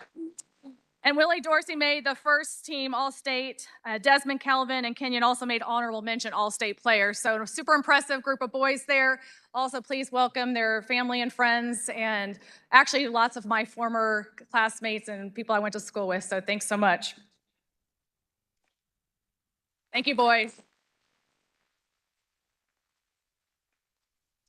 Also on June 18th, 2023, Riley Steinman was crowned Miss Kansas Teen USA. I'd like to recognize your Kansas Miss Teen USA.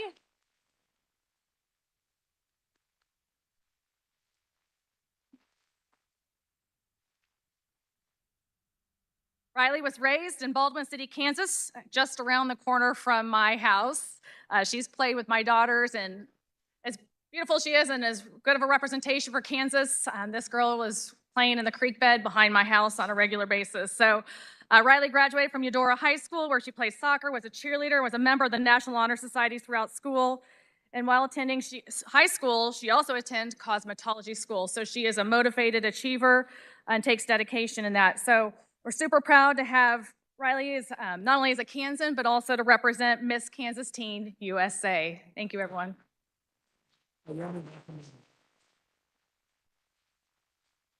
Speaker recognizes Representative Ballard.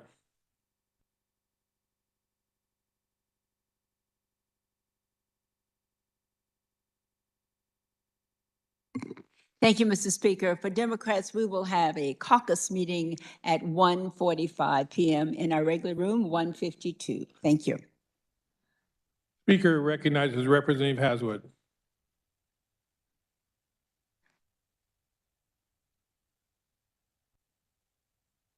Speaker recognizes Representative Owens.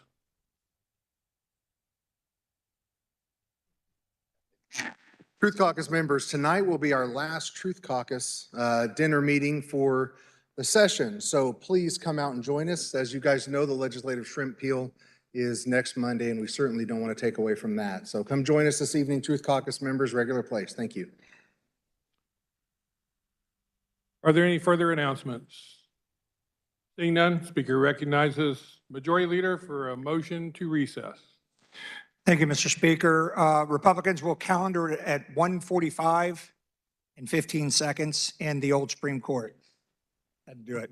Mr. Speaker, I move the House stand in recess until 2:15 p.m. or 14:15. You have seen, or you have heard the motion. All those in favor signify by saying aye. Opposed, no. The ayes have it. We are in a recess. 17, but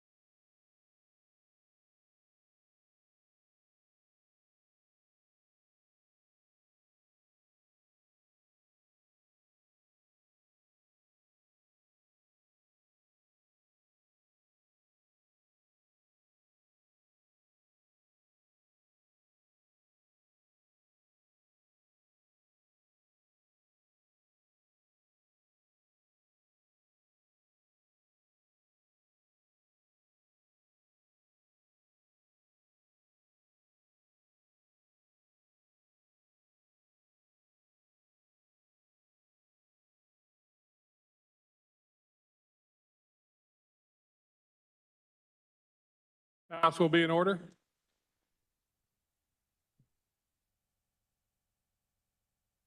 Speaker recognizes Majority Leader Croft for a motion to resolve into the Committee of the Whole.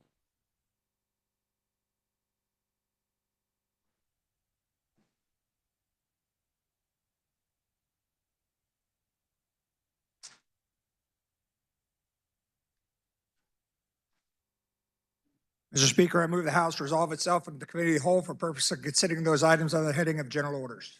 You've heard the motion. All those in favor signify by saying aye. Opposed, no. The ayes have it. The motion carries. Speaker appoints Representative Blue to chair the Committee of the Whole.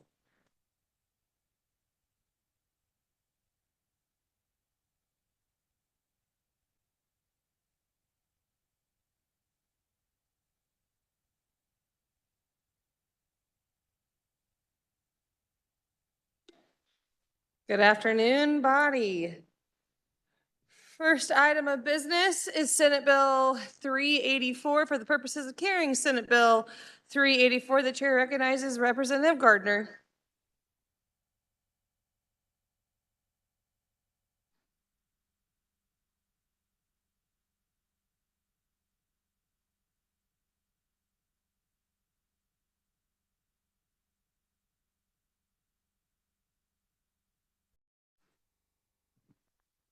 Thank you, Madam Chair.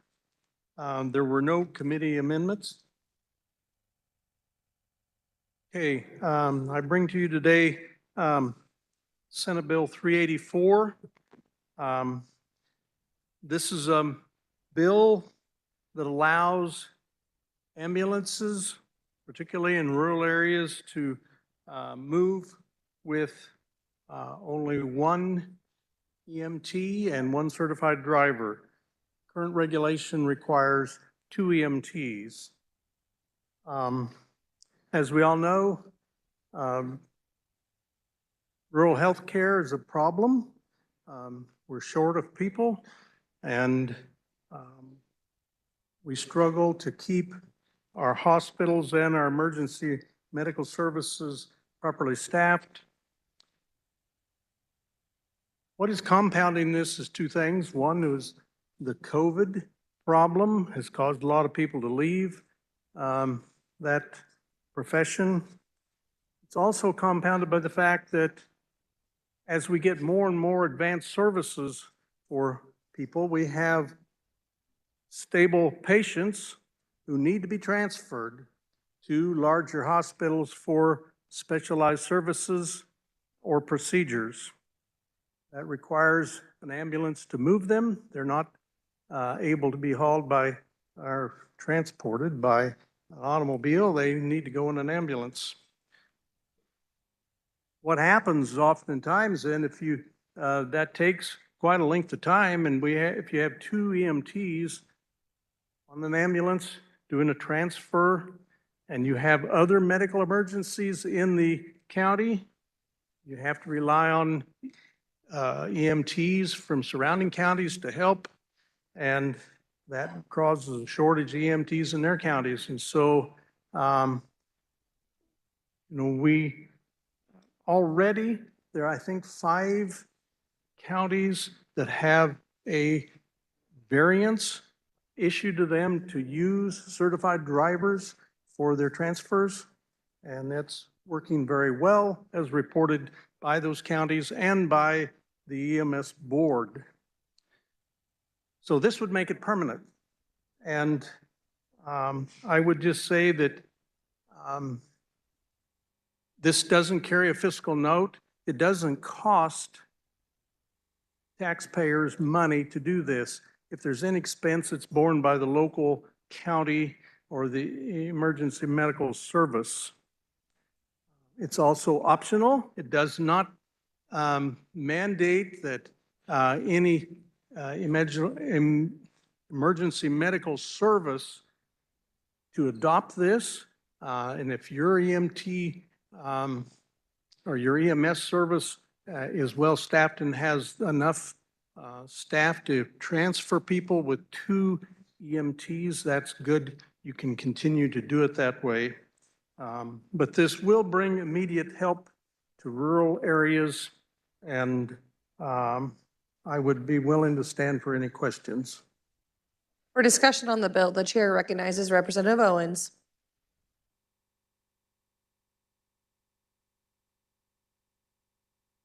Thank you, Madam Chair. In a past life, I had the distinct honor of being a captain on the Heston Volunteer Fire and EMS Department. I served as an EMT there for many years and served as a captain for about 5 and as a firefighter for 17. And to tell you that this problem is a serious problem, it is. Chances are, if you went out, for those of us that live in rural areas, and talk to your fire departments and EMS departments, you would realize what a struggle it is to find EMTs willing to volunteer. Now, it's important to understand that 80%, roughly 80% of Kansas is covered by volunteer fire and EMS workers. Those EMS workers, to become an EMT, have to spend 6 months, do a 10 college credit hour course, and invest significant time and resources in becoming certified, which is part of what's led to the lack of volunteers willing to get that certification. Therefore, it's led to a significant decrease in the response times in our ambulances, and many of our rural ambulance departments are on the verge of shutting down. So when I first saw this bill, I was quite happy to see this finally making its way through the process. As a matter of fact, I was thinking of budget proviso to allow this would be the answer, but I heard this was running through. Well, then when it came up above the line today and we dug in a little bit deeper, we see that what Senate Bill 384 started out as is not what it ended up being.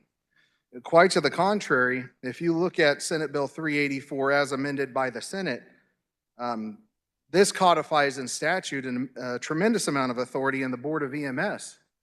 And it's important to understand that this problem exists because of decisions made by the Board of EMS.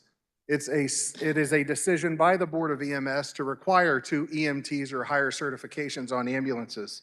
State statute only requires 1. So the bill originally just said, let's follow state statute. The bill is amended by the Senate that we're debating here today, goes on, gives the Board of EMS contract authority. It gives them subpoena authority. It gives them civil fine authority. It says that a variance may be issued, not shall be, but they may issue a variant, and then they may decide whether to make that permanent. My concern is that in many instances, the Board of EMS, through this amendment, is being empowered to further regulate our EMS departments when what we need now is less regulation. And so with that, I have an amendment. Your amendment appears long. Do you care to explain? Happy to explain, Madam Chair. Simply put, this amendment restores the bill back to its original introduction. Very simply, the original introduction and the original language says the board shall not require any vehicle providing emergency medical service in any city with a population of less than 50,000 or a county with a population of less than 50,000 to operate with any additional personnel other than the minimum personnel required under subsection B, which is the statute that requires a single EMT or higher on an ambulance. So this simply returns it back to that state and removes the Senate amendments. And I'll stand for questions. Is there objection of reading of the amendment? Seeing no objection to speak on the amendment, Chair recognizes Representative Featherston.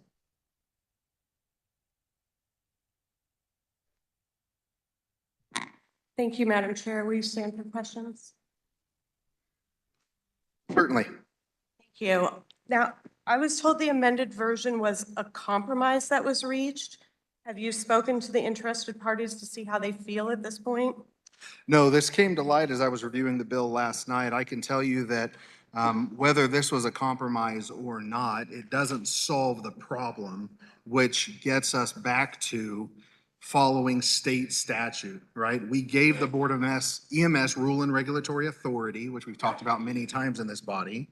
They have over-regulated EMS departments, and the bill simply moves us back to state statute. So no, I have not spoken with any of them directly. So who will have the final say on staffing of ambulances State statute. without consultation from the emergency medical professionals? The state statute says that there needs to be at least one EMT, emergency medical technician or higher, nurse, doctor, paramedic on that unit, and then one driver, obviously. And beyond that, that's what EMS has required, which is currently 2 EMTs or higher, which is leading to extended response time, so forth and so on.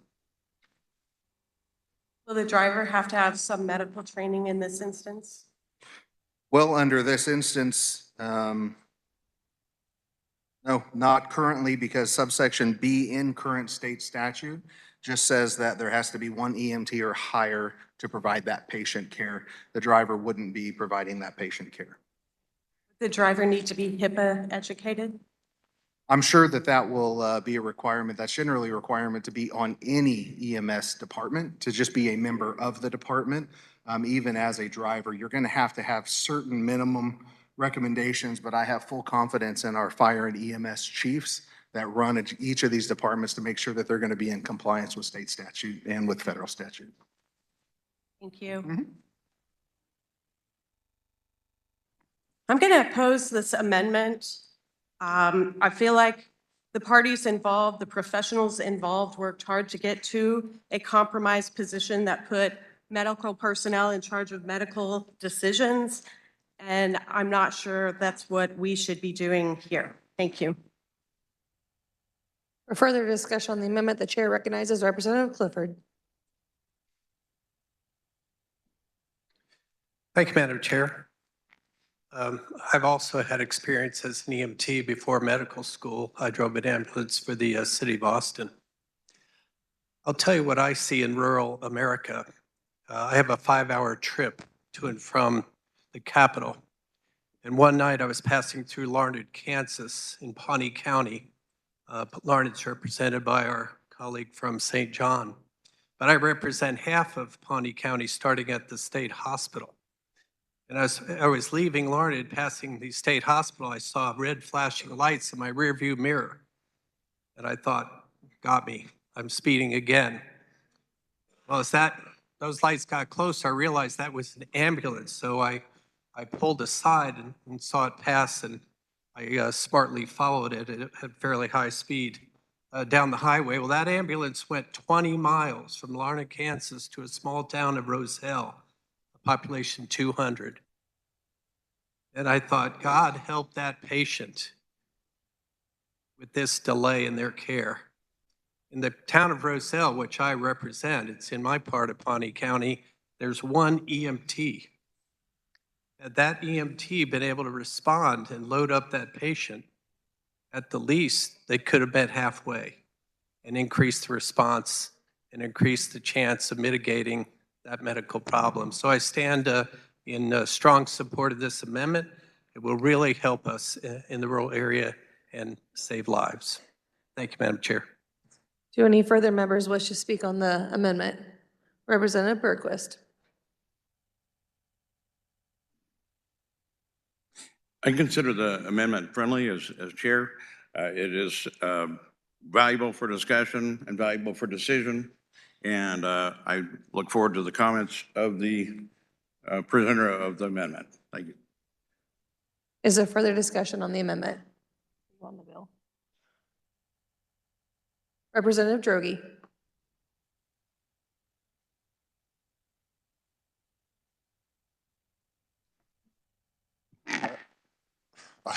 I stand in support of this amendment. And this is something that we really need in rural Kansas, and the shortage of EMTs has caused delays in transfers and even delays in very difficult transfers just because the lack of EMTs. And you had to draw EMTs out of other counties to even replace the EMT numbers in the home county. I've had discussions with the county commission and the hospital, and I think that this amendment is a necessary part of this bill.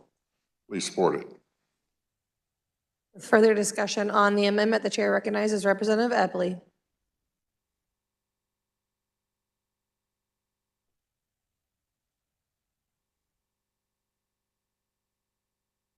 Thank Thank you, Madam Chair. Just wanted the body to be aware of that we've come a long ways from the days when I was a youngster growing up in a small rural town and we had ambulance services that were basically run by funeral homes and they just transported dead bodies back and forth. So, you know, this has been a big improvement. And I think sometimes, folks, we go a little too far in our regulations, and I think this is a very practical amendment. I support this amendment.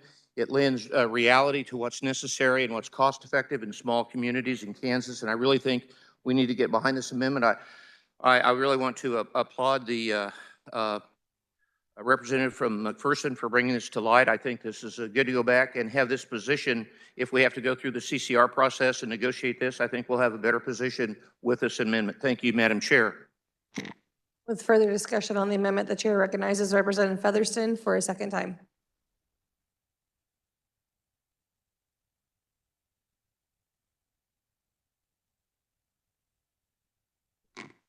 Thank you, Madam Chair. One more question? Yes. Would an ambulance traveling from the western border to, say, KU Medical Center be in compliance all the way across their route with this removal?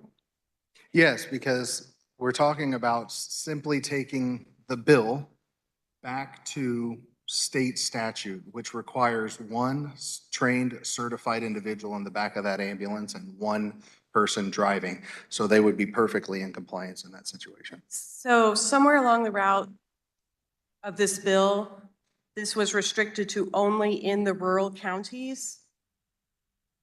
Right, because we're trying to fix the problem. Most counties over 50,000 have a full-time fire and EMS service. And so what we're trying to do is address the 80% of the state that only has volunteer fire and EMS or a very limited number of trained emergency medical technicians. So how is the ambulance in compliance when it goes through Riley County, Shawnee County on the way to Wyandotte County? Because state statute, back to state statute, only requires one trained person in the back, okay? That's state statute. Even if I'm passing through a city, if you will, or I come into Wichita when I'm transporting, I'm still in compliance with state statute. And I'm perfectly fine because my ambulance department, where I'm certified, is not certified to the standard of Wichita, which is a full-time department. It's certified to the standard of a rural department. And so I'm fully in compliance. Okay, thank you. As I analyzed the original fiscal note, it was quite heady, and this staffing, which I think was 3 new FTEs, was because they would have to track these ambulances to make sure they stayed in rural areas. So that implies to me there is a problem with them traveling through more populace. So I stand in support of the idea of the bill. I still oppose the amendment. Is there further discussion on the amendment? Seeing none, Representative Owens, you may close. I want to thank the representative from Overland Park. However, Western Kansas and rural Kansas is very different than what happens in Overland Park, Kansas, Kansas City, Kansas, or Wichita, Kansas. I want you to put yourself in a situation for a second where you live in a town of 3,000 people and you're served by a volunteer fire and EMS department like I am. And all of a sudden, your father, mother, brother, child falls into cardiac arrest and you call 911. 911 sends out the page, carry these little box pagers, and you hear a voice, respond, Delta response to, 105 North Lancaster, Heston, Kansas, for cardiac arrest. The members go to the fire station and an EMT shows up and they're sitting on that ambulance looking around. And they know that somebody at 105 North Lancaster is in cardiac arrest and in desperate need of CPR. But that EMT, who is fully trained in CPR, intubation, AEDs, cannot leave the station because there's not 2 EMTs on that ambulance. That's the reality of Western Kansas that many in our populated areas do not understand because they have the full-time paid employees. Getting back to this original base bill, quite literally can save lives. And so I close on my amendment. You've heard the motion from Representative Owens to amend. All those in favor signify by saying aye. Opposed, say no. Ayes appear to have it. Ayes do have it. Motion passes. Is there further discussion on the bill? Chair recognizes Representative Featherston.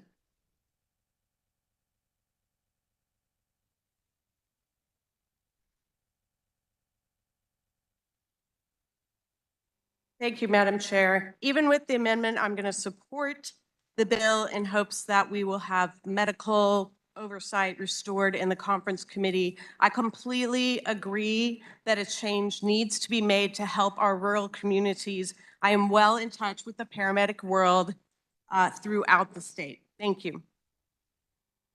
Is there further discussion on the bill? Seeing none, Representative Gardner, you may close. Thank you, Madam Chair. Body, I encourage you to join me in supporting this bill. This is good policy. There's no policy when you get into this field that's perfect and perfect for everybody and everywhere. But with this policy, there's going to be immediate help to many parts of this state. And I don't see anything about this bill that would harm anyone or cause any increased financial burden to those who choose not to participate in this plan. So this is good policy, and I encourage you to support it. And Madam Chair, I move that when the body rise and report, they report out Senate Bill 384 favorably for passage. As amended. As amended, excuse me. Thank you. You've heard the motion by Representative Gardner to report House Bill or Senate Bill 384 favorably as amended. All those in favor signify by saying aye. Opposed, say no. Ayes appear to have it. Ayes do have it. Motion passes. Next order of business is Senate Bill 423. And the purposes of carrying Senate Bill 423, the chair recognizes Representative Howell.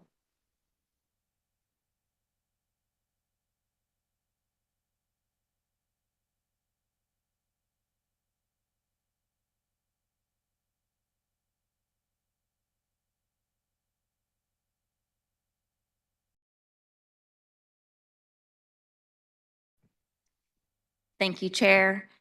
There were amendments. I move the adoption of the committee report. You've heard the motion. All those in favor signify by saying aye. Opposed, say no.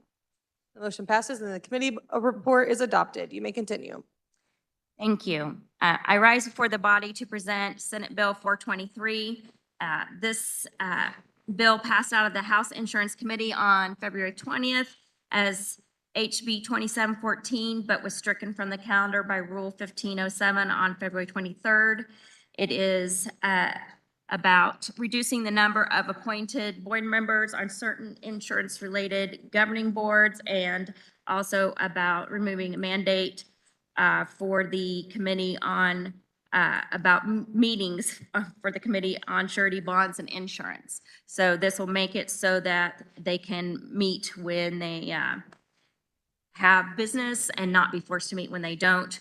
And then the four boards that are listed specifically in this bill is the Automobile Assigned Claims Plan and Automobile Insurance Plan Board of Governors, and the Healthcare Provider Insurance Availability Plan Board of Directors, the Workers' Compensation Insurance Governing Board, and the Underground Storage Tank Insurance Governing Board.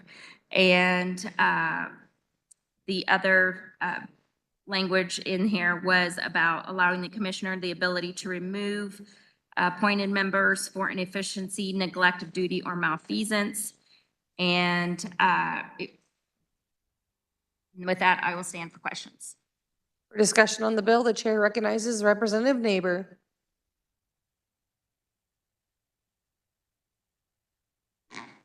Thank you, Madam Chair. The carrier of the bill did an excellent job on her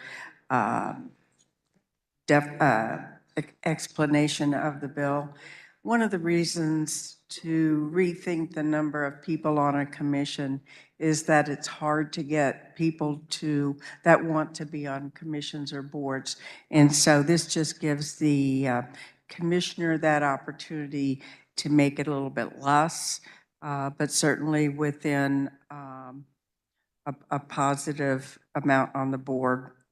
The bill also would require the commissioner to consider whether foreign and domestic insurers are fairly represented in making appointments to the governing board. I ask for your support, and thank you very much. Thank you, Mr. Chair. Is there further discussion on the bill? Seeing none, Representative Howell, you may close. Madam Chair, I move that when the body rises to report, they report Senate Bill 423 favorably for passage.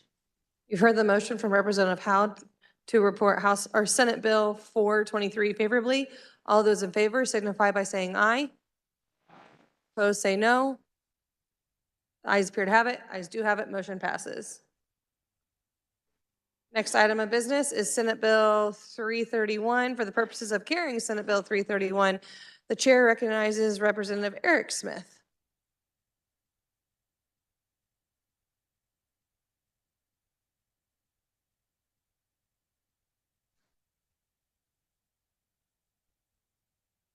Thank you, Madam Chair. There were no committee amendments. This bill, SB 331, is an update to archaic language in existing statutes. The intent is to remove the definition of lead-free from statute, as well as some exceptions within the statutory requirements for the use of lead-free pipes and plumbing. In addition, it would replace references to small quantity generator in regards to hazardous waste. And it would remove an exception in the requirements for lead-free pipes and a definition of lead-free in the Public Water Supply Systems Law. The bill would also make clarification of what is and is not included in construction and demolition waste. Basically, what it's doing is updating the language and bringing it into alignment with practices that are already occurring. And I'll stand for questions. For discussion on the bill, the chair recognizes Representative Vaughn. Thank you, Madam Chair. The carrier did a great job of describing the bill. As he mentioned, we heard in committee, the goal of this is basically just to update 3 terms specifically in state statute in order to match what is used in federal requirements to provide clarity for the regulatory community. So simple bill, and I urge your support. Thank you. Is there further discussion on the bill? Seeing none, Representative Eric Smith, you may close. Thank you, Madam Chair. This was on the Senate consent calendar and passed 34-0. I move that when the committee rises to report, it reports SB 331 favorable for passage. You've heard the motion from Representative Smith to report Senate Bill 331 favorably. All those in favor signify by saying aye. Opposed, say no. Ayes appear to have it. Ayes do have it. Motion passes.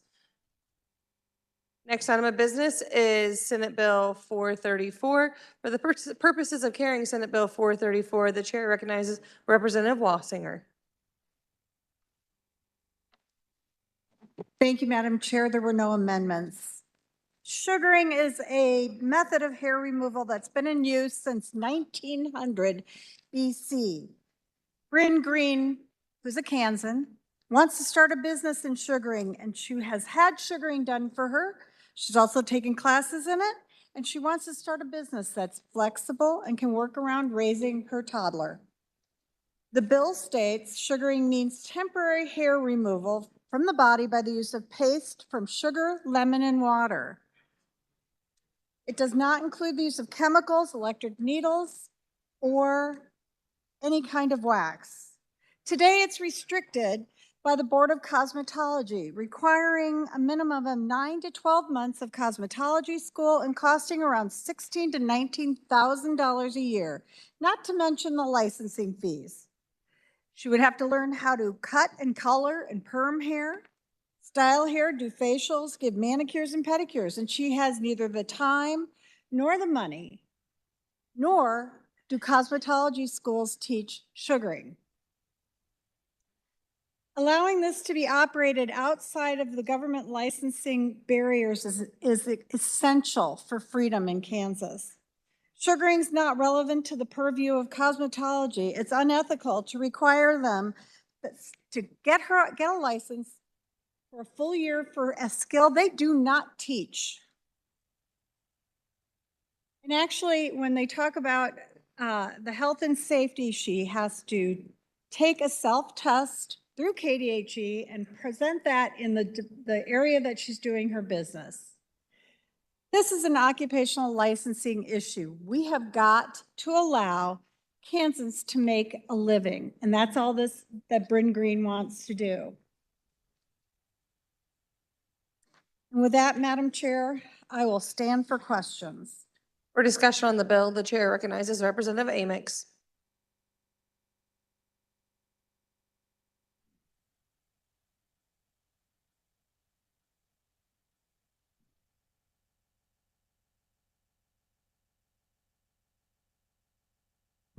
Thank you, Madam Chair. Could the speaker, the carrier of the bill, answer a question too? Hello. How are you? I'm good. How are you? Good. Question about sugaring, and it has to do with my occupation. Yeah. As somebody who owns a barber shop and who's had both barbers and cosmetologists work for me, so I've had Okay. both licenses in my salon. My question comes in, if a member of the public, if something happens and a complaint is to be filed, where will that complaint be filed? I'm sure it could be filed in civil court. So it won't go to another agency since it's going to be under KDHE? No, KDHE is just providing the health and safety part. Okay, so all they're going to do is write the brochure, and that's going to be that? They'll take a test. Take the test, okay? And then we're also talking about a free market system that will not allow someone to be dirty, not taking care of business. They won't, her business will close. Okay, so but who's going to do those inspections? Anybody?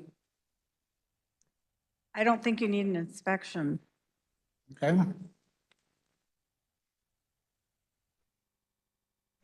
Ladies and gentlemen, I ask you to think about this pretty long and hard. As somebody who has these licenses and who has inspectors from time to time because of it's just a job, I think that we ought to think long and hard about this. There has to be somebody that looks after this. There has to be a protection for the public at large. There just has to be. And I think that we need to be very, very careful about this. I'm not going to be supporting Senate Bill 434 because I don't think those protections are here. Thank you very much. Thank you, Madam Chair. For further discussion, the chair recognizes Representative Hoy.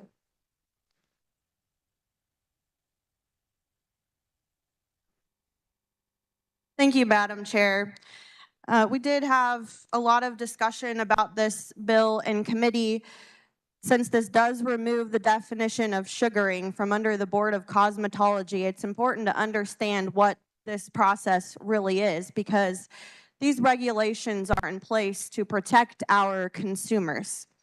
And this is similar to waxing hair removal. The sugar paste, yes, it's sugar, water, lemon, but it can be done hot or cold and applied to the skin. And as we heard from testimony, 80% of sugaring clients are for pubic hair removal, for Brazilian, Manzilian, and bikini waxing. So we are dealing with clients who are not wearing pants and underwear when they are getting this service. And why is that so concerning? Well, in Kansas, we do not. Please keep the voice down. Continue. Thank you, Madam Chair. In Kansas, we do not have any age requirements or parental consent to be able to have waxing services. So when you're under the Board of Cosmetology, you're going to have background checks every couple years to make sure that you don't have any sexual offenses. We don't want sexual predators to be operating in this business. If you're under the board, you're going to have inspections of your facilities to make sure that they are sanitary, to make sure that you know how to deal with blood spills, because when the hair is ripped from its follicles, it can cause bleeding, tearing, and other serious problems if it goes awry. So it is important to have, this is a skill. Offering this service is a skilled profession. Somebody can't just read a brochure and know how to do this hair removal. It takes time and practice to be able to do this service on another human being. We also heard testimony from cosmetologists about the types of diseases that can spread without proper care. So you're getting a Brazilian wax, or Brazilian sugaring process done. You're going to have genitalia exposed on a surface, lying on a table. If that is not properly cleaned up, you can have risks of sexually transmitted infections, and I know a lot of other serious public health spreading of infectious diseases, lice, it's very concerning. The reason that we have so many regulations in place for cosmetology services is because the individuals are touching another human being. You are in the same room with someone in an intimate setting.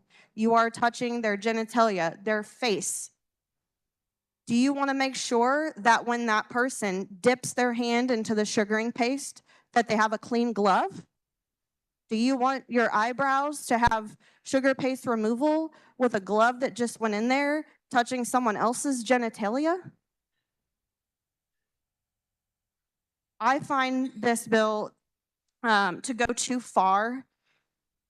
These public health regulations are in place for a reason, and that reason is to protect consumers and to protect minors getting this service in a very intimate setting.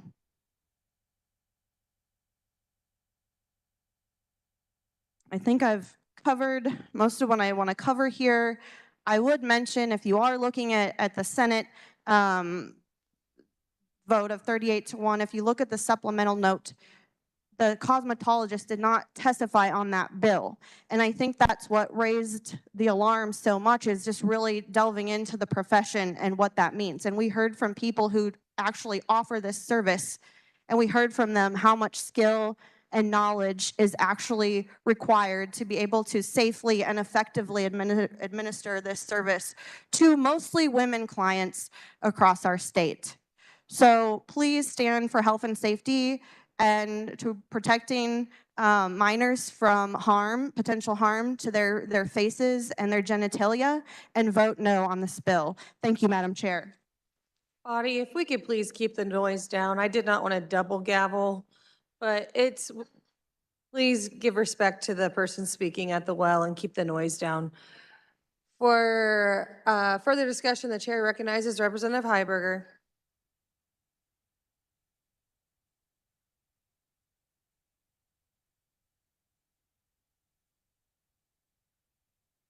Thank you, Madam Chair. Would the carrier of the bill stand for a question?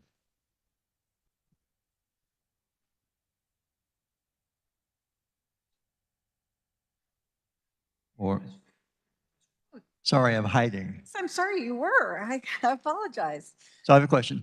If a minor would come to a practitioner of sugaring and ask for a Brazilian style or bikini style treatment, would that constitute gender affirming care? I don't think so, no. Okay, thank you. Have you checked the definition though? I think we're getting away from the fact that this woman wants to have a business, and this is not taught in cosmetology schools. So getting into gender issues is a whole different discussion and a different bill. Thank you. Thank you.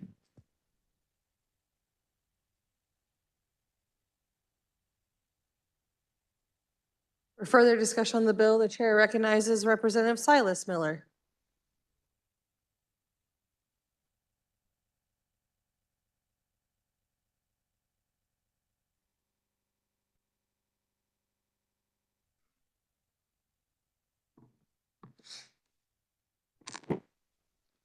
Thank you, Madam Speaker. And thank you, body, for indulging this lively debate about something that's very important to me. In my 16-year career as a licensed cosmetologist and a licensed cosmetology educator, as the Speaker Pro Tem would have said in his speech earlier today, there's the expert on cosmetology. I will be blunt. This bill is based solely on disinformation.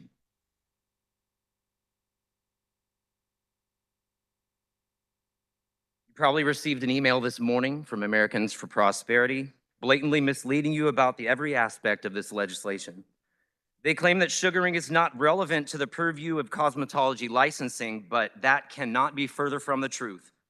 Anytime someone is allowed to make direct, personal, physical, and private contact with the general public, especially something as personal as sugaring, which over 80% of services occur below the belt, regulatory boards such as the Kansas Board of Cosmetology require that the practitioner has been properly trained on safety, sanitation, infection control, as well as proper technique at a licensed facility.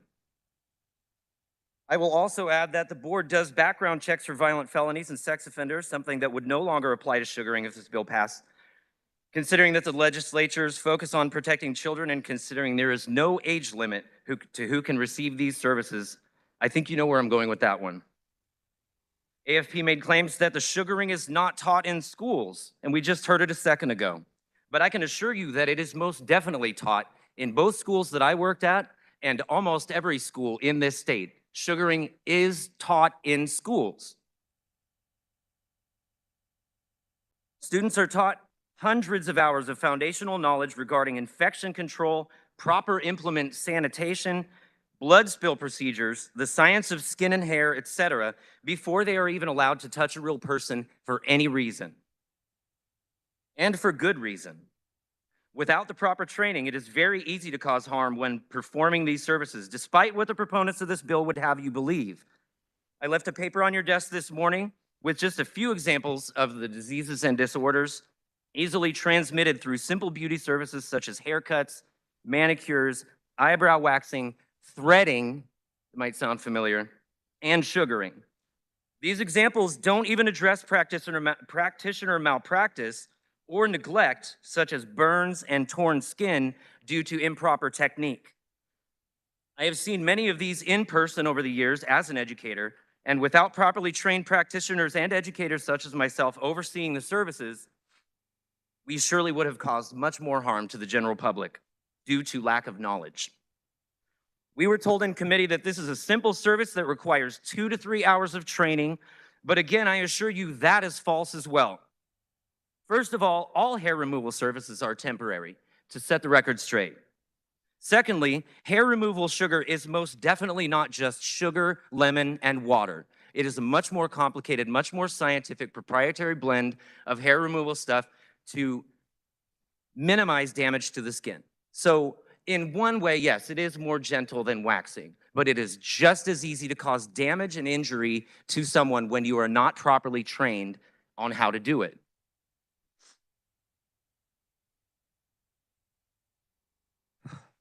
Sugaring is an advanced service that is taught only to advanced students in the final stages of their curriculum because they have already completed hundreds of hours of foundational knowledge necessary to understand every aspect of the skin and how it behaves during hair removal services, how to recognize communicable diseases and disorders, and can demonstrate a working proficiency of the principles of hair removal. Even a 30-year practitioner of hair removal who testified in committee claimed that she was hesitant at first to perform these sugaring services on clients when she learned it, even with her many years of experience in similar hair removal services, such as waxing or threading, because of its advanced technique required to perform sugaring. We were told in committee that the plan to address infection control and safety concerns was to provide unlicensed practitioners with a pamphlet, which I personally take as a slap in the face to me and to every licensed cosmetologist and esthetician in the state who have spent 1,000 to 1,500 hours properly training to protect the public in every aspect of our craft, not to mention the dozens of hours required of continuing education on a biannual license renewal basis. Sugaring is not a service you can just watch a YouTube how-to video, read a quick pamphlet, send in a quick test, and you're good to go to open up a shop. I guarantee that almost every one of you regularly receives beauty-related services from a licensed professional, such as a hairdresser, a barber, a nail technician, or a skin specialist, save maybe a couple who do it themselves. How many of you asked your hairdresser before this how they feel about your attempts to deregulate their industry? I'm sure many of them have never even heard of sugaring because it's an advanced service, and it's also pretty specific to skin specialists. Trust me, most of them would be opposed to this regardless because we as an industry understand the importance of public safety. You've all been misled, but that's okay. Disinformation is around every corner in this building if you're not careful. I don't blame you for jumping on board with this bill at first because they took advantage of your lack of knowledge on the matter and made a convincing case using falsehoods and claims of personal choice and undue government burdens. Now that you do have the knowledge necessary to make an informed decision, I hope you make the right one.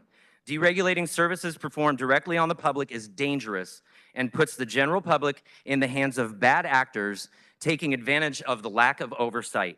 Please do the right thing and vote no on SB 434. Thank you.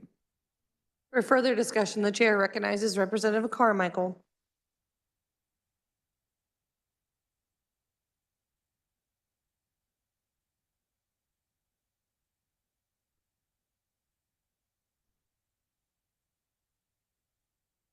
Thank you, Madam Chair. I've listened to this debate with some interest, and frankly, I've learned a lot about something I knew nothing about, and quite honestly, I have no desire to know about.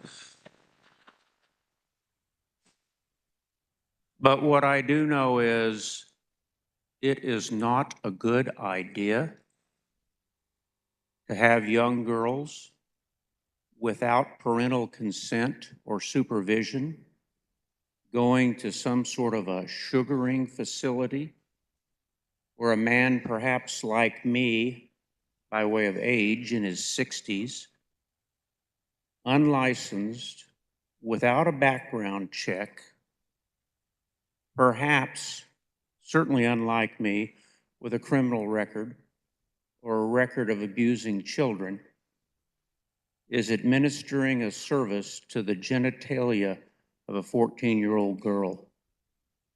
That is dangerous, and I therefore stand in opposition to SB 434. The chair recognizes Representative Haskins.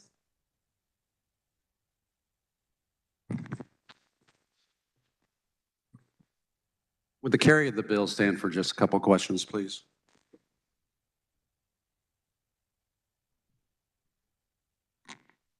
Hello? Aye. Question. In addition to the one constituent in your district, how many other individuals have approached you saying that this bill is necessary? I've read things from all over the country that people wanting this. Was that in your testimony that you? No, I just told you. Oh, so you read, so can you give us an example? I just know that she's very similar to the hair threading people and the braiding people that did not want to have to go through a year of cosmetology school, 1,500 hours of being taught everything except for what they want to do. And I think it's only fair. Okay. In reference to my colleague from Wichita, the representative from Wichita, he gave a case that was pretty thorough. How would the constituent that you represent respond to that? She'd like to just have her business and get things done. Okay. Thank you. Thank you. Thank you very much. Colleagues, I would just ask that if we're going to start writing bills based upon one constituent or some constituents we read, I would ask that we recircle and consider the Medicaid expansion before we had 900 people who wanted that. Thank you. Is there further discussion on the bill? Seeing none, Representative Wassinger, you may close. Colleagues, we've done this for other professions, and I ask that you allow this for sugaring as well. Madam Chair, I move that when the committee rises and reports, it reports Senate Bill 434 favorably for passage. You've heard the motion from Representative Wassinger to report Senate Bill 434 favorably. All those in favor signify by saying aye. All opposed say no. Division has been called for. Clerk will open the roll.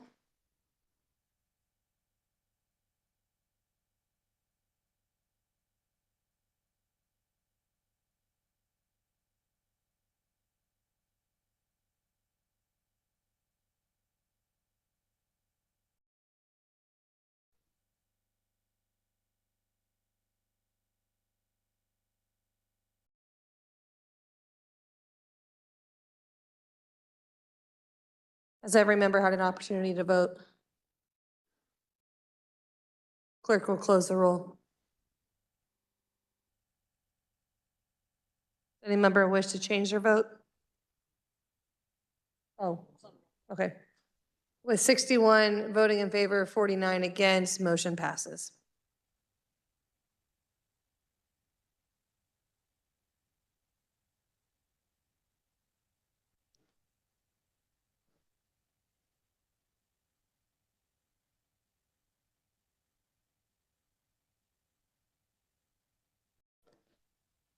The next item of business is Senate Bill 433. For the purposes of carrying Senate Bill 433, the chair recognizes Representative Burkamp. Thank you, Madam Chair. There are no committee amendments. You may proceed.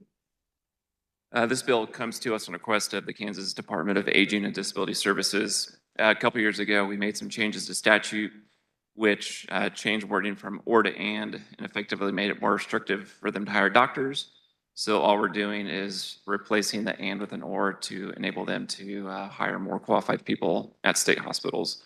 With that, I will stand for questions. For discussion on the bill, the chair recognizes Representative Susan Ruiz.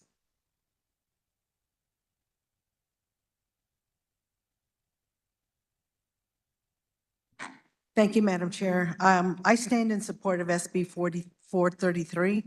The state hospitals have had a long history of difficulty hiring or contracting with physicians, primary care physicians and psychiatrists, partially because there's in statute that says like a new psychiatrist can't hire a new psychiatrist unless they've had 3 years of experience. And something similar with the like primary care physicians. This will take care of that, and they will be able to hire or contract really rather with primary care physicians and more psychiatrists. And also this passed in the Senate 39-1. Thank you, Madam Chair. Is there further discussion on the bill? Seeing none, Representative Burkamp, you may close. Thank you, Madam Chair. I move that when the committee rises and reports, it reports out SB 433 favorable for passage. You've heard the motion by Representative Burkamp to report out Senate Bill 433 favorably. All those in favor signify by saying aye. Opposed, say nay. Ayes appear to have it. Ayes do have it. Motion passes. Next item of business is Senate Bill 287. For the purposes of carrying Senate Bill 287, the chair recognizes Representative Bryce.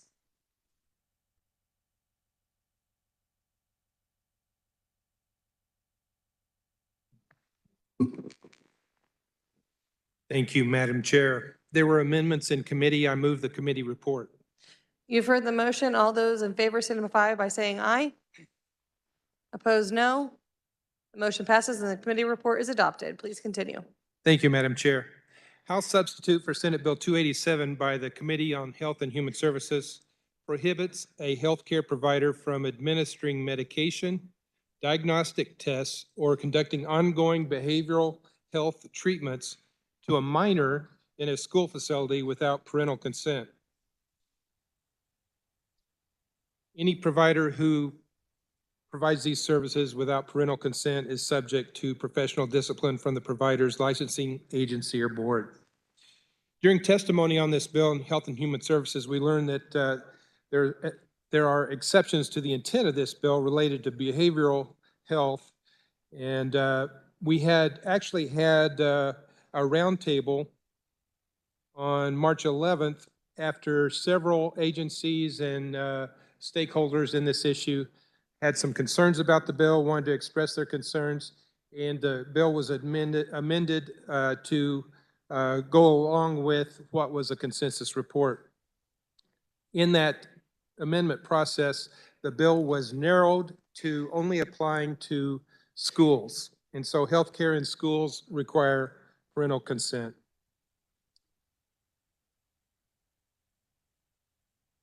There was also no fiscal note. This bill basically requires parental consent to treat a child in a school facility with common sense exceptions. And I think the exceptions are the important part of this bill.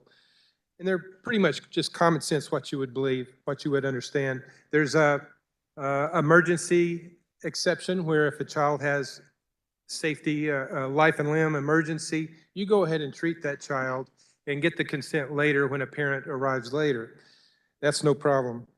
If there's an exception for a behavioral health crisis, when a child has a behavioral health crisis and their safety and health are at risk, the behavioral health people may interview the child to see if a crisis exists prior to getting consent of the parents. However, if there's ongoing treatment, parental consent is required. This bill did not change several items in statute.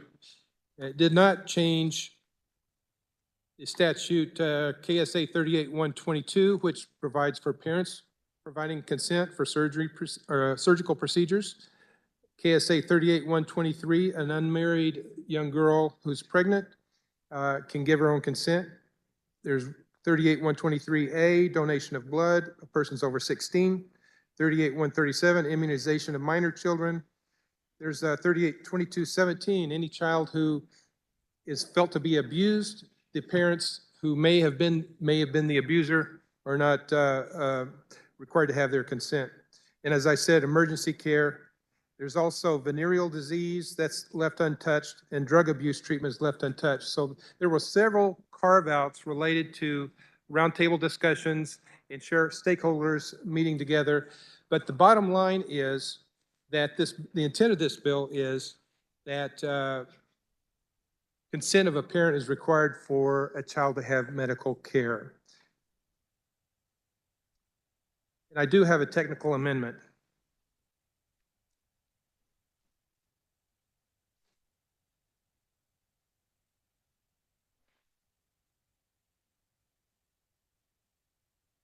The amendment appears short. The clerk will read.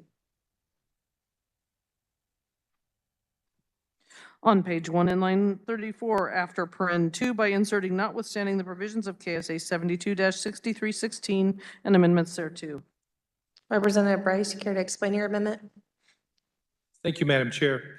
This amendment was also part of our consensus process with members, other legislators. There is KSA 72-6316, which deals with consent requirements for non-academic tests, questionnaires, and surveys. It requires written consent. So we carved out that that is not a part of this bill. Do any members wish to speak to the amendment? See, Representative Oropeza.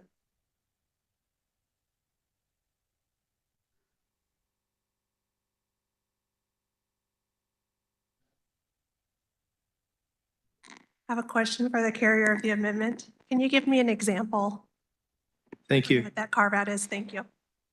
Say again, I'm sorry. Can you give me an example of what this amendment, the carve out? The KSA 72-6316 requires written consent for certain questionnaires and surveys. And so it's just an amendment to show that this does not step on the toes of that statute. So written consent is not required.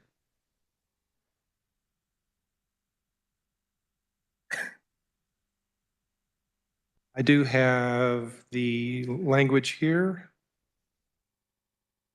Notwithstanding the provisions of this section, if any school district employee becomes aware of a student may be at risk of suicide by a credible report from the student's peers and another school district employee, the school personnel who are designated by the school to administer a suicide risks assessment or screening tool may administer such assessment or screening tool in accordance with the provisions of this subsection. Okay, then my question is how does this go for surveys that evaluate for like dyslexia? These questionnaires, as far as I know, were not about dyslexia. So in order for as a teacher to say if the student was having issues and they wanted to do a survey or an evaluation for dyslexia, would this bill in any way inhibit that? An evaluation for dyslexia by a school teacher, I don't believe would fall under this statute. Okay, thank you. Is there further discussion on the amendment? Seeing none, Representative Bryce, you may close. Thank you, Madam Chair. I close and move my amendment. You've heard the motion by Representative Bryce to amend. All those in favor signify by saying aye. Opposed, say no. Ayes appear to have it. Ayes do have it. Motion passes. We're back on the bill. Representative Bryce, do you wish to proceed? Thank you, Madam Chair. I would stand for questions. To speak to the bill, the chair recognizes Representative Susan Ruiz.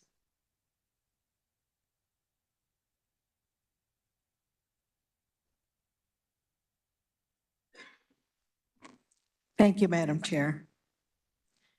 I do not support substitute SB 287 because you should be thinking in your head right now, gee, don't I have already a consent for my child to receive some medical services within the school? Because you do, especially if your child is already is taking certain types of medications and it needs to be given during the day. You have signed a consent, hopefully you signed that, a consent allowing at least the school nurse to be able to give the child that medication. So you should be asking yourself, so why do we need more consents? This is a good question. This is the question that we've been asking all along. Why do we need these consents?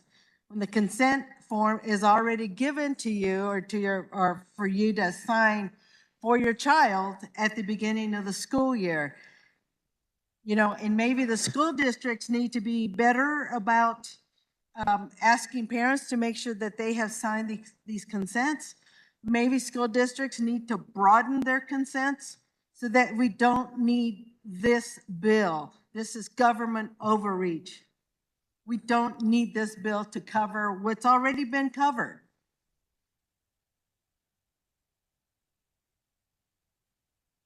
I'm especially concerned at the medical providers that are in the schools. So you've got, you know,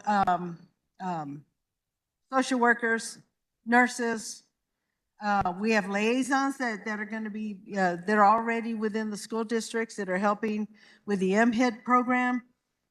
They are all going to be very reluctant to do anything because of this bill, because of the high risk of losing their license. The other thing is going to add even more burden on parents. Think about parents, think about yourself of the things that, you know, when you're at work and you get a call from the school saying your son, your daughter has a stomach ache. The nurse can ask what's going on. The child goes to the school nurse. The nurse can ask what's going on. The child says, I have a stomach ache. That's as far as they can go. They can then have to contact a parent or a parent in order to proceed further. So think about the kind of jobs people are doing that will have to take them off. Maybe they're on an assembly line. Maybe they're working, at the meat packing plants. And they're going to have to be taken off the line so they can go and answer a call about their child having a stomach ache that in most cases, a nurse can take care of and don't have to bother you. This bill will require that. So think about the parents. This is government overreach. This is not needed. Thank you, Madam Chair. For further discussion on the bill, the chair recognizes Representative Hoy.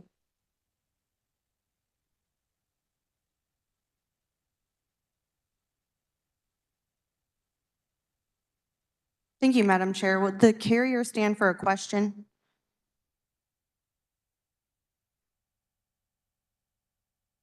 Thank you. All right. In the bill, consent means assent in fact, whether expressed or apparent. So I'm trying to apply this to what I know my school district does already. So at the beginning of the year, each year we can do this online or in paper, filling out our consent form for, if my child has a cough, you can administer a cough drop, or if they hurt their wrist, they can have Tylenol, whatever, like you give that express consent. Would that form be enough for consent, or is there a phone call? Like, I guess I'm just trying to make sure we're not putting extra steps in there that could prohibit a child from getting care. Yes, thank you, Representative. I did call around to school districts to see what's currently done. A lot of the school districts do have a blanket consent form at the beginning of the school year. There's no template for that. It's school district by school district. So it's true that when you enroll your child into school, you can sign a consent or not sign the consent for certain things to happen during the school year.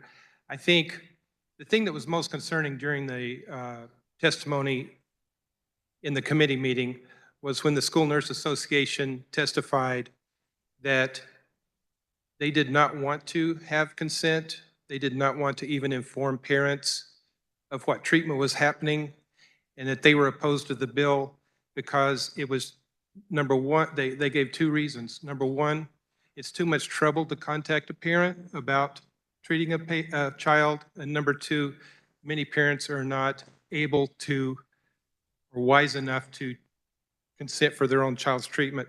I was appalled by those statements from the School Nurse Association.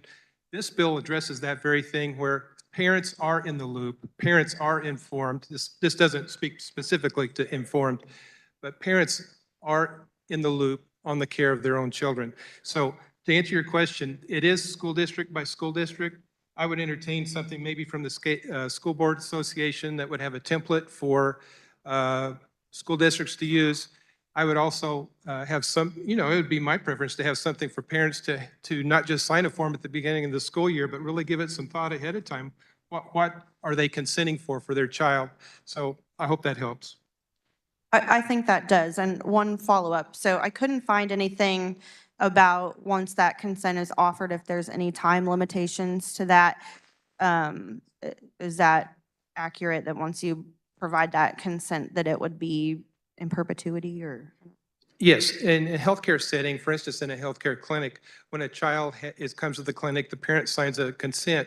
Most of the time, there's a time limit on that. So let's say for 6 months, 12 months, whatever it is, during the duration of the illness, that consent is good for that period of time. A school district currently could have it for any length of time that they wish. I think it would be cumbersome. I don't know. School districts can decide for themselves, but each consent is up to the wording on the paperwork. Thank you. And I have gotten a couple calls from the school nurse. I know none of us want to get that call, and I just wanted to make sure that this isn't getting in the way of being able to provide needed care if a parent if you can't get a hold of a parent. But it does sound like an existing consent would suffice. Thank you, Madam Chair. For further discussion on the bill, the chair recognizes Representative Neighbor.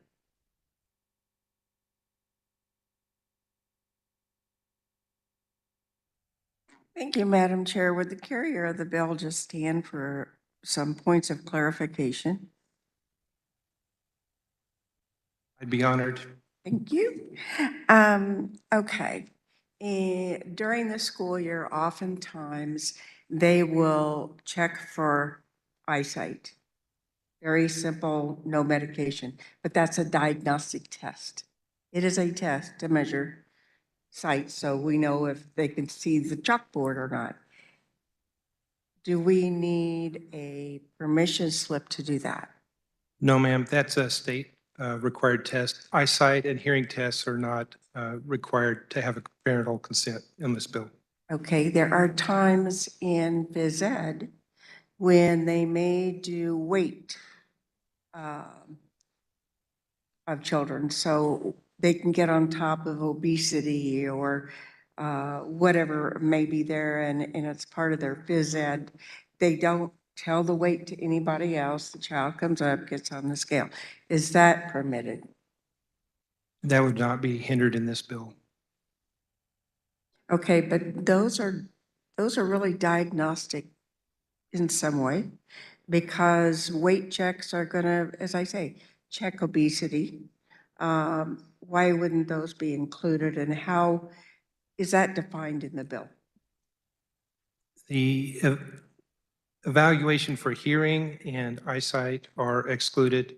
Any blood tests will require parental consent, but if it's an assessment such as weight, it's not considered a diagnostic blood test and so forth, so it's not covered by the bill. Okay, when you talk about blood test, diabetic child, the nurse might need to know what their sugar is if they passed out. So you're saying they cannot do that until they get a parent? That would be okay to do in this bill because it would be an emergency situation and emergency care. If someone hypoglycemic, unconscious, would definitely be go ahead and treat, get the consent later type of thing.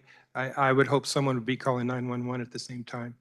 Well, I think that's usually, I don't think I've seen a blood test on a child in a school in all my 34 years of being on a school board or being in that setting. So I'm wondering, the only thing I would say, if they're giving blood, which has been permission, they've given permission for that, and that's in the upper grades. So that one just doesn't make any sense to me. Can you give me an example of what that might be? I don't know of any blood tests that are being given, but if that were considered, then it would be prohibited by this law. And my last question is, what if you can't get a hold of either parent? Because I know that there are times, like a former representative has said, our mics are, I'm not going to say that. Anyway, where you can't get either parent, the child says they have a, let's say, a stomach ache. That's not necessarily an emergency per se, but it could be, let's say, the starting of appendicitis. So they're going to be quite uncomfortable. They could be vomiting, which you can't get a parent, and you can't really go any farther to ask them. You don't know that that's an emergency at that time. You really don't, because it gives off several different signs. How are you going to handle that? Well, emergencies typically define themselves over time. And if a child has a tummy ache, as you say, and can't get a hold of the parents, then there would not be any, and there's no consent already beforehand, then the child would not be treated. If they showed sign of appendicitis, say vomiting, increasing pain, other problems, then that would trigger the emergency clause and they would be treated without parental consent. But as far as just a minor issue with no parental consent ahead of time, they require parental consent. I can see some instances here where, let's say the beginning of appendicitis could start to occur, and you can't, you're not diagnosing that. And so if you wait, because you can't find a parent, you've put that child in jeopardy. And you can say you can make it an emergency, but if they just say a tummy ache at that point, you can't make it an emergency, not with what you're saying. I can relate that to emergency medicine where a child comes in with abdominal pain. A lot of times we keep the child for 24 hours. We watch them. If they worsen and it turns into appendicitis diagnosis or something like that, we treat them. If the pain goes away, the child is fine, it defines itself the other way. So I could see waiting and seeing if it's an emergency or not. If there's no consent, if it becomes an emergency, then you definitely treat the child. Well, school nurses don't have 24 hours to make that decision, and you could have a burst appendix. Thank you for your answers. Thank you. For further discussion on the bill, the chair recognizes Representative Landwehr.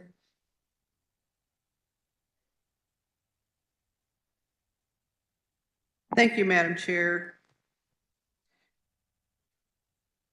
You know, we've heard about stomach aches, and schools can't give children over-the-counter meds without parental consent. You're going to have to call the parents in order to treat them. We just heard about appendicitis. Last time I checked, our schools do not have ultrasounds to determine whether a child has an appendicitis attack or not. So you either get hold of the parents so they can come and pick up the kid, or you're going to be calling an ambulance to transport the child to a hospital while you're still trying to get hold of the parents.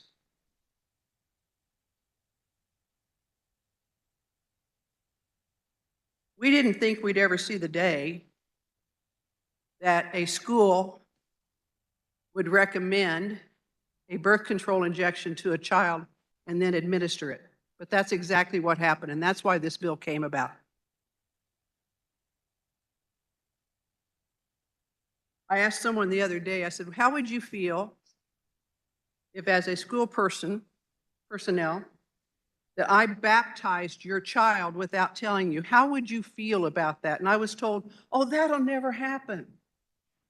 How do you know that won't happen? We didn't think that a child would be given an injection without their parents' consent.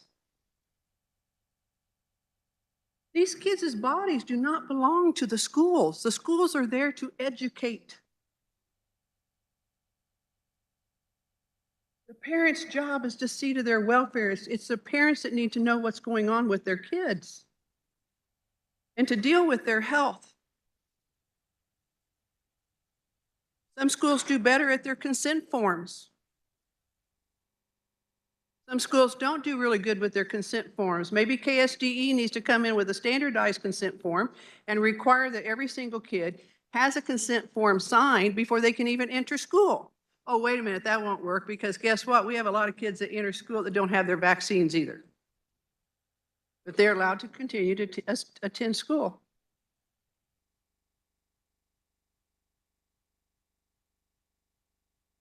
The screening process, if you actually look at the bill, on the these lines 1 and 2, we talk about a school-based screening required by law. So that's anything like the vision and the ears. If it's just prescribed by law, those do not require consent. I don't know of any reason for someone at school to take someone's blood. How far are we going to stretch some of these questions? We hear that schools want parents involved, but now we're hearing we want them involved except when we decide they don't need to be involved.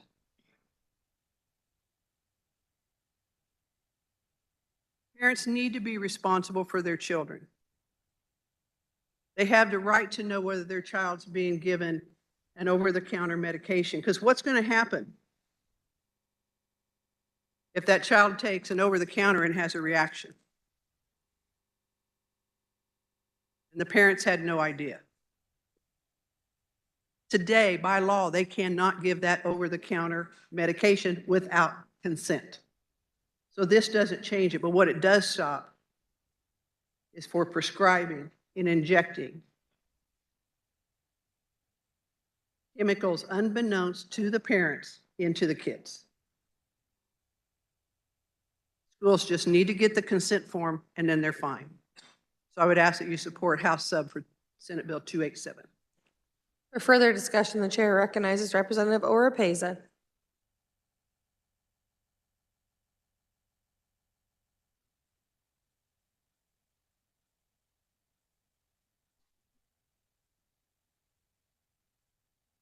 Thank you, Madam Chair, for the time. I rise in opposition to this bill. We talked a lot about parental consent. We've talked a lot about school nurses. There were some misconceptions of what was said at the round table. I wanted to ensure that that's clarified here, that school nurses evaluate children on several levels, and they triage these children appropriately. Now, if you would like a phone call every time that's done, then absolutely vote for this bill, and we'll have parents called hourly, daily, and kids will be missing school instead of actually doing their schoolwork and doing school. So in saying that, I want to make sure that everybody understands school nurses, they triage your children. They're not doing anything without your consent. They're assessing the evaluation, they're assessing your child, seeing if they're okay. You don't necessarily have to have an ultrasound machine to evaluate for appendicitis. You can do that by a routine exam. And then make those assessments and decide if you need to go further on, if a parent does need to be called, or if this is something, oh, I just want to get a math class. So those are things that our school nurses do address on a daily basis, which I'm sure they're probably doing today as we all sit here and talk about these bills. I don't think anybody at that round table said that parents shouldn't be involved. We all want the right thing for the children. We want to make sure that they're in class, doing classwork and doing schoolwork, and not hanging out in the school nurse's office, waiting for phone calls to be returned, waiting for paperwork to be found. This is just something that needs to be streamlined and let the nurses work to the full scope of their practice and going forward. In addition, when there is a parent and student that disagree on how their care should be handled, unfortunately, we get bills like this if the parent and student don't understand. From what I understand, we have always given anybody 16 and older has been able to decide on if they should have contraceptive care or not. And I think that's where this bill has come from, is that there was a disagreement between the parent and the student who knew they needed contraceptive care. And took the adult route and decided to do that for themselves since the parent didn't agree. And now we have this heavy-handed bill that is going to affect all students across the state of Kansas. So I rise in opposition to this bill. And if you have any questions or concerns, please find me. Thank you. For further discussion on the bill, the chair recognizes Representative Berquist. Thank you, Madam Chair. It's a real advantage in our committee to have an informational hearing. We've had a few over the past few years, but this one and a couple of others recently have been helpful in hearing from the conferees, the one side or the other of an issue. And in this case, some of the nurses, some of the school workers, some of the parents, some of the committee members had questions. And in reference to the questions, I just, before I say anything more, I want to say I'm thankful to the chair for providing an informational hearing in advance of the consideration of the issue. As not only do we have conferees, but we had a round robin discussion. In that round robin discussion, a reference was made loosely that it was by one of the school professionals that it is, and it was unabashed in the response that it is okay for me to touch or see any part of your student or your child. And it didn't have any sort of a flinching. It was kind of like a standoff. And there wasn't a whole lot of audible response from the rest of the committee, other than the fact that that it just seemed as though there was an assumption that regardless, that that's my job. And that was part of the response, was that's my job. That brought as much response from me of concern to the issue as anything. And I appreciate the intent of SB 287. I want our students safe. And so do the nurses too, I'm sure. But the response and the responsibility have to come back to the parent And that's all I have to say about that.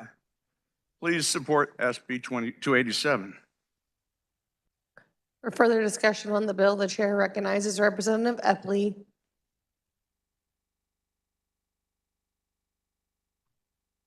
Thank you, Madam Chair and colleagues. I just want to make a few brief comments about this. You know, as a practicing physician still, part-time, and being married to a school nurse who practiced for 12 years, I know that KSNO has some heartburn about this, but I want to guarantee you all this is trying to do is promote parental rights, getting consent at the beginning of the year to cover those situations. Now, within the bill, through the roundtable, we learned that we're going to focus this to schools, and it's not going to allow schools to provide ongoing care and treatment. They can do, you know, initial evaluations. If there's a crisis, they can deal with that. That's provided in the terms of this bill. I think we're getting so caught up in the what ifs and the details of the circumstances, I think we're losing the focus of this bill. This bill is a really simple bill. It's a straightforward bill. It's 2 pages long. And we're trying to make something that's really very, very basic to being a parent too complicated. And for that reason, I think we should just simply support this bill because it's simple. And the situations where you have a 14-year-old receiving ongoing care at a school for birth control, this will take care of that. And we need to take care of that. And there are other circumstances where ongoing behavioral treatment should not be allowed without consent. It will certainly encourage schools to get consent at the beginning of each school year. And once that's accomplished, that will solve a lot of these issues that we're talking about right now. So thank you, body. I rise in support of House Substitute Senate Bill 287. Thank you. For further discussion on the bill, the chair recognizes Representative Carr.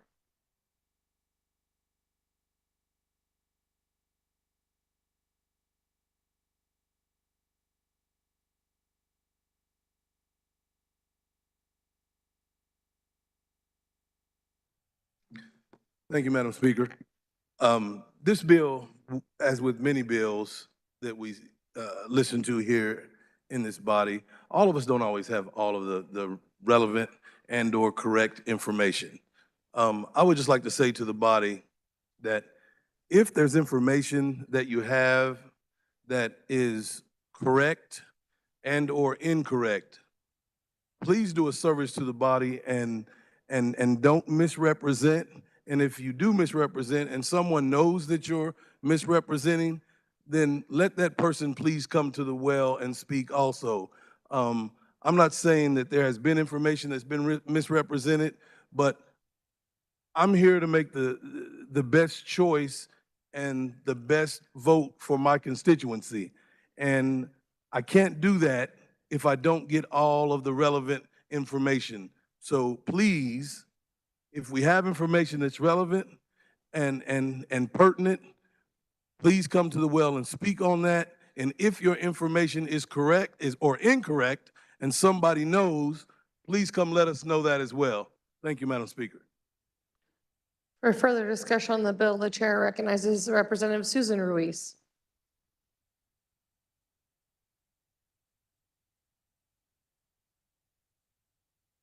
For a second time. Thank you, Madam Chair. I didn't want to go down this rabbit hole, but I will. This bill, when it was brought to committee, we were told that it was because a mother spoke to one of our representatives and said that her 14-year-old daughter was given birth control pills in the school. That story later changed to age 16, then it went back to 14. Then we find out that it's not the school nurse, that it was actually a federally qualified medical clinic, an FQHC health clinic that is embedded in a school. They don't have a school nurse. They have an FQHC connected to the school. The child went to the medical clinic. It was a 16-year-old who was sexually active and was spoke to her mother, wanted birth control, and the mother didn't want to give her that. So she went to the FQHC and received the birth control pills. And first it was pills, then now it's injection. I don't know which one it was. But I did speak to a person that represents that FQHC to verify that story. That story was also many years ago when this happened. That's not what you're going to usually find in a school. It's because it was an FQHC attached to the school. Again, this is government overreach. The consents are already there. I would urge that parents talk to their school districts and have them expand those consents so you don't have to have a law that you have to follow. Thank you, Madam Chair. Audie, if we could please keep the noise down. Some of our speakers are soft-spoken with their voices. To continue the discussion on the bill, the chair recognizes Representative Haskins. Thank you, Madam Chair. Colleagues, I stand up in opposition of House Bill, or House Sub Bill of Senate Bill 287. And I'll be quick because everybody's talked about this, but I just hope that we take the opportunity to reflect on my colleague from Wichita's point. I did a quick Google search on a school giving birth control out. A school nurse in Kansas couldn't find anything. I really feel that if you're really interested in helping students in the school system, you should take time, go and visit a school, talk to a school nurse. I really doubt that people have the expertise to understand what a school nurse and a school psychologist and a social work has to deal with every day. I have been in the classroom when there was a level 3 lockdown and that we had to gather all the students around, a kindergartner, and the only person there to consult this person after the level 3 was released was a school nurse. I want to tell you that I heard a bunch about how we need to focus. A colleague came up and said, I want to remind my colleague from Overland Park that in rural Kansas, it's different than it is in Overland Park, and that medical health facilities are far, far away from us. Well, I ask you this, what does the attack on school nurses without any confidential or any type of credible information to support it does to the field of school nurses in the rural area? Right now, the CDC requires that the recommendation is 1 to 750 as the ratio for school nurses. Currently, Kansas is on the borderline of that. This also deals with conducting behavioral health care. And the CDC recommends 1 to 500 is the ratio. In Kansas, it's 1 to 1,200. Folks, we're not even in the ball game when it comes to helping our students, when it comes to dealing with the issues such as a level 3 lockdown. But yet we will spend 20 minutes bashing on nurses. I read the proponent's testimony from the Kansas nursing that the colleague carrying the bill. I don't see anything related to what you were describing in the proponent. I know I can read the room, but if we want to take time and really help our children, if we really want to help our medical services in rural Kansas, is this the amount of time we want to spend on something that's not proven? I would encourage you to vote no on this because there is no substantial evidence to support it. And we need to do better with those that are actually in the field serving our students while we're here debating. Is there further discussion on the bill? Seeing none, Representative Bryce, you may close. Thank you, Madam Chair. Thank you for that passionate debate. I think the subject of this bill has been framed incorrectly. If I could just tell you a quick story. It was brought up by the representative earlier that the origin of this bill is from a constituent of mine, well, several constituents. Constituent of mine came to me about a year and a half ago, I think it was last session, and she was very upset. She said her 14-year-old daughter was receiving hormone injections and medical care and mental health services without her consent and without her knowledge, and she was livid. Then I had a couple of others come to me about medical care being given without the parent's consent. And I have to admit, I didn't believe them at first because in my practice in emergency medicine, family medicine, I never treat a child without parental consent. I think I have to put myself in that woman's shoes, and I think about my children, my grandchildren. You can think about your children, your grandchildren. And I think what it comes down to, it's not bashing a healthcare worker. It's not bashing a school nurse. It's merely asking, well, I'll tell you what question my constituent asked me. She said, here's what she said, just whose children are they anyway? And I think this bill today is, just whose children are they anyway? If you believe that it is a government agency that has charge of directing the care of a child, or a school district has charge of directing the care of a child, or a healthcare clinic has charge of directing care of a child, then you would probably vote no on this. But if you believe that parents have the primary responsibility for raising and caring for their own children, there's no doubt how you will vote. You will vote yes. That's all I want to say about that. It really comes down to the question of how you answer the question, whose children are they anyway? And with that, Madam Chair, I move that when the committee arises and reports, it report out House substitute for Senate Bill 287 favorably for passage as amended. You've heard the motion by Representative Bryce to report out Senate Bill 287 favorably. All those in favor signify by saying aye. Opposed, say no. Ayes appear to have it. Ayes do have it. Motion passes. Next item of business is Senate Bill 292. For the purposes of carrying Senate Bill 292, the chair recognizes Representative Johnson. Thank you, Madam Chair. There were House committee amendments, and I would move adoption of the committee report. You've heard the motion. All in favor signify by saying aye. Opposed, no.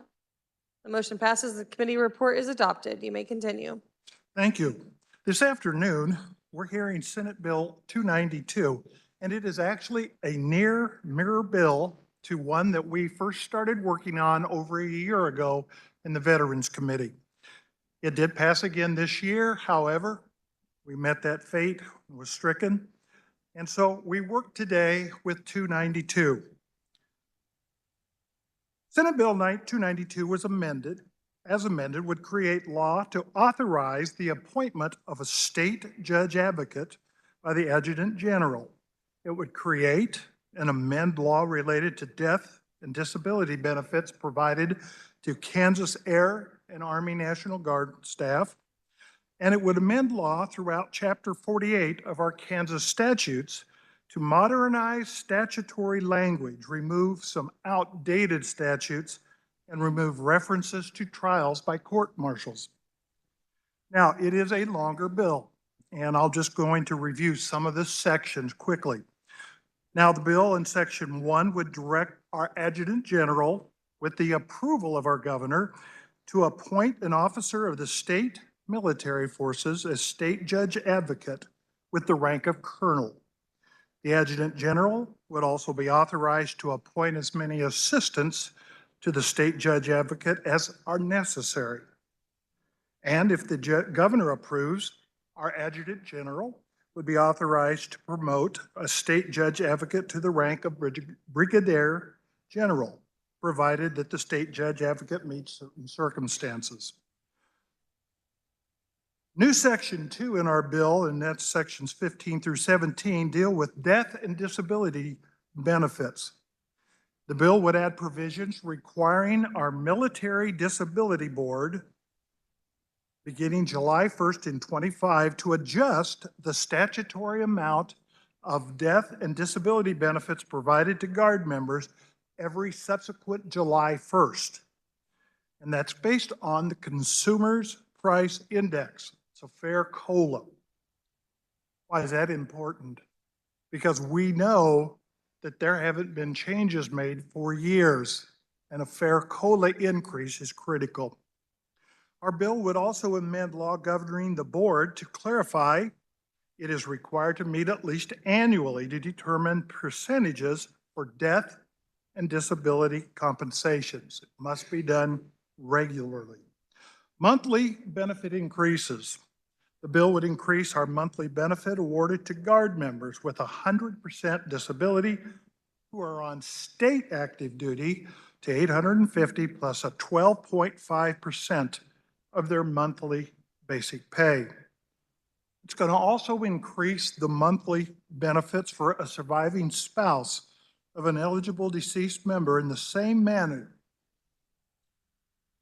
I know one issue is currently, in this case, a child of a dependent would only receive $77 under our new $545. I can't imagine trying to raise my child as a widow on $77. 2 children, 3 children, it goes up.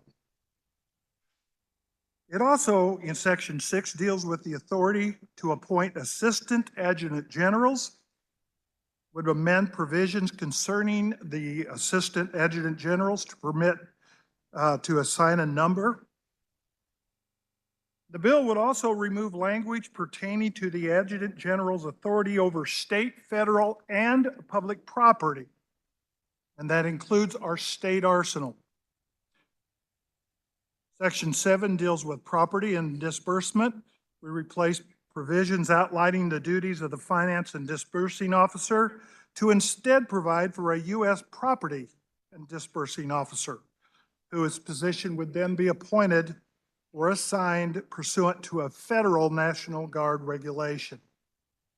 Uniforms, arms, equipment under Section 11 remove the requirement that commissioned officers provide themselves with suitable uniforms and other equipment, and provisions that non-commissioned officers be provided with uniforms and other equipment free of charge.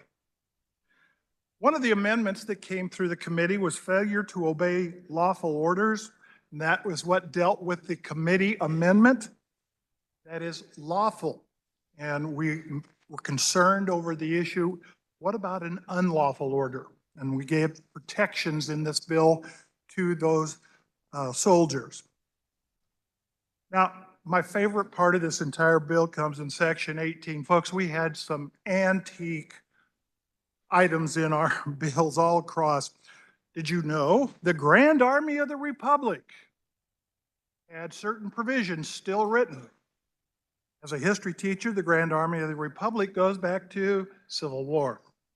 Spanish-American War veterans were permitted to use of our armories. I'm not sure there's any of those people left. And one little section mentioned that made my daughter-in-law, who served many years as a reserve, able-bodied males. Forgot half our population. Clearly, we are very distinguished. That has to come out. Trials by court-martial is also discussed, and it will be under federal regulations of military law. And we had several technical amendments, things that had to come out, large sections.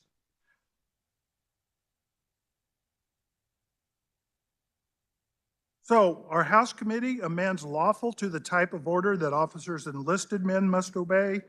We also added space component, air and space, Puerto Rico, District of Columbia to the military organizations for which we could get information. And according to our fiscal notes, tag notes, benefits will be paid with state disaster funds, which was something that would facilitate this. And with that, I would stand for questions. Questions or to speak to the bill, the chair recognizes Representative Weigel.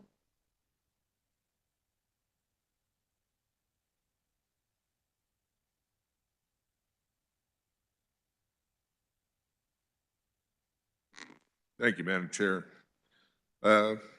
Senate Bill 292, you've probably heard this before.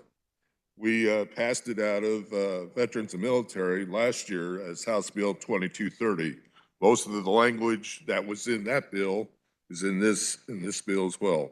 The carrier of the bill did an excellent job outlining what it is. I'm just going to touch on what I see as the three principal parts of this bill. Authorization or appointment of a state judge advocate by the Adjutant General's office, create and amend new related death and disability benefits for U.S. Army and Air National Guard troops, and 3, update and amend statute language within that Chapter 48. That's it in a nutshell. It's a good bill, and I hope I can have your support to pass the bill. Thank you very much, Madam Chair. Is there further discussion on the bill? Seeing none, Representative Johnson, you may close.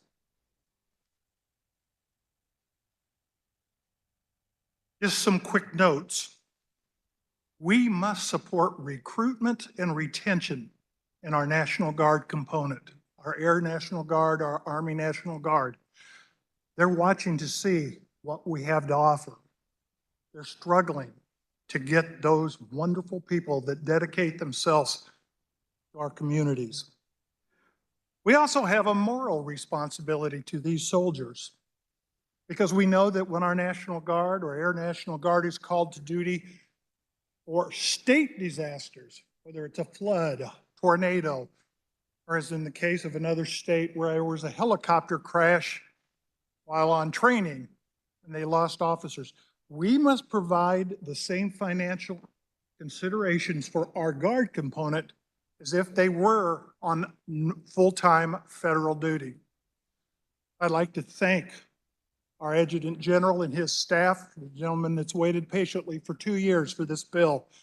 And I salute you, sir. And I also salute a member of our body here, because he dedicates himself on his weekends in the summer to do what we ask. And I can only worry that if something ever happened, God forbid, that his children were not taken care of.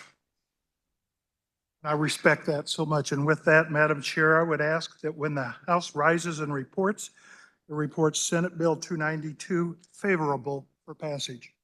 You've heard the motion by Representative Johnson to report Senate Bill 292 favorably. All those in favor signify by saying aye.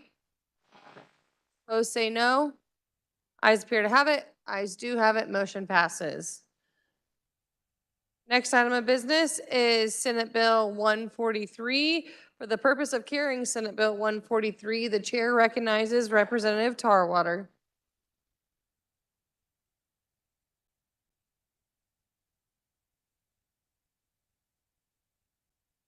Thank you, Madam Chair. There were amendments. I've moved the committee report. You've heard the motion. All in favor signify by saying aye. Opposed, no. The motion passes and the committee report is adopted. Please continue. Thank you, Madam Chair. SB 143 makes necessary changes to the Elevator Act that was passed in 2022. That bill was SB 181, and it came over to Commerce Committee. We looked at it and said it went way too far, and so it was assigned to another committee who passed it. Then we discussed it in calendar, and when the calendar body realized how far the bill went, the bill was passed over on the floor and sent back to committee. However, that bill stayed alive and was sent back to us in a committee report. Body, please be quiet. Thank you. Thank you, Madam Chair. Right. Hopefully the end of that thing doesn't fall off.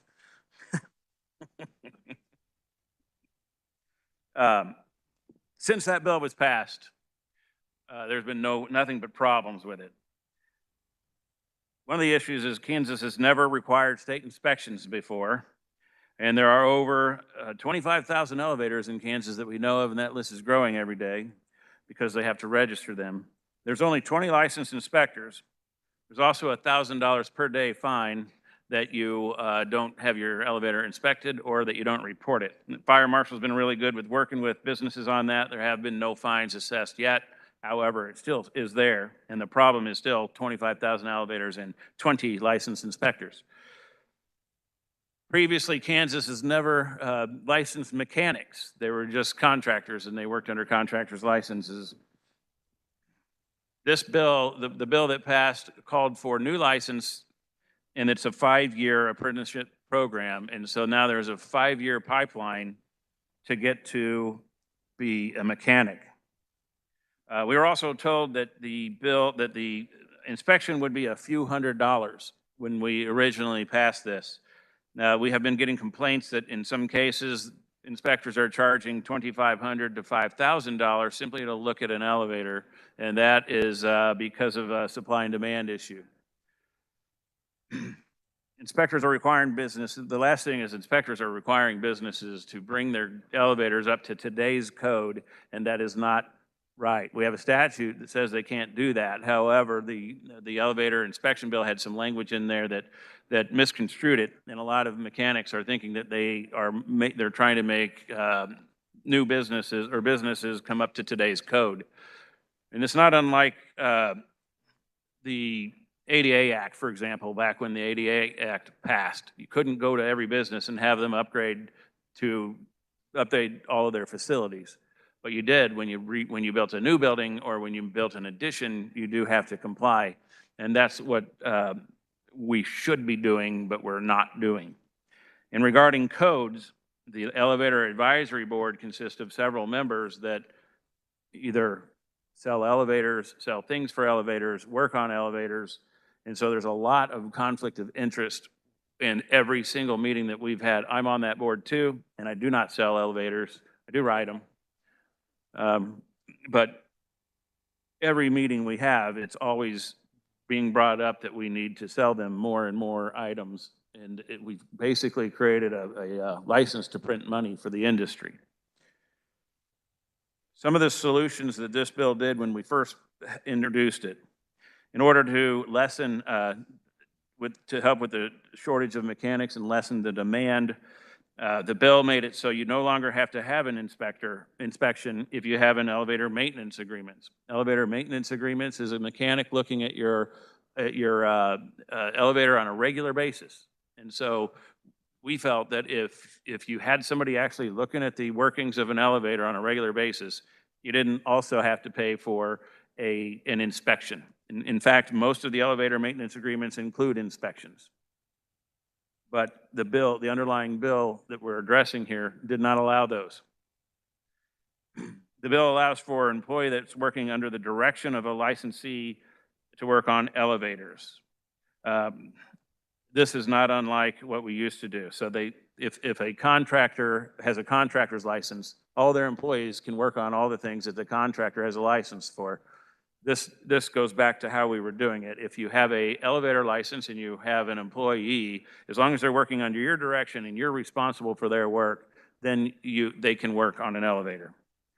And again, all these things are to address the supply and demand issues that we have created. And there has never been an issue in Kansas because of work that was done on an elevator. The bill originally changed the frequency of inspection to every 3 years instead of every year, since we never required inspections before. To address the mechanic shortage and to address the 5-year pipeline, the bill now allows a mechanic to go to one of our post-secondary educational institutions, and they did say they can create classwork for this, and they can create mechanics much shorter than 5 years. And so they'll be able to get a certificate from a post-secondary educational institution or a similar program and an equivalency examination prepared by the state fire marshal. And so there will be a skills test and we'll have good quality mechanics working on elevators. One of the other things we did was we removed stair lifts, escalators, and moving walkways from the act. This came to our attention with one of the complaints we got. There was a $600 fee to simply look at a chairlift that went up for 3 stairs in a library. That was a little exorbitant. The bill further makes it clear on the code issue. You cannot demand that somebody bring their elevator up to today's code unless they are rebuilding the elevator or doing significant work to it, just like any other act. The bill capped the fees for an inspection at $250, which was right in line with what we were told when we originally passed this bill. As you can imagine, the industry that previously was printing money had issues with this. We listened to them, we read all the written, and we looked at some of the states they told us to look at. And we made some compromise amendments. And so some of the things that we did, since the numbers are overwhelming, several areas of the state have never required inspections and do not currently have inspectors.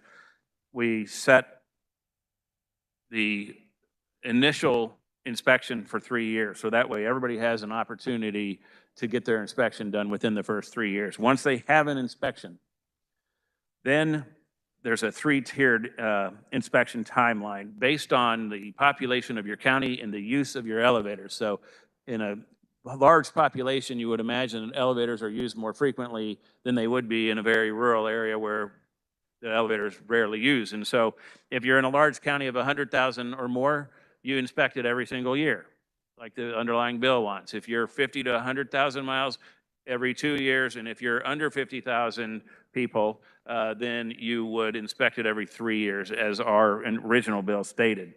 And we felt that was a good compromise. We looked at the surrounding states like they asked us to. And one of the examples we saw was in Nebraska.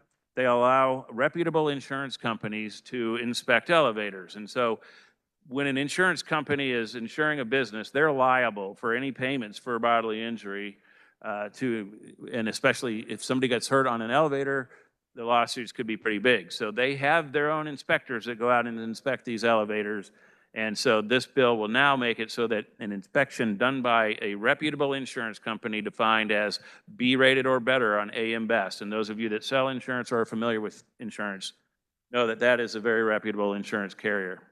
Yeah, their inspections count as an inspection as on the elevators.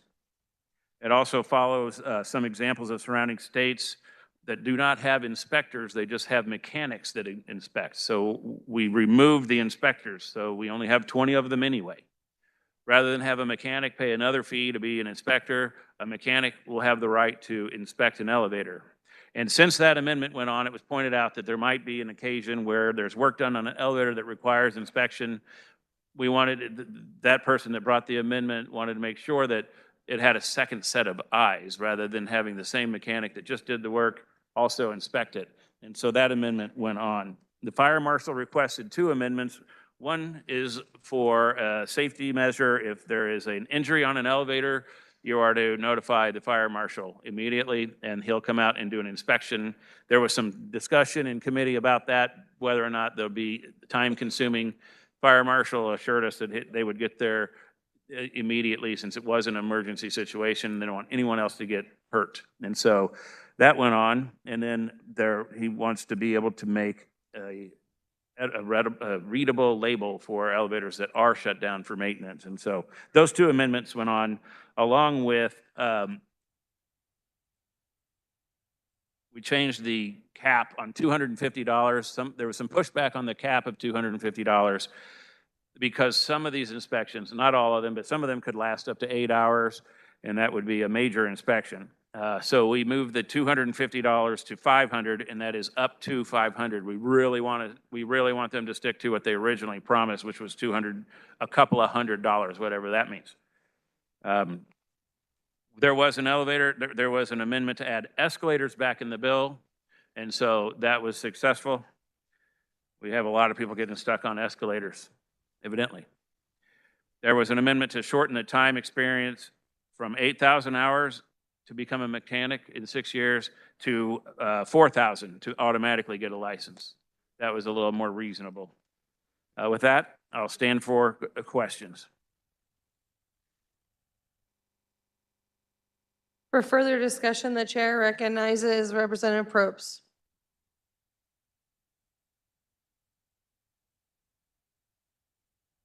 Thank you, Madam Chair. The Commerce Chair did a good job explaining the bill. I won't talk long on it, but I'll say there's a couple of things that caused me some concern on this, and I have a little bit of fear that we had no inspections on elevators, and we went over here and we had a lot of requirements, and that was clearly based on the feedback we're getting too much. And I have a little bit of concern we're swinging too far the other way again. But overall, I think that this is probably something we ought to do. We need to back off of what we had initially. I think there's probably room for more conversation about how to implement this in practice a little better. It should come as no surprise to anyone in this building that sometimes the ideas we have in here, once we put them out in the wild, don't work quite as well as we think they do. And that seems to be the case here. I'll probably support this. And I think I don't have a lot of passion one way or the other on this, but I don't work on elevators, but I ride them, and I'd prefer that they're safe. And I'd like to have some measures in place to make sure that they're safe, but I also don't want to put us in a situation where we can't have elevators functioning because we don't have enough people to inspect them. Thank you. For further discussion, the chair recognizes Representative Riley.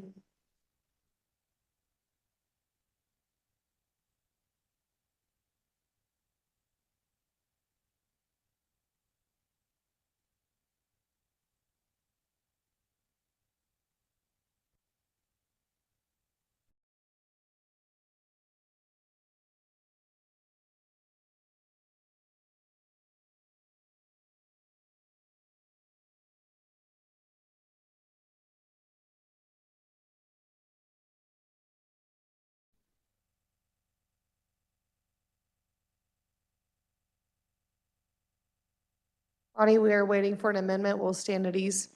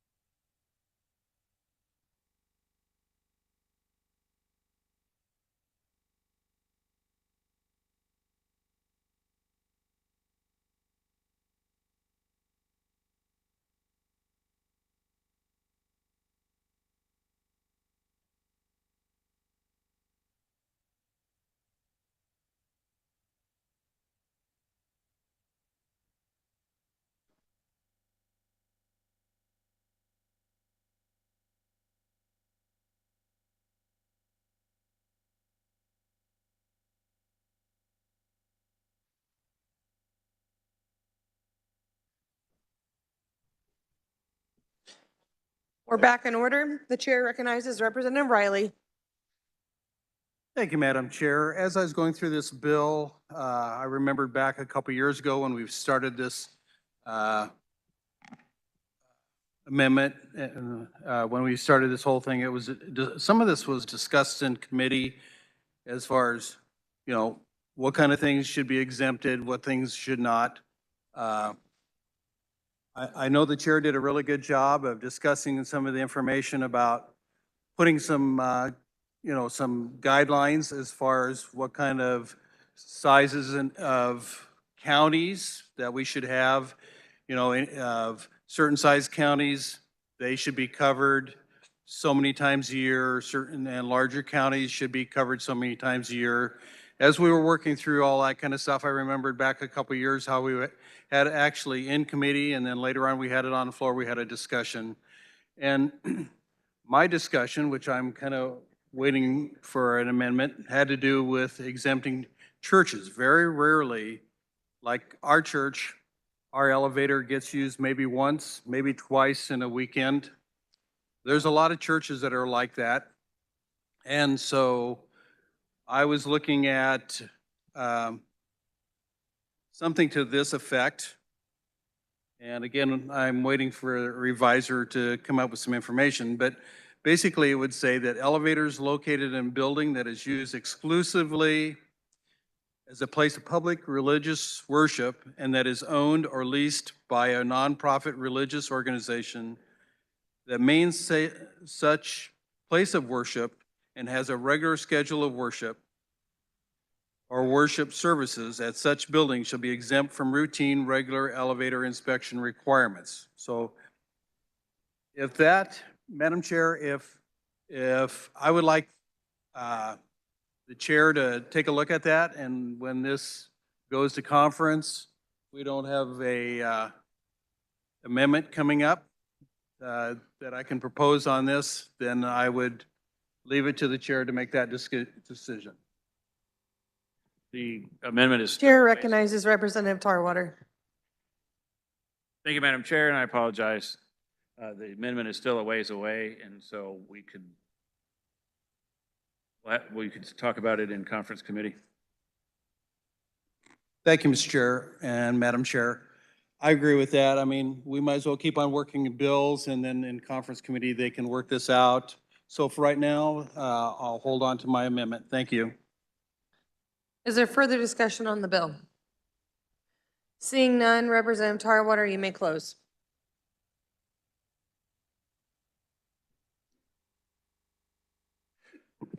Thank you, Madam Chair.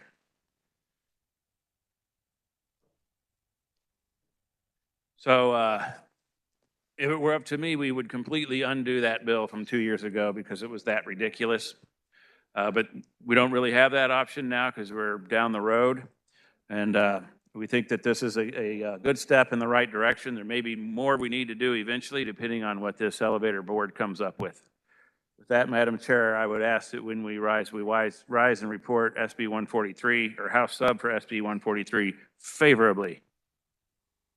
You've heard the motion by Representative Tarwater to report Senate Bill 143 favorably. All those in favor signify by saying aye. Opposed, say no. Ayes appear to have it.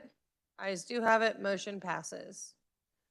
Next item of business is Senate Bill 333. For the purpose of carrying Senate Bill 333, the chair recognizes Representative Mason. Thank you, Madam Chair. Senate Bill, excuse me, there were committee amendments. I move the adoption of the committee report. Rookie mistake. You've heard the motion. All in favor signify by saying aye. Opposed, say no. The motion passes and the committee report is adopted. You may continue. Thank you, Madam Chair. Senate Bill 333 combines two bills which really help in the area of hiring disabled Kansans. And I can go through them real quickly. The base bill, Senate Bill 333, as it came from the Senate, what it did was extend the life of the State Youth Committee by 5 years. that State Use Committee is set to expire July 1st of this year. And so it's going to extend that to July 1st of 2029. If there are questions about the State Use Committee, I can answer that, but just in general, the committee is a 9-member panel and it works with the Director of Purchases set up within the Department of Administration to advise the Director of Purchases on the catalog of items from qualified vendors. Now, qualified vendor is a company who hires disabled Kansans. And so the whole point of the state use law then is to compel state agencies, school districts, and things like that to buy items from these qualified vendors whenever they can. In committee, we added the full contents of House Bill 2725, which is also known as Kathy's Law, and it establishes a hiring preference for disabled Kansans. So if you have an equal playing field, you have equal qualifications, equal credentials, then the state agency shall give preference to the disabled Kansan. With that, Madam Chair, I'll stand for questions. For discussion on the bill, the chair recognizes Representative Tarwater.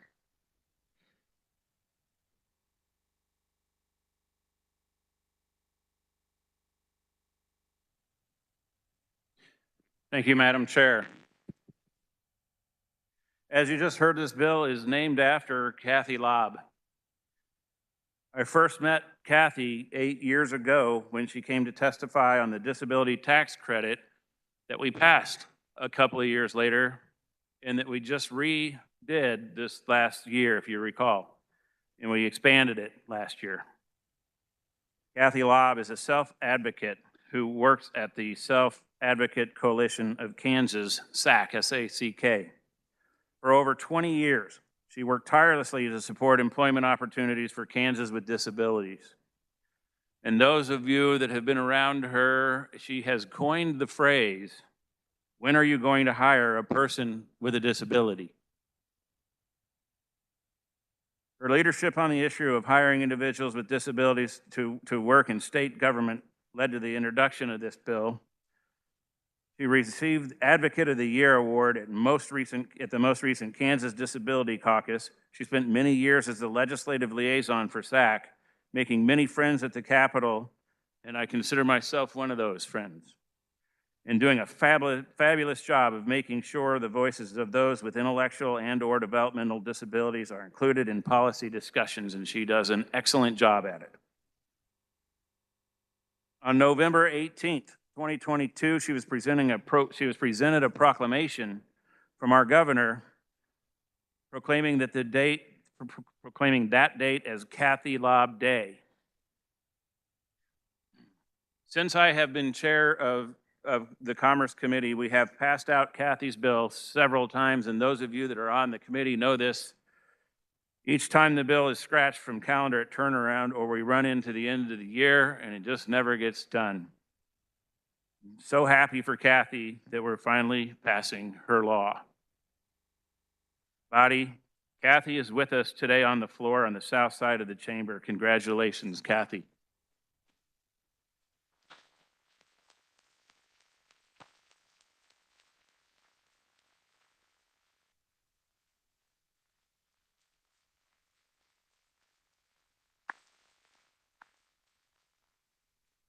Thank you. Is there further discussion on the bill? Seeing none, Representative Mason, you may close. Thank you again, Madam Chair. I move that when the committee rises and reports, we would report Senate Bill 333 favorable for passage. You have heard the motion by Representative Mason to report Senate Bill 333 favorably. All those in favor signify by saying aye. Opposed, say no. Motion passes. Ayes appear to have it. Motion passes. Next item of business, final item of business is Senate Bill 467. For the purposes of carrying Senate Bill 467, the chair recognizes Representative Bourgeon.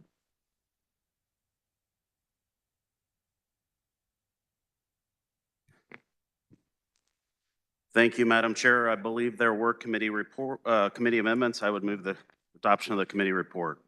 You have heard the motion. All in favor signify by saying aye. Opposed, no. Motion passes. The committee report is adopted. You may continue. Thank you, Madam Chair. Senate Bill 467 expands the Council on Travel and Tourism. It comes to us from the Kansas Department of Commerce and adds the Kansas Museum Association, the Kansas Sampler Foundation, and the National Independent Venue Association. The Venue Association member has to be a Kansas resident. The bill also makes some cleanup from when the council was moved to the Kansas Department of Commerce. And otherwise, there's a small fiscal note of $600 to reimburse the council member for mileage. And otherwise, I would urge your support and stand for questions. For discussion on the bill, the chair recognizes Representative Probst. Thank you, Madam Chair. Carrie did a good job explaining it. We've been trying to get this done for a while, so this is a good opportunity to do just that. Thank you. Representative Tarwater, do you wish to speak? Is there further discussion on the bill? Seeing none, Representative Bourgeon, you may close.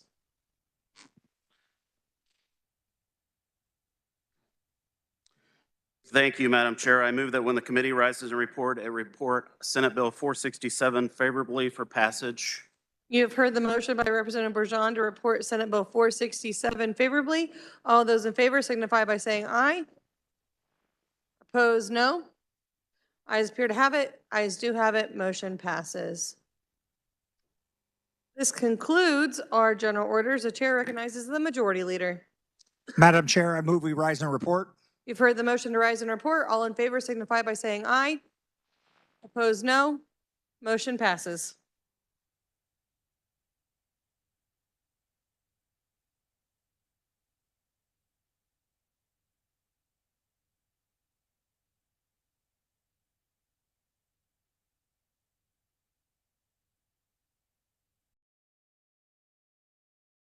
The clerk will read the committee report.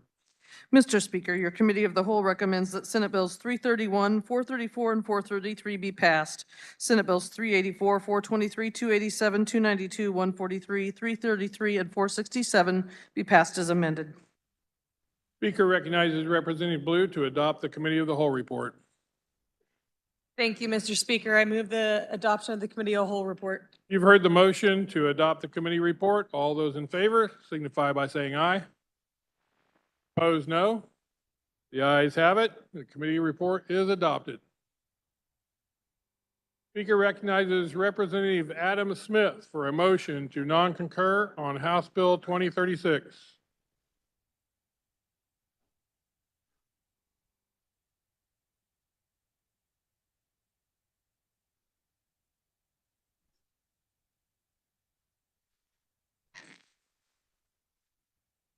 Thank you, Mr. Speaker. I'd make a motion to non-concur on Senate amendments to House Bill 2036 and that a committee, conference committee be appointed. Is there discussion? Seeing none, you may close. I close. You've heard the motion. All those in favor signify by saying aye. Opposed, no. Motion passes. Speaker appoints Representative Smith, Adam Smith, Bergkamp, and Sawyer as conferees on the part of the House. Speaker recognizes Adam Smith for a motion to non-concur on House Bill 2176.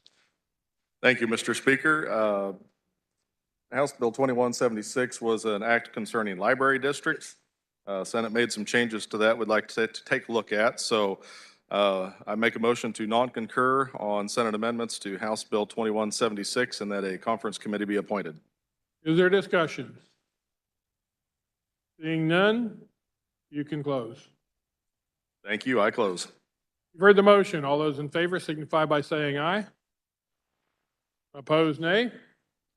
The ayes have it. The motion passes. The Speaker appoints Representative Adam Smith, Bergkamp, and Sawyer as conferees on the part of the House. Speaker recognizes Representative Adam Smith for a motion to non-concur on House Bill 2465. Thank you, Mr. Speaker. Apparently, I'm feeling very non-concurable today, but House Bill 2465 was a tax bill related to salt parity. State and local tax is what that stands for. It's not salt and pepper, but there's a lot of different provisions in this bill. Some of these things have passed our House floor here. A few of them haven't. So we want to take a look at those in conference. So, Mr. Speaker, I would move to non-concur on Senate amendments to House Bill 2465 and that a conference committee be appointed. Is there discussion? Seeing none? Representative Smith, you may close. I close. You've heard the motion. All those in favor signify by saying aye. Opposed, no. The ayes have it. Motion carries. The Speaker appoints Representative Adam Smith, Bergkamp, and Sawyer as conferees on part of the House. Speaker recognizes Representative Francis for a motion to non-concur on House Bill 2498.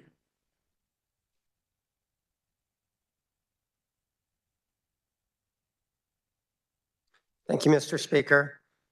I move that the House I guess I need to give a brief description, don't I? House Bill 2498 was a license plate bill for the First City of Kansas plate. Senate put some policy in there that we haven't heard or anything, so we would like to meet with them and kind of understand what that does. So with that, I'll stand for I guess I need to read my motion, don't I? Vic, you should move your motion up here and do this. I move that the House non-concur in Senate amendments to House Bill 2498 and that a conference committee be appointed. Is there discussion? Seeing none, Representative Francis, you may close. Thank you, Mr. Speaker. I close. You've heard the motion. All those in favor signify by saying aye. Opposed, nay. The ayes have it. Speaker appoints Representative Francis, Neely, and Ballard as conferees on the part of the House. Speaker recognizes Representative Francis for a motion to non-concur on House Bill 2481. Thank you, Mr. Speaker. House Bill 2481 was a road naming bill for some roads on K96. It was the PFC Henry Lee Fisher section and the 96th Infantry Division. Senate bundled another piece in there, so we want to meet and talk with them about that. So, Mr. Speaker, I move that the House non-concur in Senate amendments to House Bill 2481 and that a conference committee be appointed. Is there discussion? Seeing none, Representative Francis, you may close. Thank you, Mr. Speaker. I close. You have heard the motion. All those in favor signify by saying aye. Opposed, nay. The ayes have it. Motion carries. Speaker appoints Representative Francis, Neely, and Ballard as conferees on the part of the House. Speaker recognizes Representative Hoheisel for a motion to non-concur on House Bill 2562. Thank you, Mr. Speaker. HB 2562 was the Protect Vulnerable Adults Act. The Senate made some changes in it. We want to have a discussion with them. So, Mr. Speaker, I move that the House non-concur to Senate amendments in HB 2562 and that a conference committee be appointed. Is there discussion? Seeing none, Representative Hoheisel, you may close. I close. You've heard the motion. All those in favor signify by saying aye. Opposed, no. The ayes have it. Motion passes. The Speaker appoints Representative Hoheisel, Clifford, and Shue as conferees on the part of the House. Speaker recognizes Representative Sutton for a motion to non-concur on House Bill 2531. Thank you, Mr. Speaker. 2531 was a pretty straightforward and simple bill, but the Senate made a change. I'm going to have to look at them side by side and figure out exactly what that change is, but I want to do that and not automatically trust the work on the east side. So I move that the House non-concur in Senate amendments to HB 2531 and that a conference committee be appointed. Is there discussion? Seeing none, Representative Sutton, you may close. I close. You've heard the motion. All those in favor signify by saying aye. Opposed, nay. The ayes have it. Motion passes. The Speaker appoints Representative Sutton, Penn, and Neighbor as conferees on part of the House. Speaker recognizes Representative Sutton for a motion to non-concur on House Bill 2530. Thank you, Mr. Speaker. HB 2530 is exactly the same story, and so I move the House non-concurrent Senate amendments to HB 2530 and that a conference committee be appointed.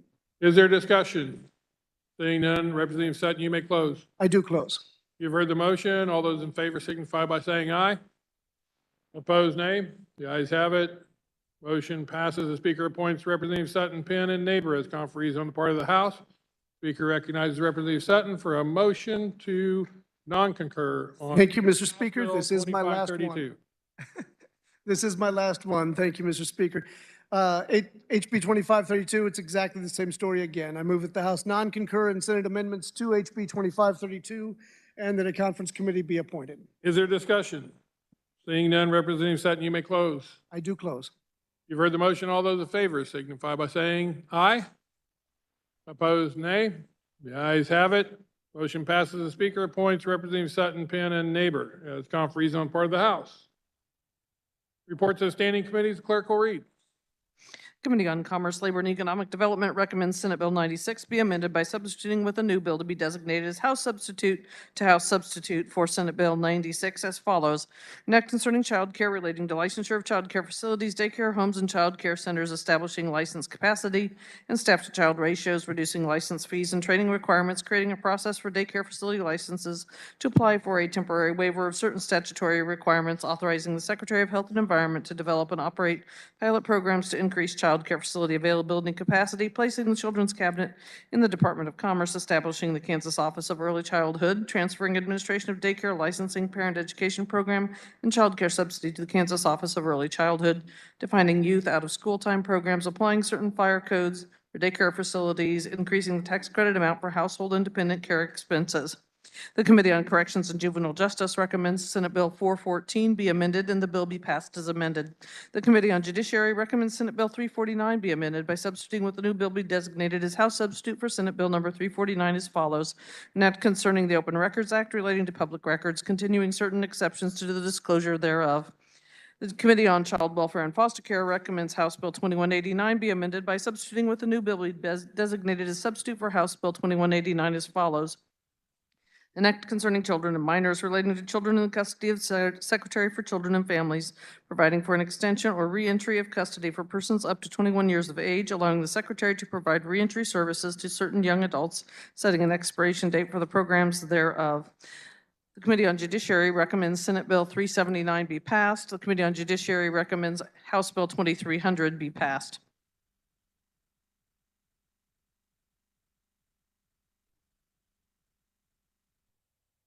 Are there announcements? Speaker recognizes Representative Landwehr.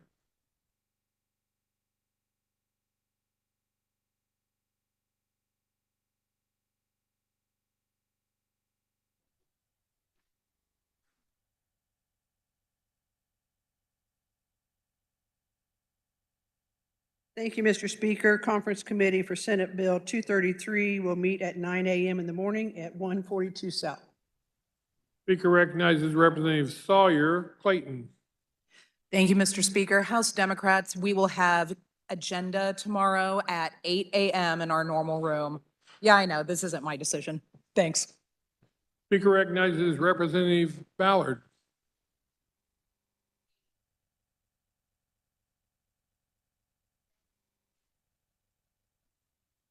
Thank you, Mr. Speaker. For those of you who are interested, you notice I'm wearing Jayhawks today. Lady Jayhawks are playing, and I mean, it's tough tonight because it's USC and everything else, but we've made a good showing.